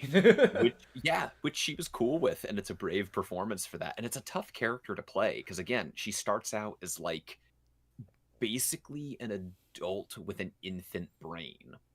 She's just like she is literally you literally watch her be born and she's just a child in So a human there in is an adult no body. there is no history, there's no backstory, there's no motivation other than everything is new to me. How does XYZ work?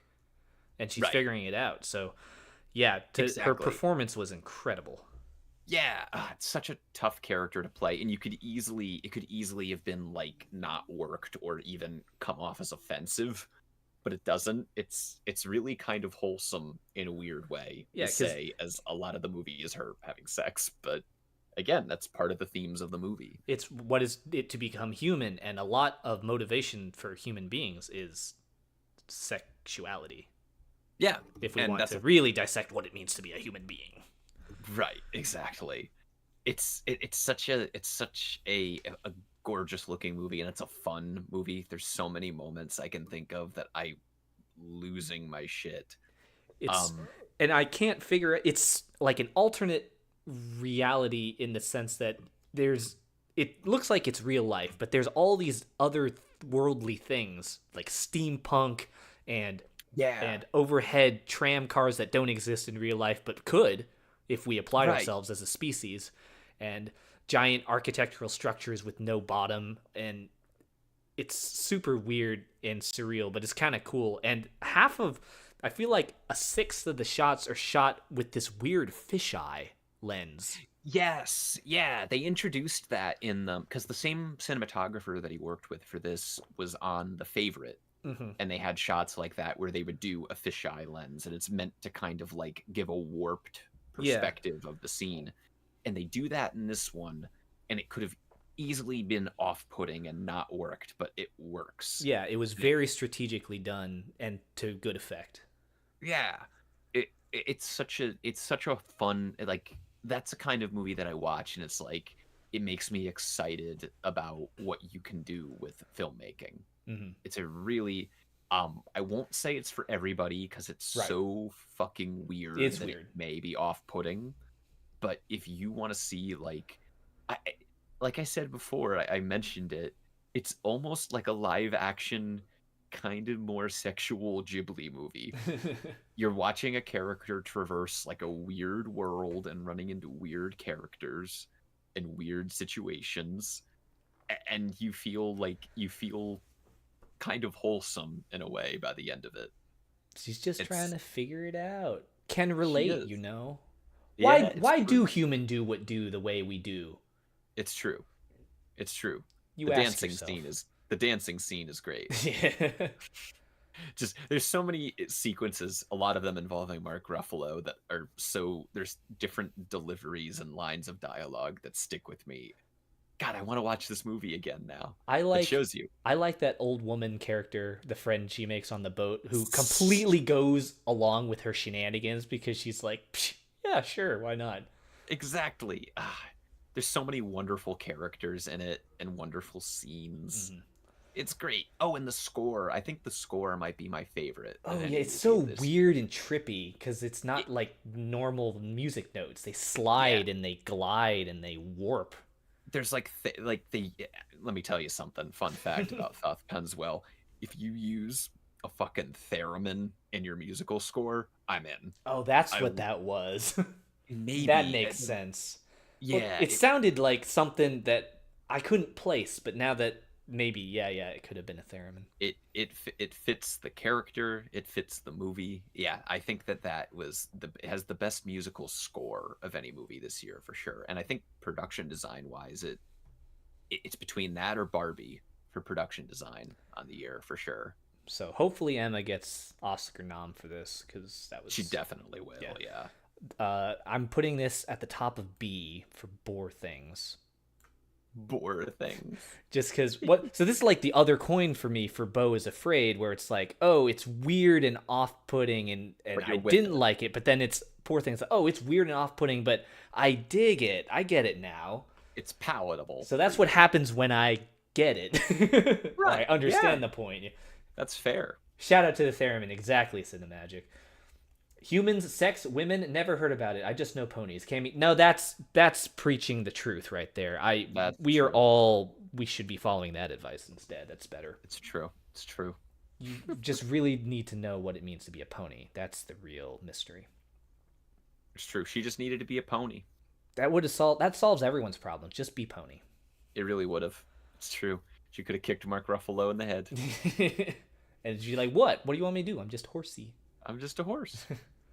And life is a nightmare. Okay. Renfield, Nicolas Cage, and Nicholas Holt, Yeah. and Aquafina. Yes. I feel like this could have been a great movie if it, it's a lot of could haves. I loved Nicolas Cage in it. Nicolas Cage He just was doing yeah. he was doing a role. What is right, it? Chewing the scenery. That's what it's called. Yes. Yes. It was the role he was born to play for sure. The problem comes in for me is that the script is not funny enough, and I feel like Aquafina was miscast. Right. I don't think that was her role. I feel like they did not give her the best role to work with. Mm-hmm. I also think it had an odd tone. I think it was trying to be an action movie, and I don't know if that was the route to go. It was kind of marketed as an action movie, where I feel it would have been Yeah. better if it was marketed as a weird cult movie. Or it had gone full comedy, because the movie is not particularly funny, at least Yeah. in my opinion. It It was was- very middle of the road. It was fun. Yeah, it was fine. It was way more gory than I thought it'd be. Yeah, I noticed that. That was interesting. I think this was another one of those movies that was Universal. They did a bunch of mid-budget releases this year. Cocaine Bear, Knock at the Cabin, and this one. That it feels like if they had put a little bit more into it, you could have had something. But as is, it feels like a movie that's not quite there. Yeah. Sonic is in it. The voice Oh actor for right. Sonic is in it. It's Ooh, don't tell me. I can't think of his name either. It's okay. It's like Ben. Ben something. Schwartz. Yes. I know That's- names. Look at me go. Yeah. You're Ben the name Schwartz. guy now. I have a specific group of names that I know. That's fair. That's fair. Yeah. I liked Nicolas Cage, but he's only in like 25% of the movie, which Yeah. is unfortunate. And I love Nicholas Holt. Yeah, he did But- as well as he could have probably. Yeah. I like him in general. He's a likable protagonist in this case. He's just trying to get by, and He is. he's also wondering what it means to be a pony. It's true. He is wondering what it means to be a pony, while also in a codependent relationship. Which I feel like if they had gone into that more and played with the funny of that more, Yeah, it that would have could been pretty funny if they did. It could have been a hit, but instead they do this weird like mob story, like Ben Schwartz is in the mob or something, and they're going after Nicholas Holt, and it's like, why can't this just be a movie about him and Dracula? Yeah. Why does this need this angle? It felt like a 90s movie, if that makes any sense. Like Yeah, I it can came kind of out see that. like it came out after Goodfellas or something, and they're like, oh well, we have to have the crime, like the crime drama aspect of it, and that was why Aquafina was in it, and she Mhm. just adds nothing to the movie. Yeah, It it, not her it was a best. Yeah, it was a very frustrating experience. I feel like there's a better movie in it, but as is, it was like I think I had that at a 5. I have it as a low B, so I'm gonna put it right here Yeah, under Covenant above Blue Beetle. there The you go. Once More is actually that plot, Lamau. Yes, I should. There, if the Once More should be on this list, and it'll be up here. It should. It's in what is above S tier. P for Pony. Yeah, I agree with that. Next one is, I think that's Ruby Gillman Teenage Kraken, It is. which was a their DreamWorks animated movie for the year. Yes. It was It fine. was a movie. It was a movie. It was Yeah. fine. It was. I like trying to. I go to support the animated movies whenever they come out just to see. Uh, Yeah.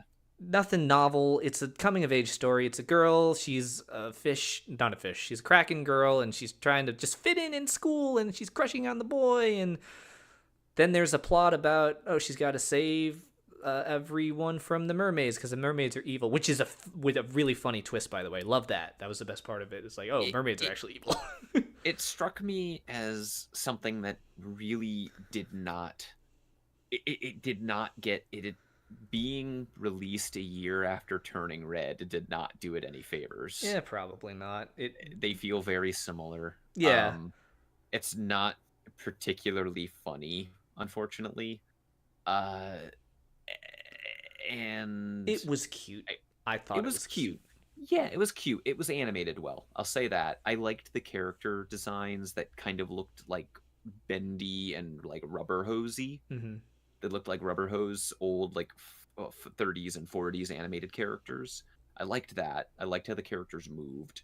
I know that that's a faint praise, but I mean it. I liked the designs, and I liked the color. It was a very colorful movie I for like how sure. they didn't make her design like, oh, it's a girl but she's blue. They made her a weird looking aquatic thing. Yeah, They went in yeah. for that, and that was It good. is. Yeah, it is a perfectly fine.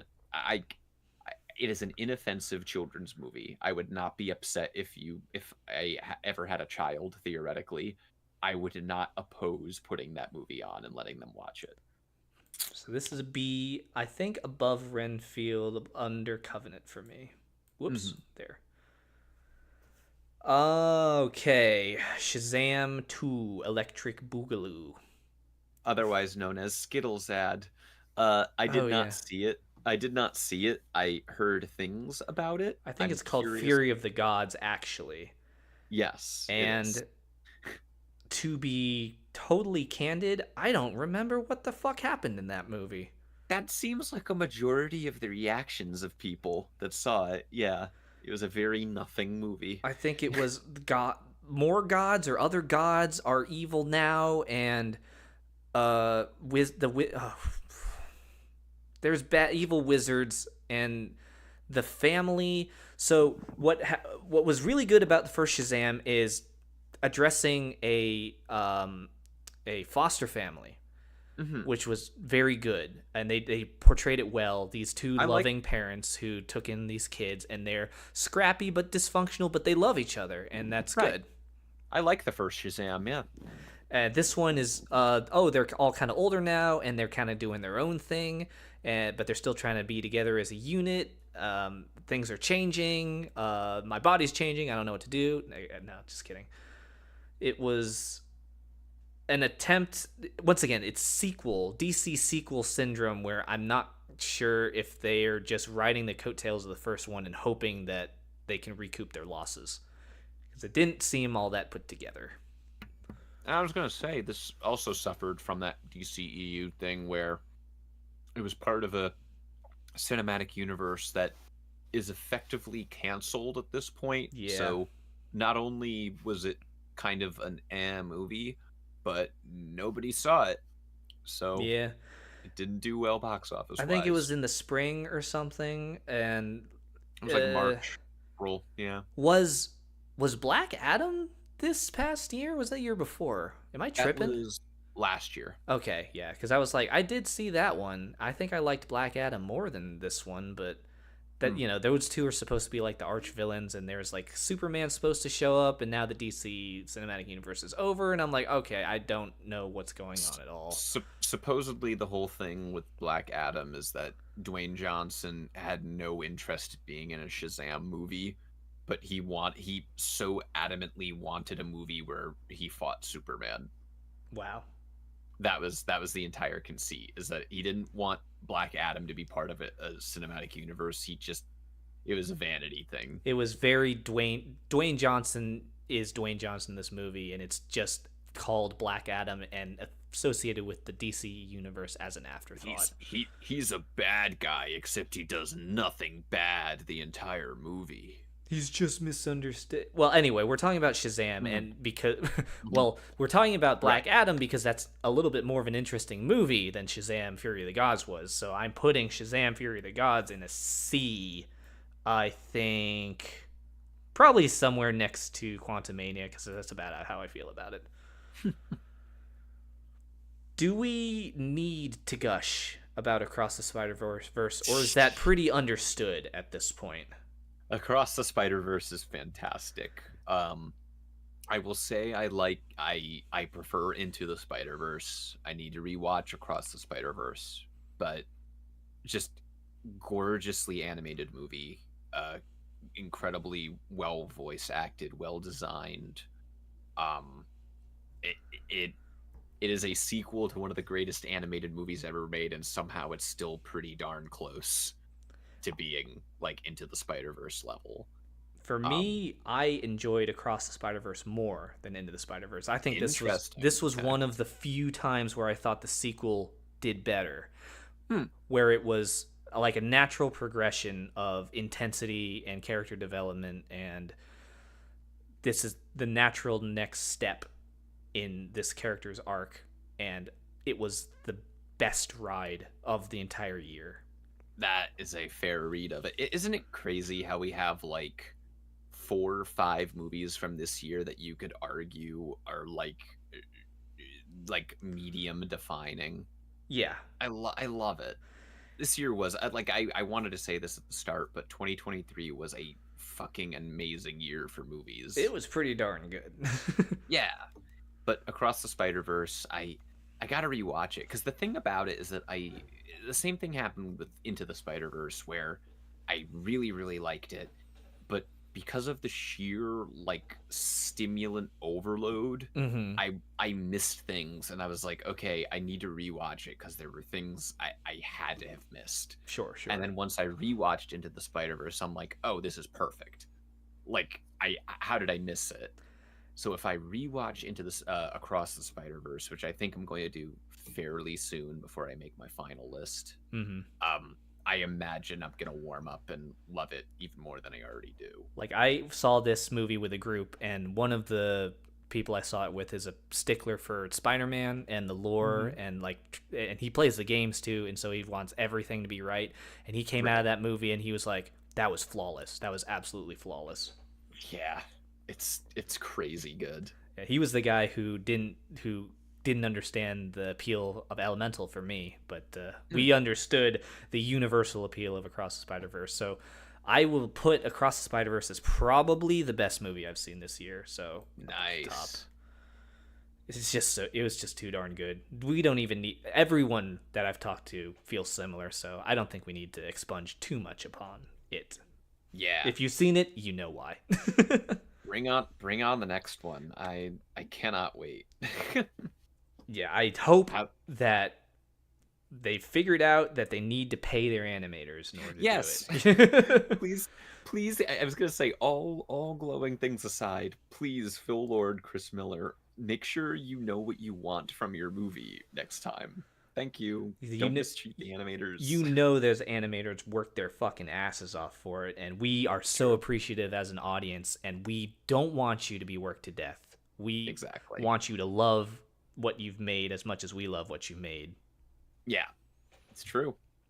I think the next one, because of the strikes, isn't going to come out till 2025 now. That's So totally fine. We will yeah, wait I'm as fine long with as it. we need if you keep this quality up. It's true. We'll wait until 2030 if we have to. Yeah, I'll wait. Mario Brothers.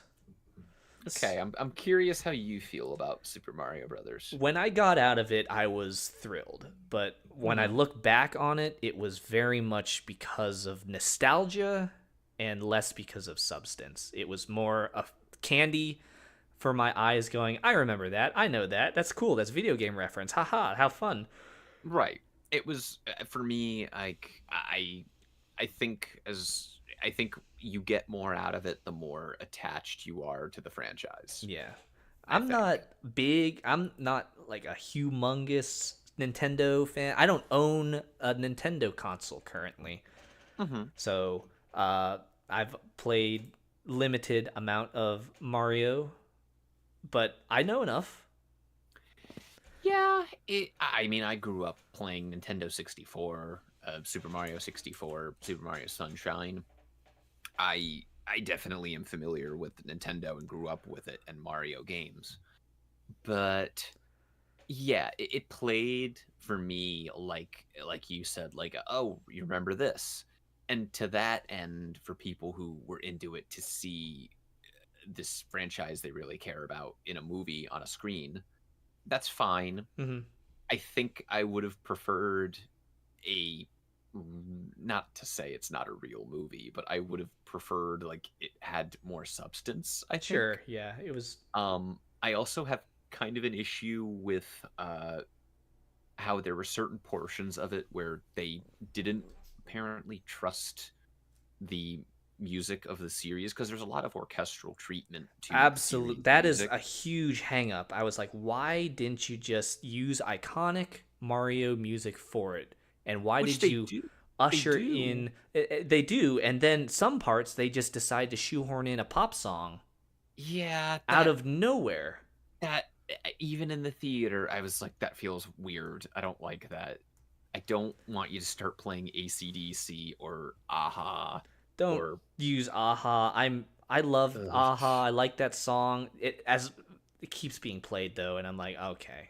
All right, those I get it. th- those were the moments where I got taken out and I was like, oh, it's an Illumination movie. Yeah, basically. And those were the moments where I'm like, you couldn't trust the strength of the material that It's you're adapting. Nintendo. It's why don't you trust? It's a household name.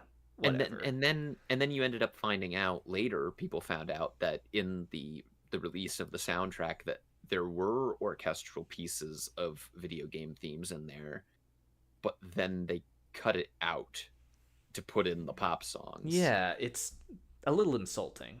it, I would it be feels like insulted. it feels like a producer move. It Hmm. feels like some producer chewing on a cigarette or a cigar was like, oh, you gotta put the pop song in. Kids The like kids this need song. kids like ACDC. They like Aha. Play play the theme from the Living Daylights. Cinematic No says, kidding. as someone with no connection to Nintendo or anything, it was fun, neat. Yeah. Yeah, for someone who's looking to get Mario on a movie screen, I could totally see them having a good time. For Yeah. me, it was fine. I For me, am it was fine. putting it in B next to the other animated movie here in B, about there. That works. Cammy says, I love to see Mario and Green Mario and Mario Princess with that Mario song again. Yeah. What about Gorilla Mario? Gorilla Mario. Gorilla Mario. The casting was pretty spot on, I will say, but Every, everyone's been talking about that since they announced it, so. for sure. I think everybody was fairly solid. I think the highlight was obviously Jack Black as Bowser. Oh yeah, Um, yeah. I would say the weakest link. Uh, I hate to be the person to state the obvious, but the weakest link is Chris Pratt. Yeah. Even This is Seth Rogen as Donkey Kong worked because they played it in the way they did. Yeah, because he's like a teen. He's like a schlub. He's like Like goofy guy. he's a goofy guy. He It's even true. did the hit.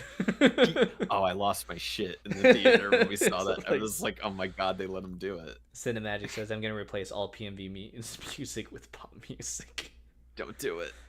Don't do it. compromise your artistic integrity for appeasing the masses. Yeah, don't appease the man.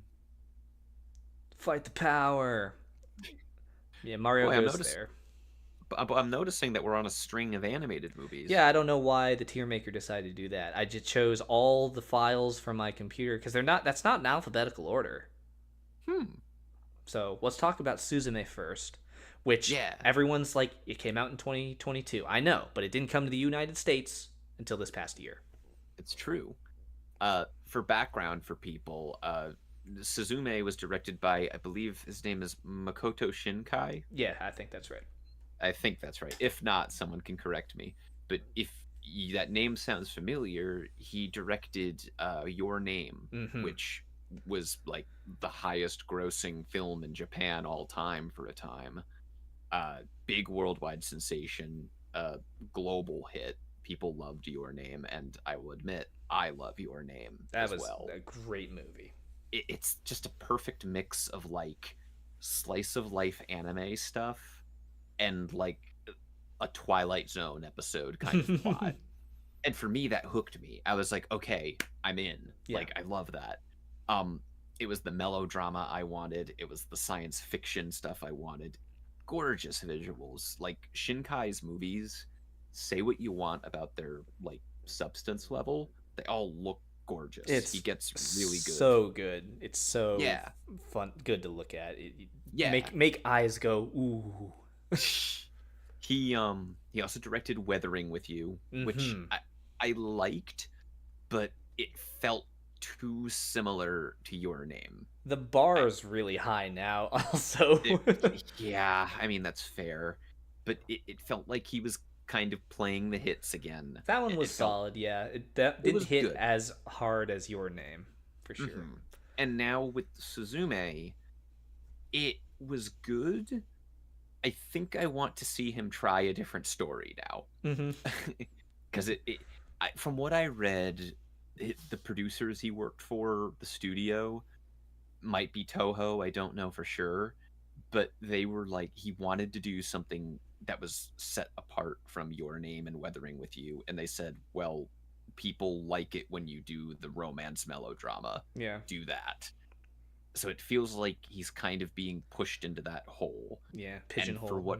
Exactly. But for what it's worth, I still do like Suzume. Gorgeously animated. I loved the visuals, every minute of it. And there's an interesting subtext to it about dealing with the trauma and the fallout of the 2011 earthquakes and tsunami, because that was a big thing. There's a lot of imagery in it where there's like this ethereal plane at one point that's a lot of like wreckage and everything, and a lot of it is very clearly evoking like the aftermath of that really like horrible situation there. And they don't directly address it, but that's a lot of Shinkai's work, is kind of addressing a lot of that trauma that the nation has been through. Because I think I've read interviews where he was like, the country hasn't really had time to process that event in the last 12 years. So to see a movie that kind of touches on it, it's another movie that does that is Shin Godzilla, not the newest Godzilla, but the previous most recent Godzilla. Right. They kind of he mentioned in an interview, or no, the director of Godzilla -1 talked about how what they like to do in Japanese culture is put a trauma or an event, put it toward a symbol and make it that thing, because then you can kind of encapsulate your feelings about it that way. And Suzume does that through that. It also turns an anime gaifu boy into a chair, which was the big meme about this movie, is that it was a romance between a girl and a chair. Do you mean you don't develop feelings towards your living room furniture every once in a while. That's Hey, the most relatable part. hey, man. You do But you. it's true. But I liked Suzume. I actually liked it quite a bit. I didn't love it. He's still riding off the energy from Your Name. Hmm. I want to see him do something different. But I'm curious, what did you think of it? Yeah, it was visually so very good. I am a sucker for these kinds of movies, and this girl's journey. The entire time I was thinking, man, isn't she tired? Because she's just running from It's place to true. place to place, chasing this guy, trying to save the universe one door at a time. And Hmm. she's just an extremely likable character as a protagonist, and you just want her to succeed. Yeah, For it's kind of a road trip movie Yeah, in a way. for me, I feel like it would have been even better if they didn't include a romantic subtext to it, or I See, guess it's overtly apparent. But see, I heard that they weren't going to do that, or they were going to do it, but like potentially have give her like a female love interest, which also Japan would being Japan, right. It sounds like the studio had cold feet and they were like, just do Your Name again, yeah, which I it kind of does, but it also has its own flavor to it, which is yeah, why I gelled with it. At least I will say this: there's a thing I didn't like about Weathering with You. At least he didn't have the characters from Your Name make a cameo appearance. oh yeah, there's the That Makoto that Shinkai cinematic universe. Everything's got to be a cinematic universe now. yeah, Can we I just leave movies in didn't their own need that. world? Nah.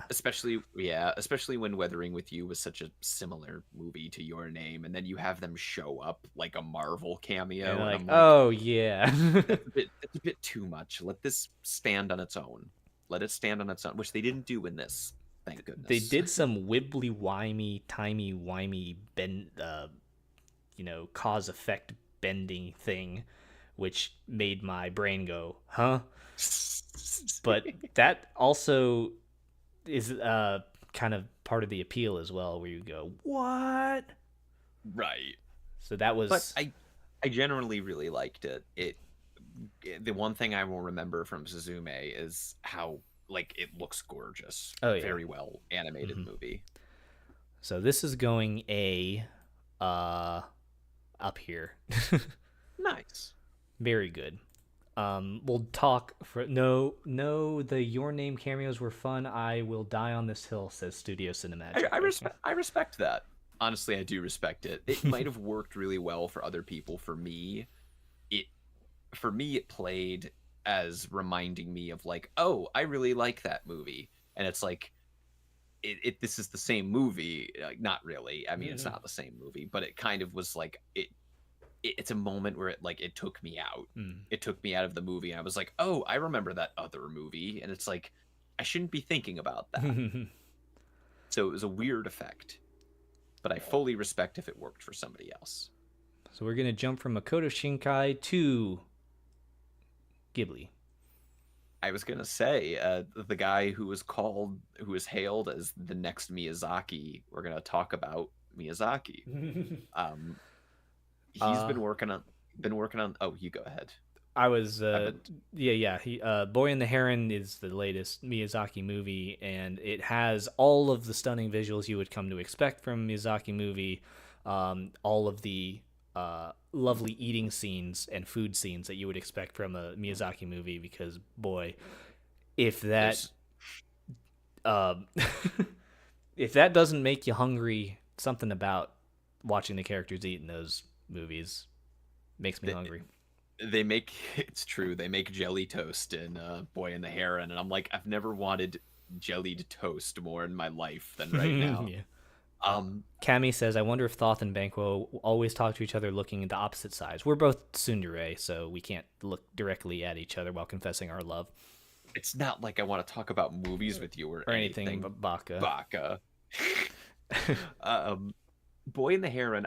Similar to what you said. I remember leaving it with my girlfriend and being like, that had all of the elements of a Ghibli and Miyazaki movie. It was Mhm. it was a smorgasbord Yeah. of Miyazaki, as it were. It had dealing with trauma. It Yep. had an anti-war stance. It had fantastical worlds. There's a funny little guy. There are many funny little guys. Oh my god, when we were in the movie and the little ghosties showed up, I leaned over to my girlfriend and I was like, there's going to be hundreds of those on Etsy tomorrow. Guaranteed. But all of the elements that are usually like great in a Miyazaki movie are there, and they're very good.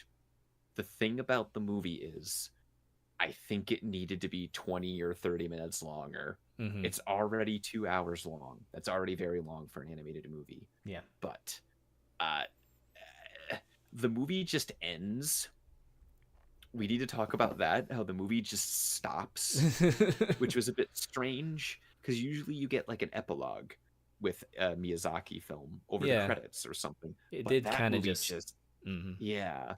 And I appreciate the patience of it, because like early on, when you have those scenes where they're first in the when they're in the house that they move to, it's a and the slow main- burn at the beginning, like a lot of these atmospheric setting up the tone. And yeah, and there is that moment where he's sitting, where the boy is sitting in his bedroom, and they're kind of just letting it sit for like 5 minutes of just like silence, and it's kind of letting like, oh, when you're in like a depressive state, or when you're in that kind of mental state, time passes slowly like that.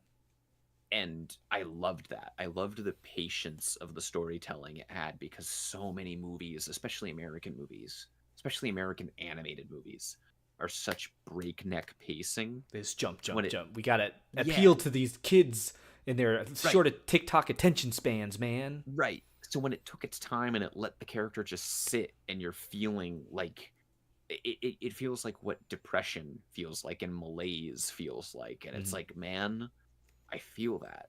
I feel like I'm in that room right now. And I loved that patience. I feel like, yeah, I wanted more of that, of letting the emotional beats and the characters sit with me like that. But then otherwise, it's a coming of age story. As So you you're do. getting yes, as many Ghibli and Miyazaki movies are. But it's a coming of age story. It's kind of about him getting past this trauma of losing this parental figure, As you do in Miyazaki. Yep, as you do. Again, it's a smorgasbord of Miyazaki movies. It's all of the things he likes are all in there. So if you liked all those elements from all of his previous movies, you'll find something to like here. But I feel like it just needed more time and more room to breathe.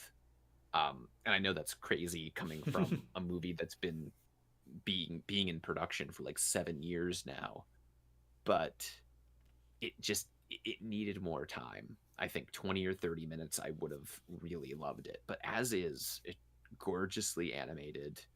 I loved the character, the creepy little guys he runs into. All the great characters he runs into. I loved the heron. Yeah. The heron was such an interesting character, like design wise. And I want to watch the movie with the English dub now, because I saw it with the original Japanese dub. Yeah. But in the English dub, Robert Pattinson voices the heron. They got so many A-list celebrities to voice act and dub these characters in English. I also want to see it in English because I saw it in Japanese. But yeah. I want to see, because I hear that Robert Pattinson goes like goblin mode in that movie, and I'm like, okay, I gotta see what this. He does.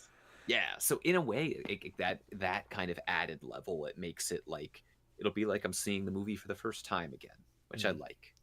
So it's not my favorite Miyazaki, nah, but it is like, it's definitely a good animated movie. Yeah, I'm just glad he does a lot of high quality stuff, and to put all the Miyazaki movies on a scale, that whole category is in a specific echelon of movie up there. So it's true. It didn't stand out to me, like you said, as his greatest of all time or anything, but it was what you'd come to expect, and that's a good thing. Yeah, if anything, I'm just happy he's still able to make movies like this. I'm glad that even at like 82 years old, he's still able to make movies. So I'm putting Boy and the Heron here. Yeah. Out of curiosity, before we continue, what's your favorite Miyazaki movie? Porco Rosso. Interesting. I like Porco Rosso. I don't hear that as a favorite one often. And I decided this, when I was younger and I watched all the Miyazaki movies like sequentially, and then for some reason I decided, yep, Porco Rosso is my favorite. And looking back, not entirely sure why, but that's what I remember. It just hits you best, man. The pig guy. It's true. Pig guy fly plane. I was gonna say you were in the Air Force. Sense. Let me rephrase. I was a civilian, for the Air Force. I don't want to make it seem. I don't want to come across as being in the armed forces. I was never in the armed forces. So. All good. No worries. Sorry, I don't want to be given privileges or be given thanks for something I didn't do. Those accolades go to the people who actually served.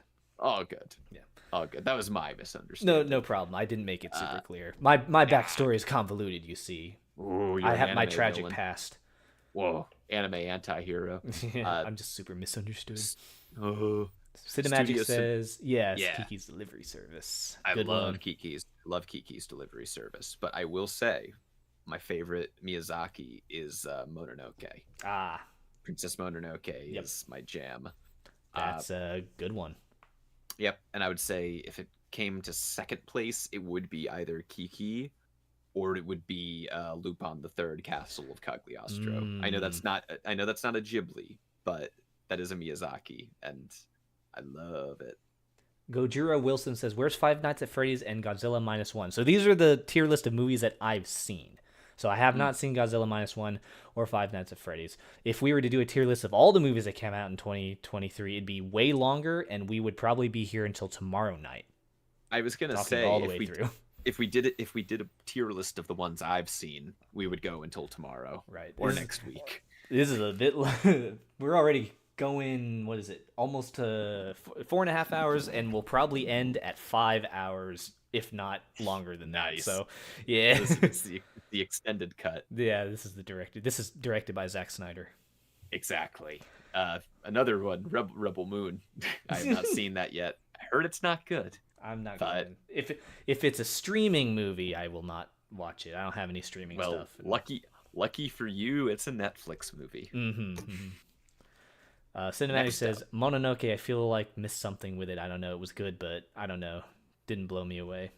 That's fair. That's kind of how I feel about controversial take. I like the movie a lot, but that's kind of how I feel about Spirited Away. Oh my god, you did not. Just saying. You did not. No, I love Spirited Away. I mean, I own it. I like Spirited Away a lot, but it is that sort of thing where something's missing for it for me. But I can acknowledge why it's fantastic and why everyone loves it. And I like it a lot. It's just not my favorite. So let's go through these. Both this one and the next one were both released on Christmas. Did you see them on Christmas? No. I think I saw day after, day before. I don't know. Christmas and end of the year, there's like 6 or 7 movies that come out all at the same time, and I'm like, Yep, they want to get those. They want to get those crowds that are going to the movie. There, you don't have anything to do on Christmas, and they're like, let's go see a movie. Because they're open. Yep. So The Boys in the Boat, directed by George Clooney. True story about the University of Seattle rowing team in the 1940 something. Their rags to riches story of training these ragtag group of boys to be competitive rowing team and eventually make it to the Berlin Olympic Games.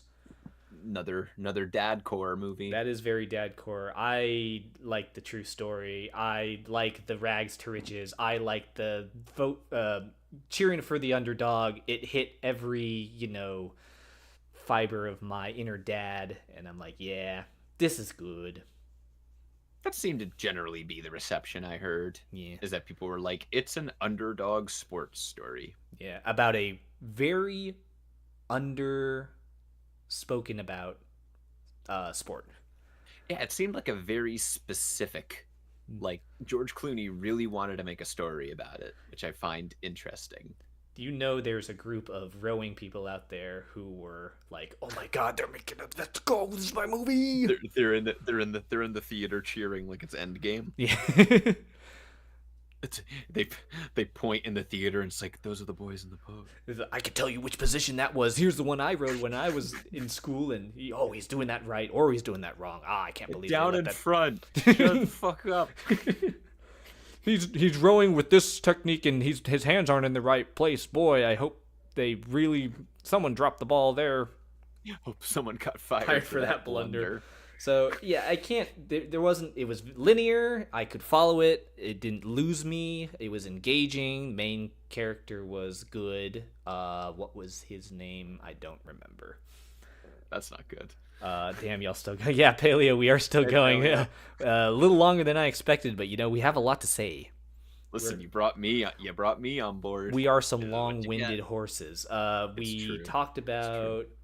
Yeah. So now we're. I don't have any complex ideas about this one. It wasn't super complex. It was just a good story about boys rowing a boat, and you cheer for them. And also, there was Hitler in it, because it was about the Berlin Olympic Games, and he was all mad because they beat Germany. What a great summarization. There were some boys. They were in a boat. Also, Hitler was in it. He was in it. Was he not? It's an accurate statement. Fair enough. Yeah, long whinnying horse. Oh, hush you. So, you thought similar? You thought same? I did not see it. So your perspective here is one of the few I've heard. Yeah, it's nothing. Once again, nothing intense or crazy. It's just about boys in a boat. Nice. Yeah, nothing novel, or I couldn't talk about the editing. I couldn't talk about the pacing or the soundtrack. It was all very just in service of telling this very interesting historical story. So, George Clooney as a director typically does that. He will make you a movie. Yeah. A functioning movie. It did function. Like it did go down the stream. So it was an A for me from my deepest core. That is a dad. Goes right here. Here. It was like, you're not moving, Elemental. She was like, I want to move. And now let's talk about The Color Purple. So I did not see this either. I am curious to hear about it, though. The thing that's curious to me is that, and you mentioned it on your test stream the other day, you mentioned a phenomenon that I want to touch on. The Color Purple, along with Wonka and the new Mean Girls remake, are all musicals. But for some reason, I know the reason, but the advertising has been actively, deceptively editing it so it does not look or sound like a musical. Yeah. And supposedly what that comes from is the studios said, an executive said it recently, that the test screening audiences apparently do not like musicals. So the only way that they can convince the test screening audiences to watch it, or general audiences to watch it, the studios are under the impression that the only way they can get people to see it is if they trick audiences into seeing musicals. So my question would be, why don't people like musicals? Y'all don't like music? I like musicals. That's the strange thing, is that I think they greenlit all of these projects of adaptations of musicals, like The Color Purple or Mean Girls, that were musical adaptations of a movie. I think they greenlit all of these, like, after The Greatest Showman did well, And now movie musicals have kind of like petered out, which I think I would kind of blame on the Dear Evan Hansen movie, for what it's worth. Oh, you know what? No, I know the reason why. I know the singular reason why people don't like musicals. Do it. Cats. Tell me. I mean, to be fair, the world hasn't been the same since Cats 2019 came out. it was all because of Cats. I will say this: Cats is a very big guilty pleasure for me. We actually watched it in our hotel room at HarmonyCon 2023. Oh wow. Now I feel Me, bad because I haven't even watched it. I just like the jokes clowning it on is it. it is a nightmare. But the only times I've watched that movie, I've been fucking tanked, and it's been great. Both experiences have been a blast. So that's a so bad it's good for sure. But yes, so talking about the color purple, I like the Nevaeh. color purple. I use it in my main, the design of my horse. Hey, true. Nevaeh, good to see you. We are Nevaeh. still going. Yeah, we're talking about Cats, Nevaeh. Well, actually, we're talking about the color purple, but we mentioned We Cats. did mention cats. Thank you, Nevi. Not seen it. Maybe we'll see it. Maybe We should watch it together. I was gonna say maybe one of the cons you'll watch. I will get tanked for that. Sure, 100%. Come to Winnie. We'll have a watch party in our hotel room. But go Um, ahead. Tell me about the color purple. The color purple is apparently a book which I had not read, and a original movie which I had not seen, and a remake of an original movie which I've not seen, and now the musical version which I did see, which is this one. I think there's a lot. I think they did this a lot. It's who was it? Spielberg? So, it was a book that Steven Spielberg adapted into a very popular movie. Mm-hmm. And then they adapted the movie into a stage musical, like a Broadway musical, which was pretty well received. And then they adapted the musical that was an adaptation of the movie that was an adaptation of a book. Yeah. Yeah, So there you that's go. yep, that's I said that. Yeah, totally. You did, more or less. I can't. The musical aspect of it was sort of an afterthought for me. I don't think I'm not singing the soundtrack in my head of anything. I think it's a very good story. I think it's a very emotional story, a very personal story to to certain audiences. It's very volatile. You've got like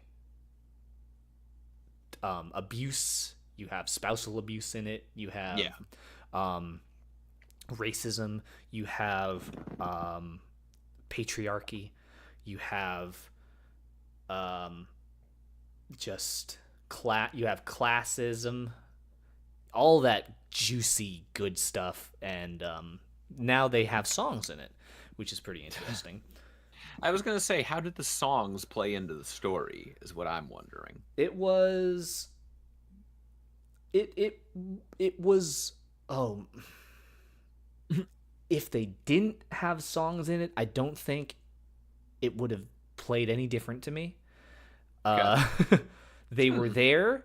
They served the story to express major emotional bits when they're feeling victorious, when they're feeling horrible about the situation and about life, about longing, and the performer, the actresses and actors who sang the hell out of it. Mad respect to them for their performances, of course. But it was, in my opinion, and I don't mean to sound mean about it, but I didn't. If they weren't there, if the songs weren't there, I wouldn't have cared. Yeah, I mean, that's fair. It almost sounds like you'd probably enjoy the Spielberg movie. Yeah. If anything. I probably would enjoy the stage play the most, because I do like theater.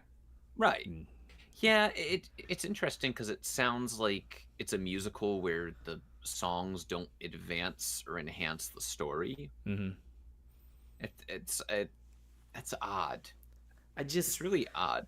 Yeah, hard to put, at least for me anyway. It's just hard for me. Well, I think back to the movie that I saw fairly recently, and all of the major bits don't have a song. All my memorable moments from that movie, the songs weren't really in it. So, yeah, it was, like I said, phenomenal story.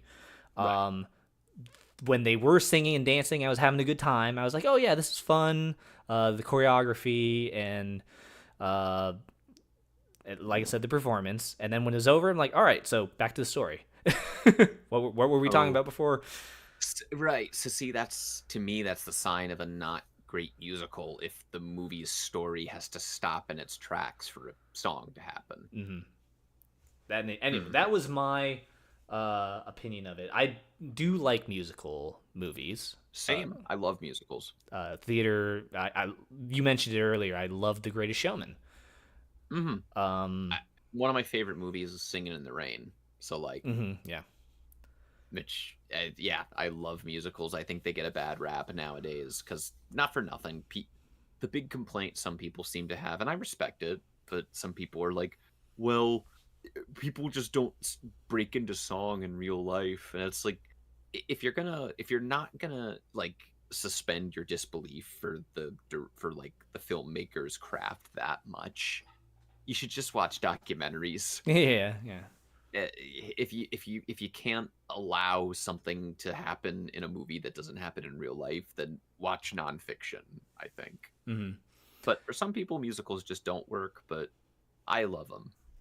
But it So, sounds like yeah. iffy returns on this one. Well, it wasn't as if it detracted or anything. It's Right. just, and I thought the movie was great. I had a good time with this movie. It just the fact that it was a musical did not add or detract. It was just an aspect of it, and the aspect I will remember The Color Purple by now, since that's the only thing that I've seen of this particular story. Hmm. I like what Nevi says there, where a musical with unmemorable music is just a movie with interruptions. Ooh, that's good. That's good. It is pretty good. First, Kami says, firstly, Purple reminds me of Twilight, so could be a terrible movie or the opposite. Secondly, F for Banquo for getting rejected by Thoth. Third, cats are cute, Apparently. but dogs rule in movies. Cami spitting straight facts. Okay, thank you. Cinemagic. It's that kind of thing that works on Broadway perfectly, but doesn't translate to screen for many people. Like it though, not gonna lie. Yeah. So for me, Color Purple goes A because the story is very good. The fact that it's a musical, like I said, does not take away or detract whatsoever. And much like I saw Boys in a Boat and Color Purple in rapid succession, so too will it be placed on this list. I will say, if you want to see like a good melding of like great songs that add to the story and a great story to go with it, have you ever seen the film adaptation of Chicago? Maybe a long time ago. That one is one of my favorites when it comes to that. To me, that's the ideal like stage musical to film adaptation. One of my favorite musical, Broadway musical, is Jersey Boys. Admittedly, the movie part didn't do all that well.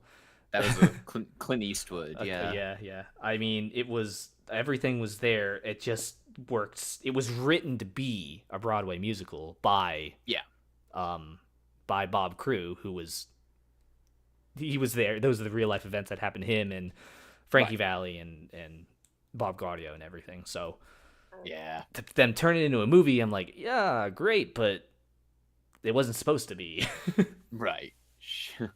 Chicago, yes, thank you, Studio Cinemagic. I fucking love Chicago. Louis, no one started singing My High School Cafeteria, so Equestria Girls to bad movies. Sins ding. Yep.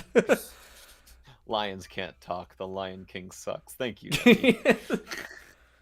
Should we talk about The Lion King 2019 again? No. Yeah, that'll be a whole stream. That'll be our next stream. Yeah. Okay. Oh boy. All right. Wow. We have been going a while. Let's crank these last ones out. All right. Yeah, let's do it. The Creator. Loved it. I liked it a lot. I loved the vision of it. I loved all the visuals. I loved how the production design looked and the imagination employed. I wish there was more imagination and originality in the plot. Yeah. The plot and the characters were a bit shallow. Similar gripe from me. The plot was very predictable. I wish they took a little bit more chance on it. to do something. They were getting real heady with it. Like, what does it really mean to be human? And I'm like, ooh, do that. Yeah, let's get real existential. And then they didn't. Yeah, but like production design, the visual effects. Oh, it like looked so cool. it looked beautiful, and not for nothing, the movie only cost like 90 million to make. Really? With how Yeah, much because- effects that went into like half the characters where Because their face was missing. Yeah, because Gareth Edwards, the director of Rogue One, Yeah. and the 2014 Godzilla, he basically explained it that they would shoot on location. Yeah. And that helped like visualize a lot of the scenes that they were doing, and they storyboarded everything. They had very intricate designs. So when they went into filming it, they had a plan, and there wasn't overspending and like reshooting and retooling things. They just had a game plan and went with it. Mm-hmm. Yeah, visually and like production wise, like gorgeous looking and sounding movie. John David Washington was good. Like, Didn't have yeah, a lot. like him. Didn't have a lot to work. The kid was good. Yep. They didn't have a lot to work with, but they made it work. It was kind of like a sci-fi heist movie that becomes like a road trip, buddy cop movie. They're doing the trope again where it's the grown dude taking a small child across the world to rescue them or bring them somewhere. Except the child is God. The child is kind of. God. But I, as an original sci-fi in the current landscape, it's like an original science fiction movie from a major studio. I say support it. Absolutely. It did okay box office wise, but I think more people should see it because encourage more movies like it to be made, because I think I will eventually buy it on 4K because it's a neat experience, and I want more original sci-fi, and I want more gorgeous looking original sci-fi, and that's what it is. If you can excuse a weak story and weak characters for pretty images, then it's up your alley.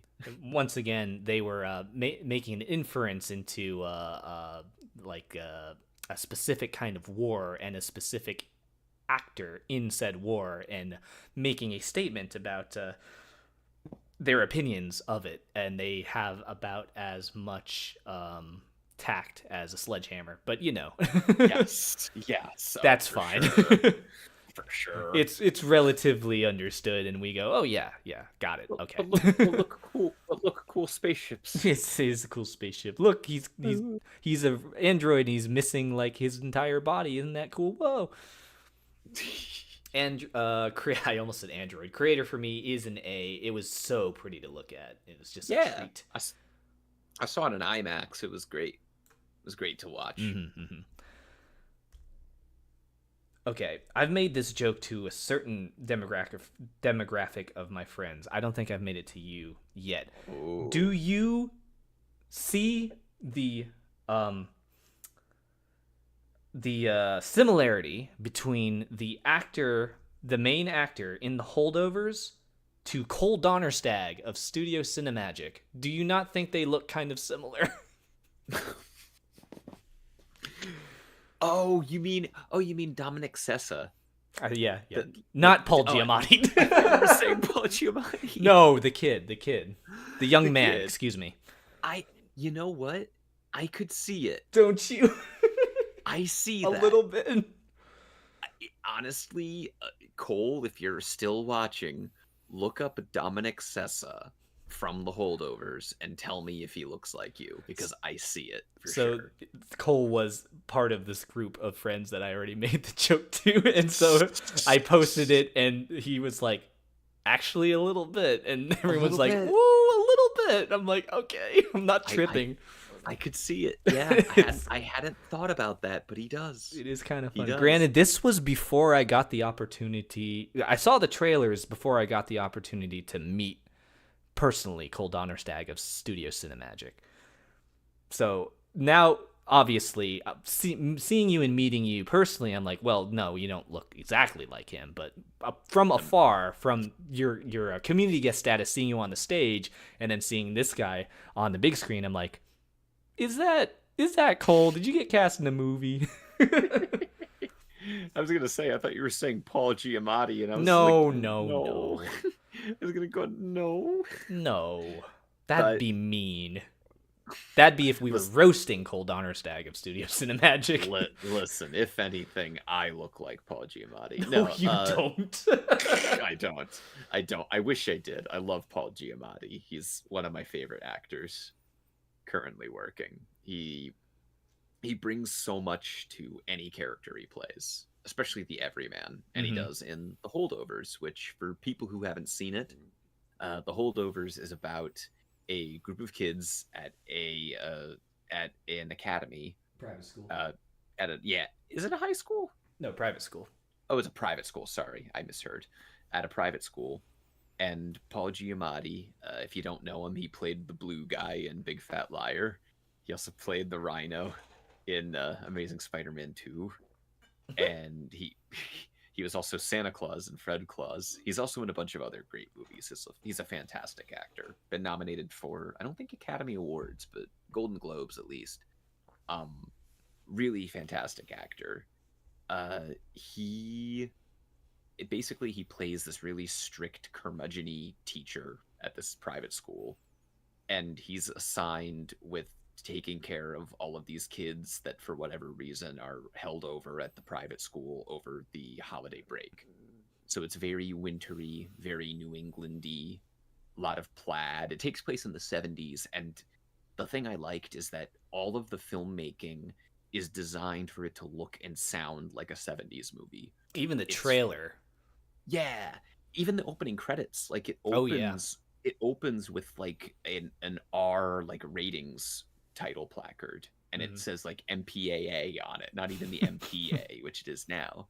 But it's really like classy about that. The audio is in like stereo. It's not in like surround sound or anything. You just hear the audio come in front. But it feels like a movie made in the 70s, and that's the tone of it. And it succeeds at that. And it's a really like just an all-encompassing, it's familiar, but it's like I compared it when I reviewed it on Letterboxd, which you can check me out on Letterboxd. I compared watching it to like being wrapped in a warm blanket. It's really familiar, it's cozy. Paul Giamatti is fantastic in it. I think it's one of his best performances ever. This is one of those that will go down as a classic holiday Christmas movie. Which is funny because the director, Alexander Payne, who he did great movies like Election and Sideways, which you should definitely check out, he hates that people are calling it a Christmas movie. He hates that people are saying it's like a cozy, comfortable movie. He hates that people think it's a Christmas movie.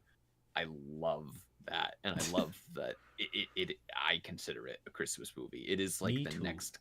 It is like the next classic Christmas movie to me, Mhm.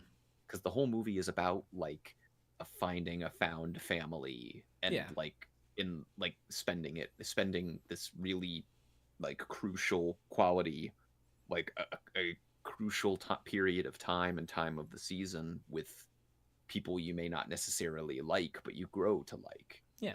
And it's really it's really like wonderful. I Who think. can't But it's also, relate? right, and it's also very cynical too, and I Yeah. like that. A lot of that comes from Paul Giamatti. But the performances are great. Paul Giamatti's great. The kid, Dominic Sessa, who, Cole Donnerstag Cole Donnerstag, did a he's great job in that movie. Yeah.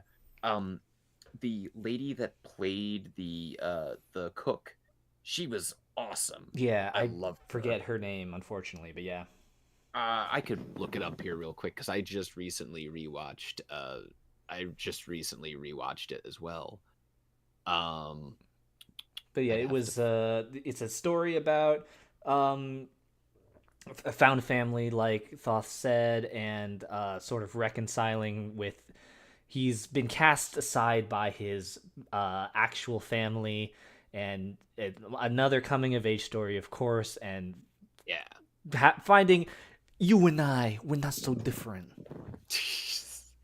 It's true, and it's a really sweet movie. It's really cynical too. Like it has has a tongue. It has its tongue in its cheek, Mm-hmm.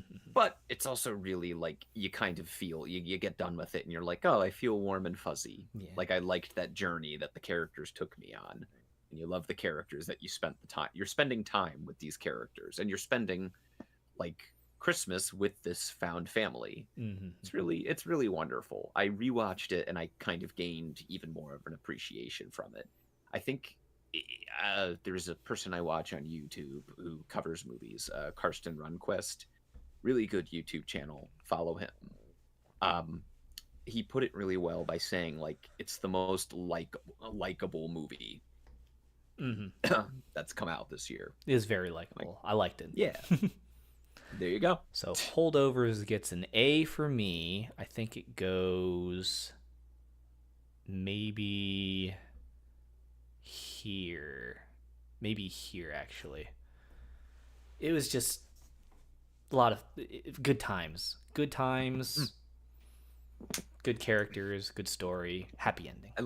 I really like the placement of it in between this really tiny, like small scale story in between a Dungeons and Dragons movie and a Miyazaki movie. that makes me happy. Yeah. And it was funny too. The humor in it was yeah. There's a lot of great gags in it, and there's a lot of great just like little scenes that are like you think about it afterwards, and you're like, oh, I like that moment between the characters. Lots of that. Character moments, indeed. Yeah, they go to like a Christmas party, and it's just, and you're like, oh, I'm there with those characters, or they're in like a bar, and stuff goes awry, but it's like you're like hanging with those characters, and I love movies like that where the characters and the scenes feel so vivid, like you're in that room with them. Maybe it is part of the fact that it was shot, like you said, in a stylistically like an 80s movie. Or was it 70s, did you say? 70s, yeah. Another interesting thing to point out is that all the locations in that movie were all actual locations. There were no sets in the movie, which makes it feel real. Nothing feels fake. Okay, feeling fake. The Little Mermaid. What a good transition. Yeah, I'm the king of segues. Actually, I think someone else in this fandom has that title. But... It's true. Tell me about The Little Mermaid, because I did not see it. It was The Little Mermaid. It was the story of The Little Mermaid, but told in real life, and they just did it all again. For what it's worth, hold on. Holly Bailey did a great performance. Fantastic singer. Right. She was also in The Color Purple, by the way. That's right. Yeah. Did a great job as Ariel. But it was, in fact, and Megan McCarthy as Ursula was also a very inspired choice. I thought that was really funny. Her name is Melissa McCarthy. McCarthy. Megan McCarthy was a writer on My Little Pony: Friendship is Magic band. No, I don't know what you're talking about. Melissa McCarthy. Fuck. Yeah, Melissa McCarthy as Ursula. Very inspired, very funny. I liked that. But it was just the story of The Little Mermaid told again. And go ahead. I don't know why they keep doing this. Well, number one, it's for money. Yes, of course. Number two, it's probably to retain copyrights on it. Yes. I do want to pose this as a counterpoint. Nerd emoji. Oh. The original Little Mermaid did not have the scuttlebutt. The what? The gossip. Because you don't remember the scuttlebutt? Hold on. Look, Nevi knows. Wait, was that the Aquafina thing? Yes, it was. Yeah. Nevi knows. Nevi just posted it without me needing to say it. Scuttlebutt money. Scuttlebutt. Okay, here's the other thing. I don't know why they keep wanting to cast Aquafina in every single goddamn movie. Like, I like her as an actress, but it's oversaturated now. She's just in every... Which, good for her, she's making bank. Yeah. And I appreciate the hustle and, good for her. She's freaking raking it in, but she doesn't need to be in every kids movie because she was in Migration as well, and she was in yeah. what else was she? We talked about her in Redfield, and she's in The Little Mermaid, and God, what else was she in this year? There's got to be something else. Probably, yeah. She was in Raya. That wasn't this year. That was she was in Raya. It just, yeah. But counterpoint, Banquo. Yes. If we didn't have her in this movie, we wouldn't have gotten the scuttlebutt. Everyone go look up on YouTube the scuttlebutt and tell me what your reaction is. Look, I know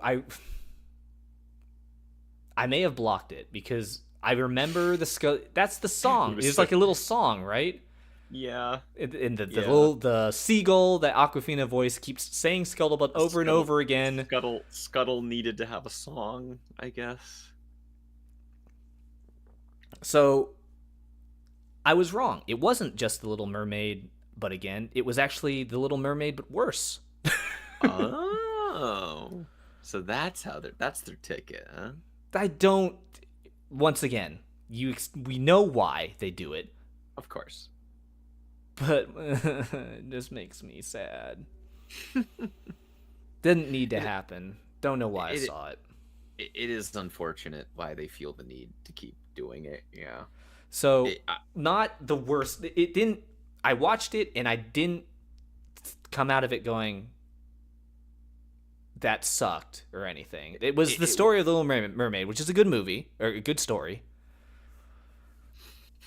Nevi in chat, the scuttlebutt is one of the most insufferable offenses to my ear, literally ever. So I think I completely blocked that. You had a trauma response. I think that is what happened, because I look back and I go, nope, I think I just blocked the Awkwafina seagull from my memory completely, which is why I put it at a C. For Awkwafina. About here, I think. Once again, nothing against Awkwafina. She's great when used correctly, like in Crazy Rich Asians. Perfect. Right. Which I love that freaking movie. Incredible. Yeah. Like one of the few romance movies that I love. Or maybe I don't know. That's a little presumptuous for me to say, but clearly you're a Romeo plus Juliet fan. I'm Baz Luhrmann. Cammy says Mermaid was terrible, not even the shadow of the original movie. They only tried to make a lot of controversy, not good characters, no good writing or good songs, just political stuff. Well, I'm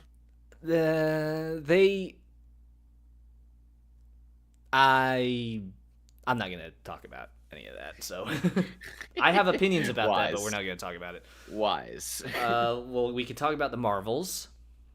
I did not see this.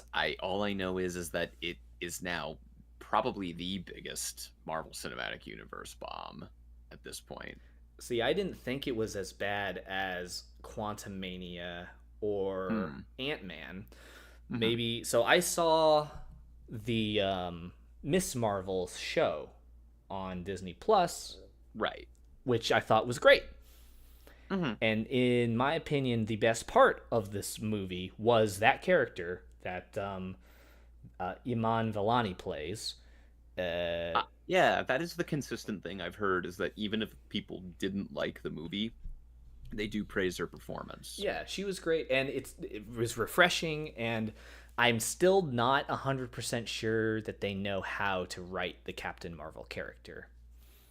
Brie Larson's character? Yeah, because she did the best that she could with what she was given, and I just don't know if they have ever figured out what they want to do with the character.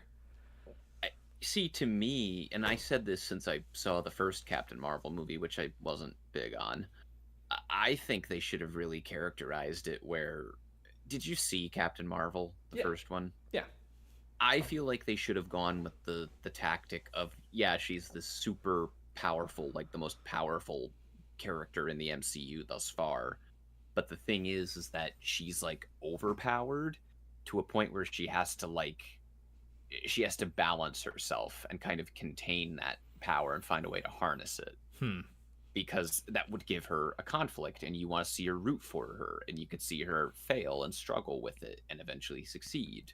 That's like one of the tenets of storytelling and how you grow attached to a character. But instead, in that first Captain Marvel, it's a lot of like, oh, you're just a girl. You can't do it. You're just a girl. It was and it's like, really shoehorned in and not it. yeah, Well, it was doing the what was it? It was telling us instead of showing us. exactly. And Like, look at how much she's struggling. Look with your eyes what we are force feeding down your throat. She struggle. and then they had a montage at one point of just it. Yeah. It looked like one of those ads that play before a movie in a theater of like a bunch of a bunch of girls, like a bunch of boys are like, you're just a girl, you can't do it. And then they stand up and they do a hero pose, and it cuts to Brie Larson doing it. And I was like, what are we doing? Come on, we could do this better. Yeah, it's not the theme and the idea of the story that I'm against, because obviously I'm all for it. I want to see powerful female characters on screen. It's just the way that's the mechanism. Mm-hmm. But the problem is that you need to tell a better story to communicate it, and you're not telling a great story to communicate it. You need better stories. And the first Captain Marvel was a bizarre. Did not like that first Captain Marvel movie.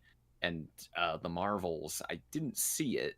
It sounded like it was okay. It was okay. From what I've heard. Mm-hmm. Like I said, I didn't think it was as bad as these other ones. Once again, what saved it for me was... Why don't I know the actress's name. I don't know the actual character's name. It was Miss Marvel, that character. Her bright-eyed optimism at wanting to save everyone and everything and figuring out how this all works. More coming-of-age young protagonist, learning what it means to be a hero, and also she idolized this Captain Marvel in this universe. And then she gets to meet her hero, and she also realizes that she's flawed. Right. So that's pretty cool. Right. Like that they do that. And humanize her a little bit. And then the Monica Rambeau character is there to kind of link us back to Earth and S.H.I.E.L.D. and Nick Fury. I think that was pretty much what she was there for. Well, there you go. And, they're these ragtag group and they need to figure out how to work as a team. It's like, okay, yeah, we've done that. Right. It sounds like a competent movie. It sounds like a movie. Yeah. I give it a solid B for the Marvels. There you go. And it goes, where does it go? Here. Yes. All right, we're back down to the final four. Transformers: Rise of the Beasts. You're still watching the Transformers movies, huh? Sure, as long as they don't have Shia LaBeouf or Mark Wahlberg in it, I'm there. Well, I liked Bumblebee. I thought Bumblebee was the best Transformers movie I've seen. Huh? I was gonna say, I checked out after Dark of the Moon. I was done. Yeah. Although I've seen clips of the later Michael Bay movies. Why are they filmed in like 10 different aspect ratios? It's just a mess. So a funny anecdote about this is when Transformers: The Last Night, I think was the fifth one. The fifth one was released. I was working at the movie theater at the time. Our independent theater, which we got that movie because it's the big blockbuster and a lot of kids come to our theater, so they're gonna watch it. And my manager's like, yeah, what I usually do, what we all we screen the movie for ourselves so we can check that the digital copy hasn't become corrupted, right? And he's like, yeah, usually I do this, but I really don't fucking want to watch this movie. So and it was a day shift, so very not busy. It was just me and the manager. And manager says, I will watch the front and take care of everything if you screen the movie for me. And I said, you mean I'm going to go get paid to sit in that movie theater and watch a movie? Sure. Hell yeah. Why the fuck wouldn't I do that? And then I watched the movie and I was like, Okay, no, I get it. I know why you would rather be out front manning the freaking concession stand rather than watch this movie, because it was a fucking train wreck. Of course. But Transformers Rise of the Beast. So the main character flavor of the month, this guy is what's his name? He was in the Heights and in the stage productions for Hamilton. Don't know his name. I Admittedly do not know either. I really want to look Transformers Rise of the Beast. I feel like I should know. Anthony Ramos. Anthony Ramos is the main guy, Okay. and he's the everyman. He's struggling to make it to just skate by on a living. He's a good guy, but he just needs a break. Mm-hmm. And then his acquaintance on the street's like, "Hey, I have a way you can make some money. We can boost some cars." He's like, "I am morally against this, but I am in some dire straits." And we all go as an audience, of course, we understand how that is. We are, we are in that predicament. We understand. We're with you. Mm-hmm. And They boost this car, and it's a Transformer, of course. And so he's roped into this big epic saga of there's the Transformer, the beasts. I'm not familiar with Transformers lore at all. So if I remember correctly, they are there was a series about this. Yeah, the Primals, I think. Yeah, Beast Wars. Yeah. Which has a very ravenously dedicated fandom. Yeah. People love Beast Wars. If there are those fans here in the chat tonight, I'm sorry. This is my first exposure to it, so my apologies. Mm-hmm. So he gets roped into this big quest to help the Autobots find the beast primal bots, and then fight the Decepticons, obviously.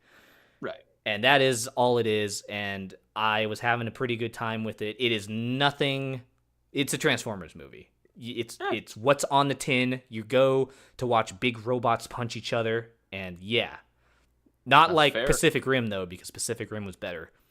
Pacific Rim, I was gonna say that's a Guillermo del Toro movie, ballistic gel torso movie. But no, that's the thing that kind of always bummed me out about those Transformers movies, the later ones at least. But these ones were cooler because they're part animal. Yes, I'm sure that was what a producer said. So so if any furries are watching, they go, "Oh, we got the furry crowd. We got the furry and crowd. We got the robot crowd." Listen, all I'll say is the best Transformers movie was the 1986 one where they got Orson Welles to play a planet-eating robot. Okay, that's my hot take. Tron, right?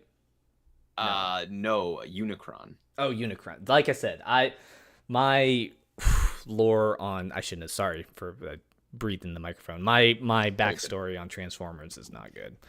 Listen, I'll put it this way: the 80s movie is the best Transformers movie because it's the most 80s of them. Yeah, and it's it embodies it perfectly. I will say, I kind of have a soft spot for the first Michael Bay Transformers movie. Oh yeah. Just because it's the least stupid of them. It goes off the deep end in the second one. Yeah, it wasn't super insane. Like, sure, it was Michael Bay, but it was our first foray into live action Transformers, and we were on board. We're like, yeah, let's do it. Remember when Optimus Prime, the symbol of goodness and pureness in animated history, brutally executes the main villain in the third one? Yeah. Do you remember that? I do, but I don't. While he begs for mercy. See, that is what not having a history watching Transformers. That this is playing in my favor now. I didn't bat an eye. I'm like, yeah, kill this dude. He's a bad guy. I don't know that Optimus Prime is supposed to be this figurehead beacon of morality and goodness. I didn't know that. That's fair.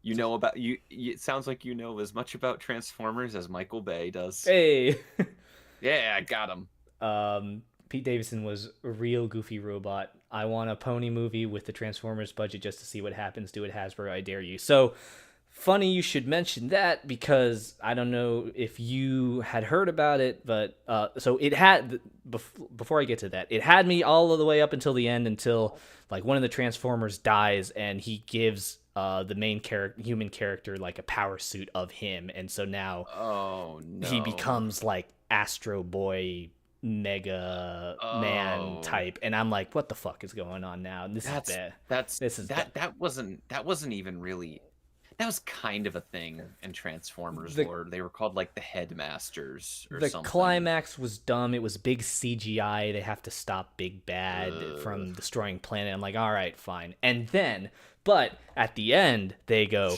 hey, by the way, we want you to join the GI Joes. What?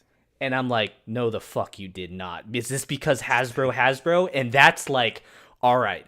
So what you're saying is there's a chance. And what I'm hearing is if they do make some movie that crosses with Transformers, G.I. Joe, and fucking My Little Pony, I will watch that movie 20 fucking times. I mean, not for nothing. They My opened Little the Pony- fucking door. I was gonna say, not for nothing. My Little Pony crossed over with Transformers in the comics. They did. So- I have that comic series, yeah. Yeah. It was Now they good. just need to cross over with GI Joe. If they actually, Do it, IDW. they Do will. it. They won't, because they're fucking cowards. But if they do,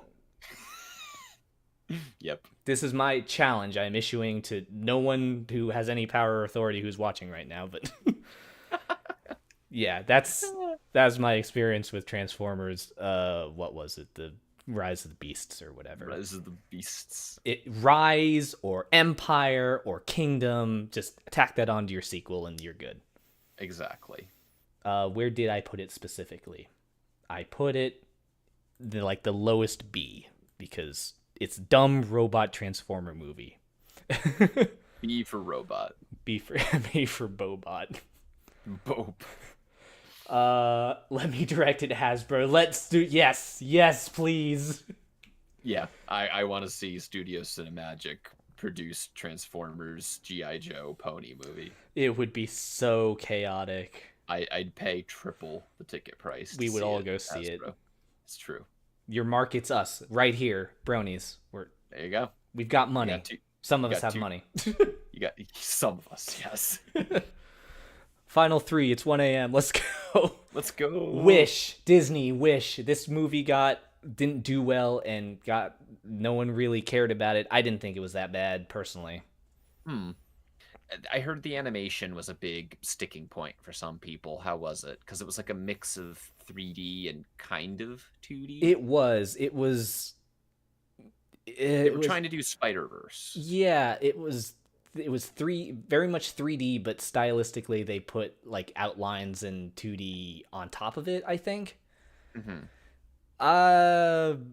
And I ended up hearing that everyone said it kind of looked unfinished because of that. it didn't really bother me, but Oh, I'm that's very forgiving.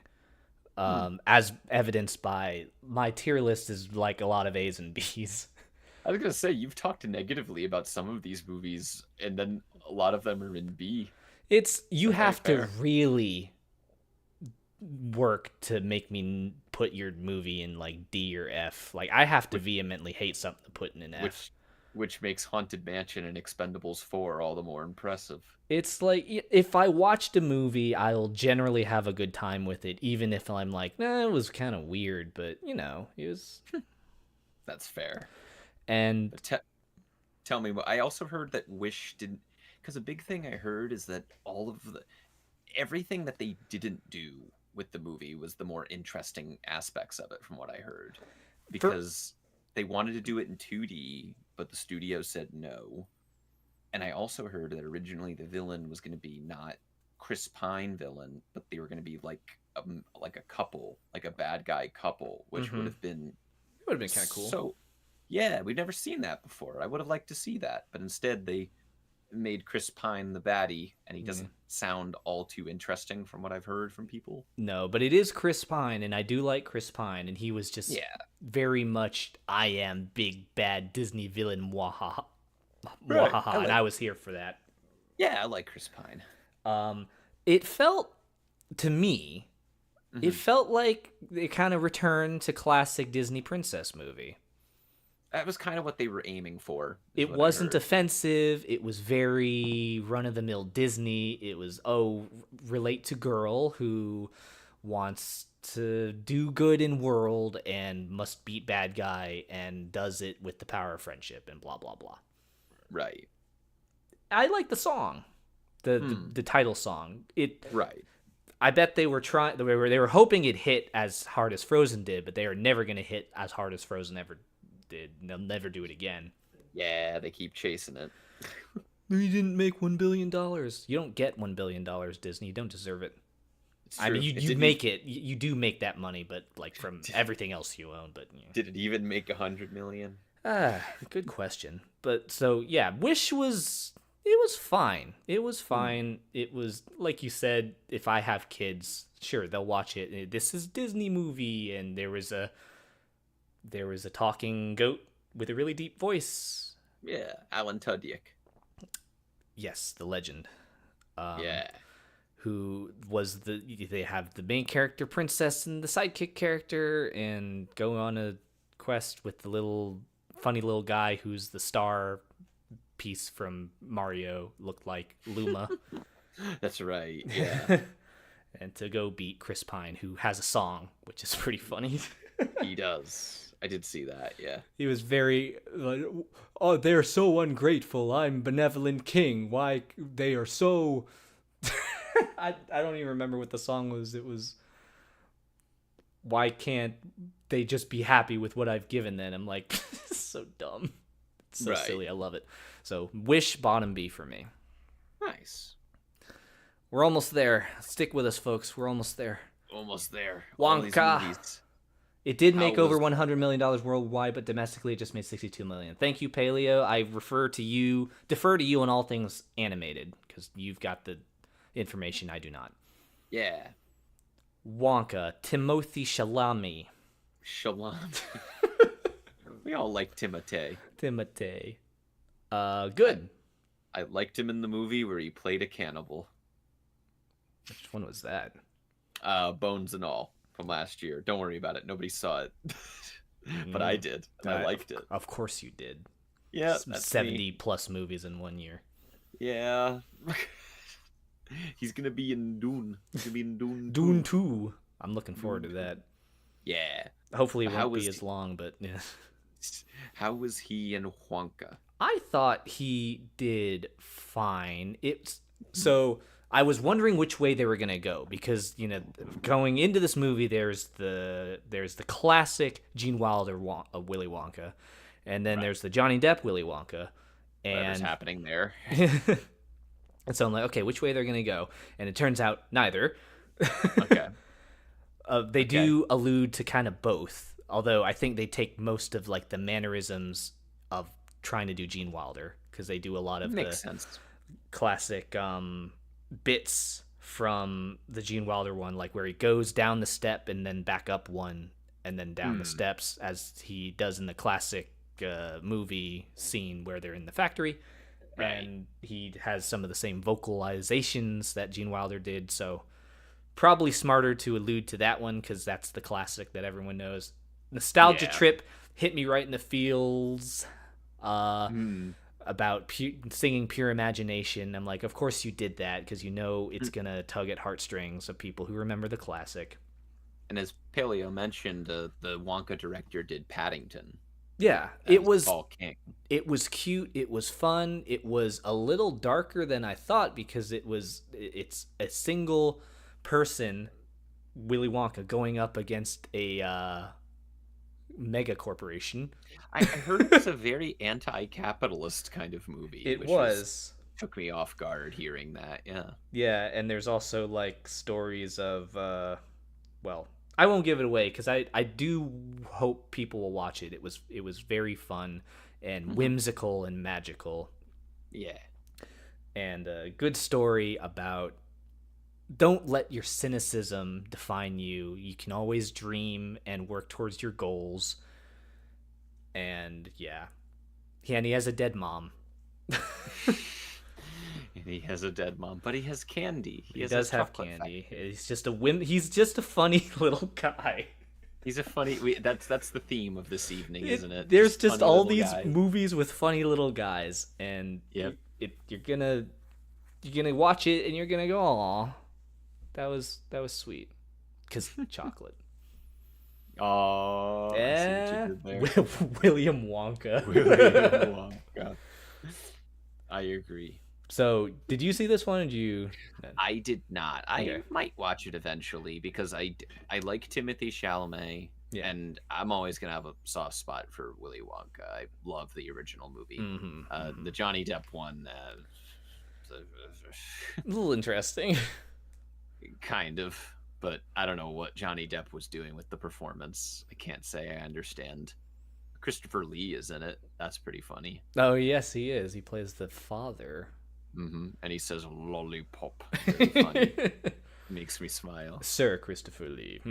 Yes. True. In William Wonka. In William Wonka. In the Chocolate Emporium. Well, no. In that one, it's Charles and the Chocolate Factory. Oh yes. Charles and the chocolate production means of production. I agree. Yeah. Yeah, that's all I have to say. There was musical elements to it as well. Once again, Sure. it wasn't all that purpose. It was all that not all that meaningful to the story, except they did pure imagination, of course. Seeing that, like, I don't even understand people who were taken off guard by that, because both Willy Wonka adaptations that have existed are well known for their music. Mm-hmm. How would you be blindsided that a Wonka movie is a musical? That is true. Yeah, but they tried to edit it all out of the trailers. All the trailers did not indicate it was a musical. Although Crazy. maybe we can give it the benefit of the doubt and say, I know that's not the case, but we can dream, can't we? Just say, oh, it's Willy Wonka. They know it's going to be fun and whimsical and magical and with singing and dancing. Can the next Willy Wonka movie, the next reboot that they eventually do in 25 years, can we just call it Willy? Do it, Warner Brothers. Will. You won't. William. William Seize Wonka. the means of chocolate production, yes indeed. So I would recommend. This was a nice callback nostalgia trip. Nice. Fun, I'll have to watch it. cute. Okay, but does it turn into a horror movie for 8 minutes like the original? Oh, don't spoil it. Do they kill a chicken on screen again? Fun fact, that's one of the few on-screen animal deaths in cinema history. Wow. Yep. That chicken that gets beheaded in the Willy Wonka tunnel scene. How the fuck did they put that in a movie? A kids in a movie major of all movie. things. In a kids movie, yeah. Hugh Grant Wild. does play a Oompa Loompa though. How is that? That's all I need to hear. He's Hugh Grant, right? I'm thinking of the guy. It's the same guy we talked about earlier in Dungeons and Dragons. Same guy. Yes, I believe so. Let me double check. He's hammy. He's over the top. It's good. Yes, Hugh Grant. Yes, that was the same one in Dungeons and Dragons as well. So I enjoyed. It was fun and cute and wholesome. I think maybe here. Nice. Last one. Yes. And in my opinion, this is the sleeper hit of this year. I went into this not knowing what to expect, and just for clarity's sake, Teenage Mutant Ninja Turtles: Mutant Mayhem. I think more people need to see this. This was good. This was very good. This was a fantastic. For reference, I don't have much of an attachment to the Teenage Mutant Ninja Turtles franchise. Nor do I. So this doesn't come from a place of bias. But I loved the visual style, which was very much inspired by Spider-Verse, but it kind of has its own flavor to it, where it's purposefully like grimy and gross looking, kind of, because they're not- sewer turtles, you know. Yeah, and they're New York City sewer turtles, which let me also say, as someone who lives in New Jersey and works in New York City, this was one of the most fucking New York City movies I've seen in a long time. Just like they nailed like the aesthetic and the atmosphere of it. I love that they put they casted actual teenagers to voice the turtles. Yes, liked And that they- aspect for sure. Yeah, and they purposefully they put them in the same recording booth and they kind of just let them riff off each other, and the dialogue feels like they're annoying. They're annoying characters sometimes. Yeah, but they're kind of- teenagers, exactly. right. They're meant to be. Yeah, and so you feel like a real genuine energy from the characters and the dialogue throughout the movie. And when that's not happening, the animation is gorgeous. I loved all of the fight scenes. There's a great montage at one point that's kind of feels like a music video almost. The music in the movie was great. Trent Reznor and Atticus Ross, Nine Inch Nails, they did the soundtrack to the movie. Oh wow. Yeah, and it was great. The soundtrack choices were great. I love the fight scenes and the way they were like just mapped out. There's a great scene where Splinter, who's voiced by Jackie Chan, Mm-hmm. the whole fight scene with him at one point is modeled after the fight scenes in Police Story. If you Yes. ever saw those. That was And- one of the highlights, was that they made Master Splinter fight like Jackie Chan fights. Yeah. Oh, and I gushed in it because I love the Police Story series. So when I saw it, I was like, oh my god, like I know this. They've watched movies. They actually as a cinephile in the theater, that was my end game moment where I was like, popped off. I was like, yes. Yes. Like, but it was such a well designed movie, and it was a movie that, whether it's like too much for you or not, it has a distinct personality and a voice to it, and I loved it for that. I think I would put it over this year's Spider-Verse. Wow. I would rank it over that.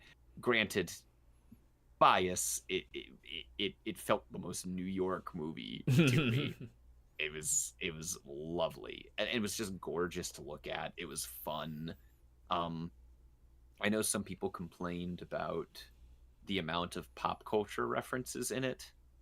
Like they kind of like the teen actors kind of name drop a lot of like current day thing, and people thought some people kind of read that as like, oh, they're trying to be trendy or whatever, but they thought it was like a Rick and Morty kind of thing. But for me, it's like, no, that fits within the world. Like if they're That's how teens, teenagers talk. right? Like they mentioned like Forza or whatever at one point in a driving scene, and it's like, I get it. Like, oh yeah, they're referencing something, but also, if you made a teenager who shouldn't be driving drive, they would brag that they've driven in a video game. Like, not for nothing. Like, if I were a teenager, if I were 14 years old and I drove a car, I'd be like, oh yeah, I played Burnout. I know how to do this. Yeah, I we played remember our PS2. teenage years from 30 years ago, right? Yeah, for sure. Yeah. I was a teenage horse once. Once upon a time But in Hollywood. yeah, that's the name exactly. But yeah, no, I really appreciated Mutant Mayhem. I know a lot of people have sang praises of it, but it's definitely one that more people need to see, because I think it's very much along the lines of like a Spider-Verse or last year's Puss in Boots, where it's just a really, it's a sign of the sea change that Into the Spider-Verse ushered in, and it shows like the really, really like visually unique animated movies that are being made now, and it has a personality to it. We need more animated movies that have a distinct personality and Go feel. support animation, please, and thank you. Yeah. Go to the theaters, support animation. And also not for nothing, but it was explicitly stated by Seth Rogen and Evan Goldberg, who are producers on the movie, that they didn't crunch their animators while working on it. No shade whatsoever. Just saying. So Just saying. so I went to see this one in a group at the Mhm. end of Everfree Northwest. I think I remember it might have been Minty sent photos of your group. Yes. Yes, we went with a bunch of horse people, and it was a good time. I enjoyed it as well. It was a little bit difficult for me to keep track of what was going on, and Definitely. I could see that. that put me off significantly, just because I'm like, it's chaos. And maybe it was because I was like on the end as well, so I was Right. looking at everything from the angle and a little bit too close. But Maybe. I appreciate everything that they did for animation and how stylistically different it was. I appreciate that they got the characters to actually be teenagers. Like everything you said, I appreciate that I could not predict where the hell the story was going, because you think it's Yeah. going to end and you're like, oh yeah, I know how this goes, and then it doesn't. You go, oh, that was different. Right. Exactly. So liked that, but it was a little bit a little too chaotic stylistically, that I couldn't. I feel like I missed a lot of things visually just because I was distracted by something else that was going on, and I just couldn't focus in on it. For those people who are blind, like me, and wear glasses in the chat, it's almost as if I was watching it and I didn't have my glasses on. I just couldn't quite find where I was supposed to be looking and where the focus was, and it sort of distracted me during that movie. But That's fair. That's a me thing. So for me, that's going at the highest B. Got you. Honestly, that's fair. Very That- respectable placement. Yeah, that's me with the Spider-Verse movies. When I first saw them, I needed to rewatch them because it was like I've probably missed things because there's so much going on visually. But Ninja Turtles especially does that because is definitely a very sludgy, like scratchy kind of visual style, much more than Spider-Verse. So I could see that completely. So yeah, this was my definitive 2023 tier list of all the movies that I watched in 2023. This is by no means comprehensive because I didn't see everything. I tried to see as much as I was interested in and to get a smattering. I saw movies which I had a good idea of where I was going to place it even before going in. Expendables. Right. Oh, you were expecting it. You went into it wanting to hate it, man. You went into it wanting to hate it. I did. Yeah, I wanted to, and it fulfilled my request. So thank you. That's fair. It met That is fair. it met my expectation. What can I say? It did not subvert your expectations. It met them. Hey, a good tier list should look like a bell curve, right? A sideways bell curve. Honestly, no. I am in agreement with a majority of this for sure. There's some that I would probably rank lower, and one that I would rank higher. Of course, and I think, but no, that is really good that we have such a dissonance on that particular one, because that was the one I wanted to talk to you about, because I was like, I mean, again, like we got like a nearly 6-hour long conversation about this, and that's why I love talking about movies with people, especially when there's a difference in opinions on them. Because again, like I said at the start, to me, that means a good conversation, and we got a bunch of good conversations tonight out of it. And for a majority, I agree with where you've put them. And for the ones I didn't see, you've got me very, very interested in checking out a few of these. I definitely want to see. I want to see Dumb Money now. I want to see Wonka. I want to see Elemental. yeah, And who the are rest, all right there on the tier list somehow. I was gonna say they're all in the A tier. So you really liked those. I liked them. I liked Yeah. them. Then And your S tier, I'm bang on with you on those. All of those are in my top 20. Some of them in my top 10. So I'm with you. So I am notoriously pretty easy to please. Like I said, I will try to find any redeeming quality in your movie that you put, and I don't want to rank you an F. If I rank you an F, it's because y'all really screwed up. You put Expendables and Haunted Mansion. I think those are a perfect F tier. Cinemagic, my favorite movie of the year is Defunctland, Epcot symphonic documentary, and I mean that sincerely. I've heard about that. I need to watch that. And that does count. That does qualify as cinema to me. I feel like there needs to be more respect paid to YouTube in terms of filmmaking. There was a great documentary series. Believe they're called Secret Base. They do a lot of sports documentaries. They did like a 9-part series about the history of the Minnesota Vikings football team this year. Ooh. And it was so engrossing. They had so many story arcs and character arcs in it, and all it was, a majority of it, was looking at graphs and records of sports teams. and they made it into like a compelling like saga, like a 50-year saga of this sports team that is good, but they can never fucking win. And it was great. It was like an underdog story, but through stat sheets. That sounds that sounds like the movie that I've been wanting to watch for a long time, but haven't gotten to. Moneyball. Moneyball's great. I think that's one of the best sports movies ever made, personally. It helps that it was written by Aaron Sorkin, who's a fantastic writer. He wrote Social Network. Yes. Among other things. But anyway, if we keep talking about names, I'll talk about movies all night. Right. Thank you all for being here. If you were here the entire time, wow.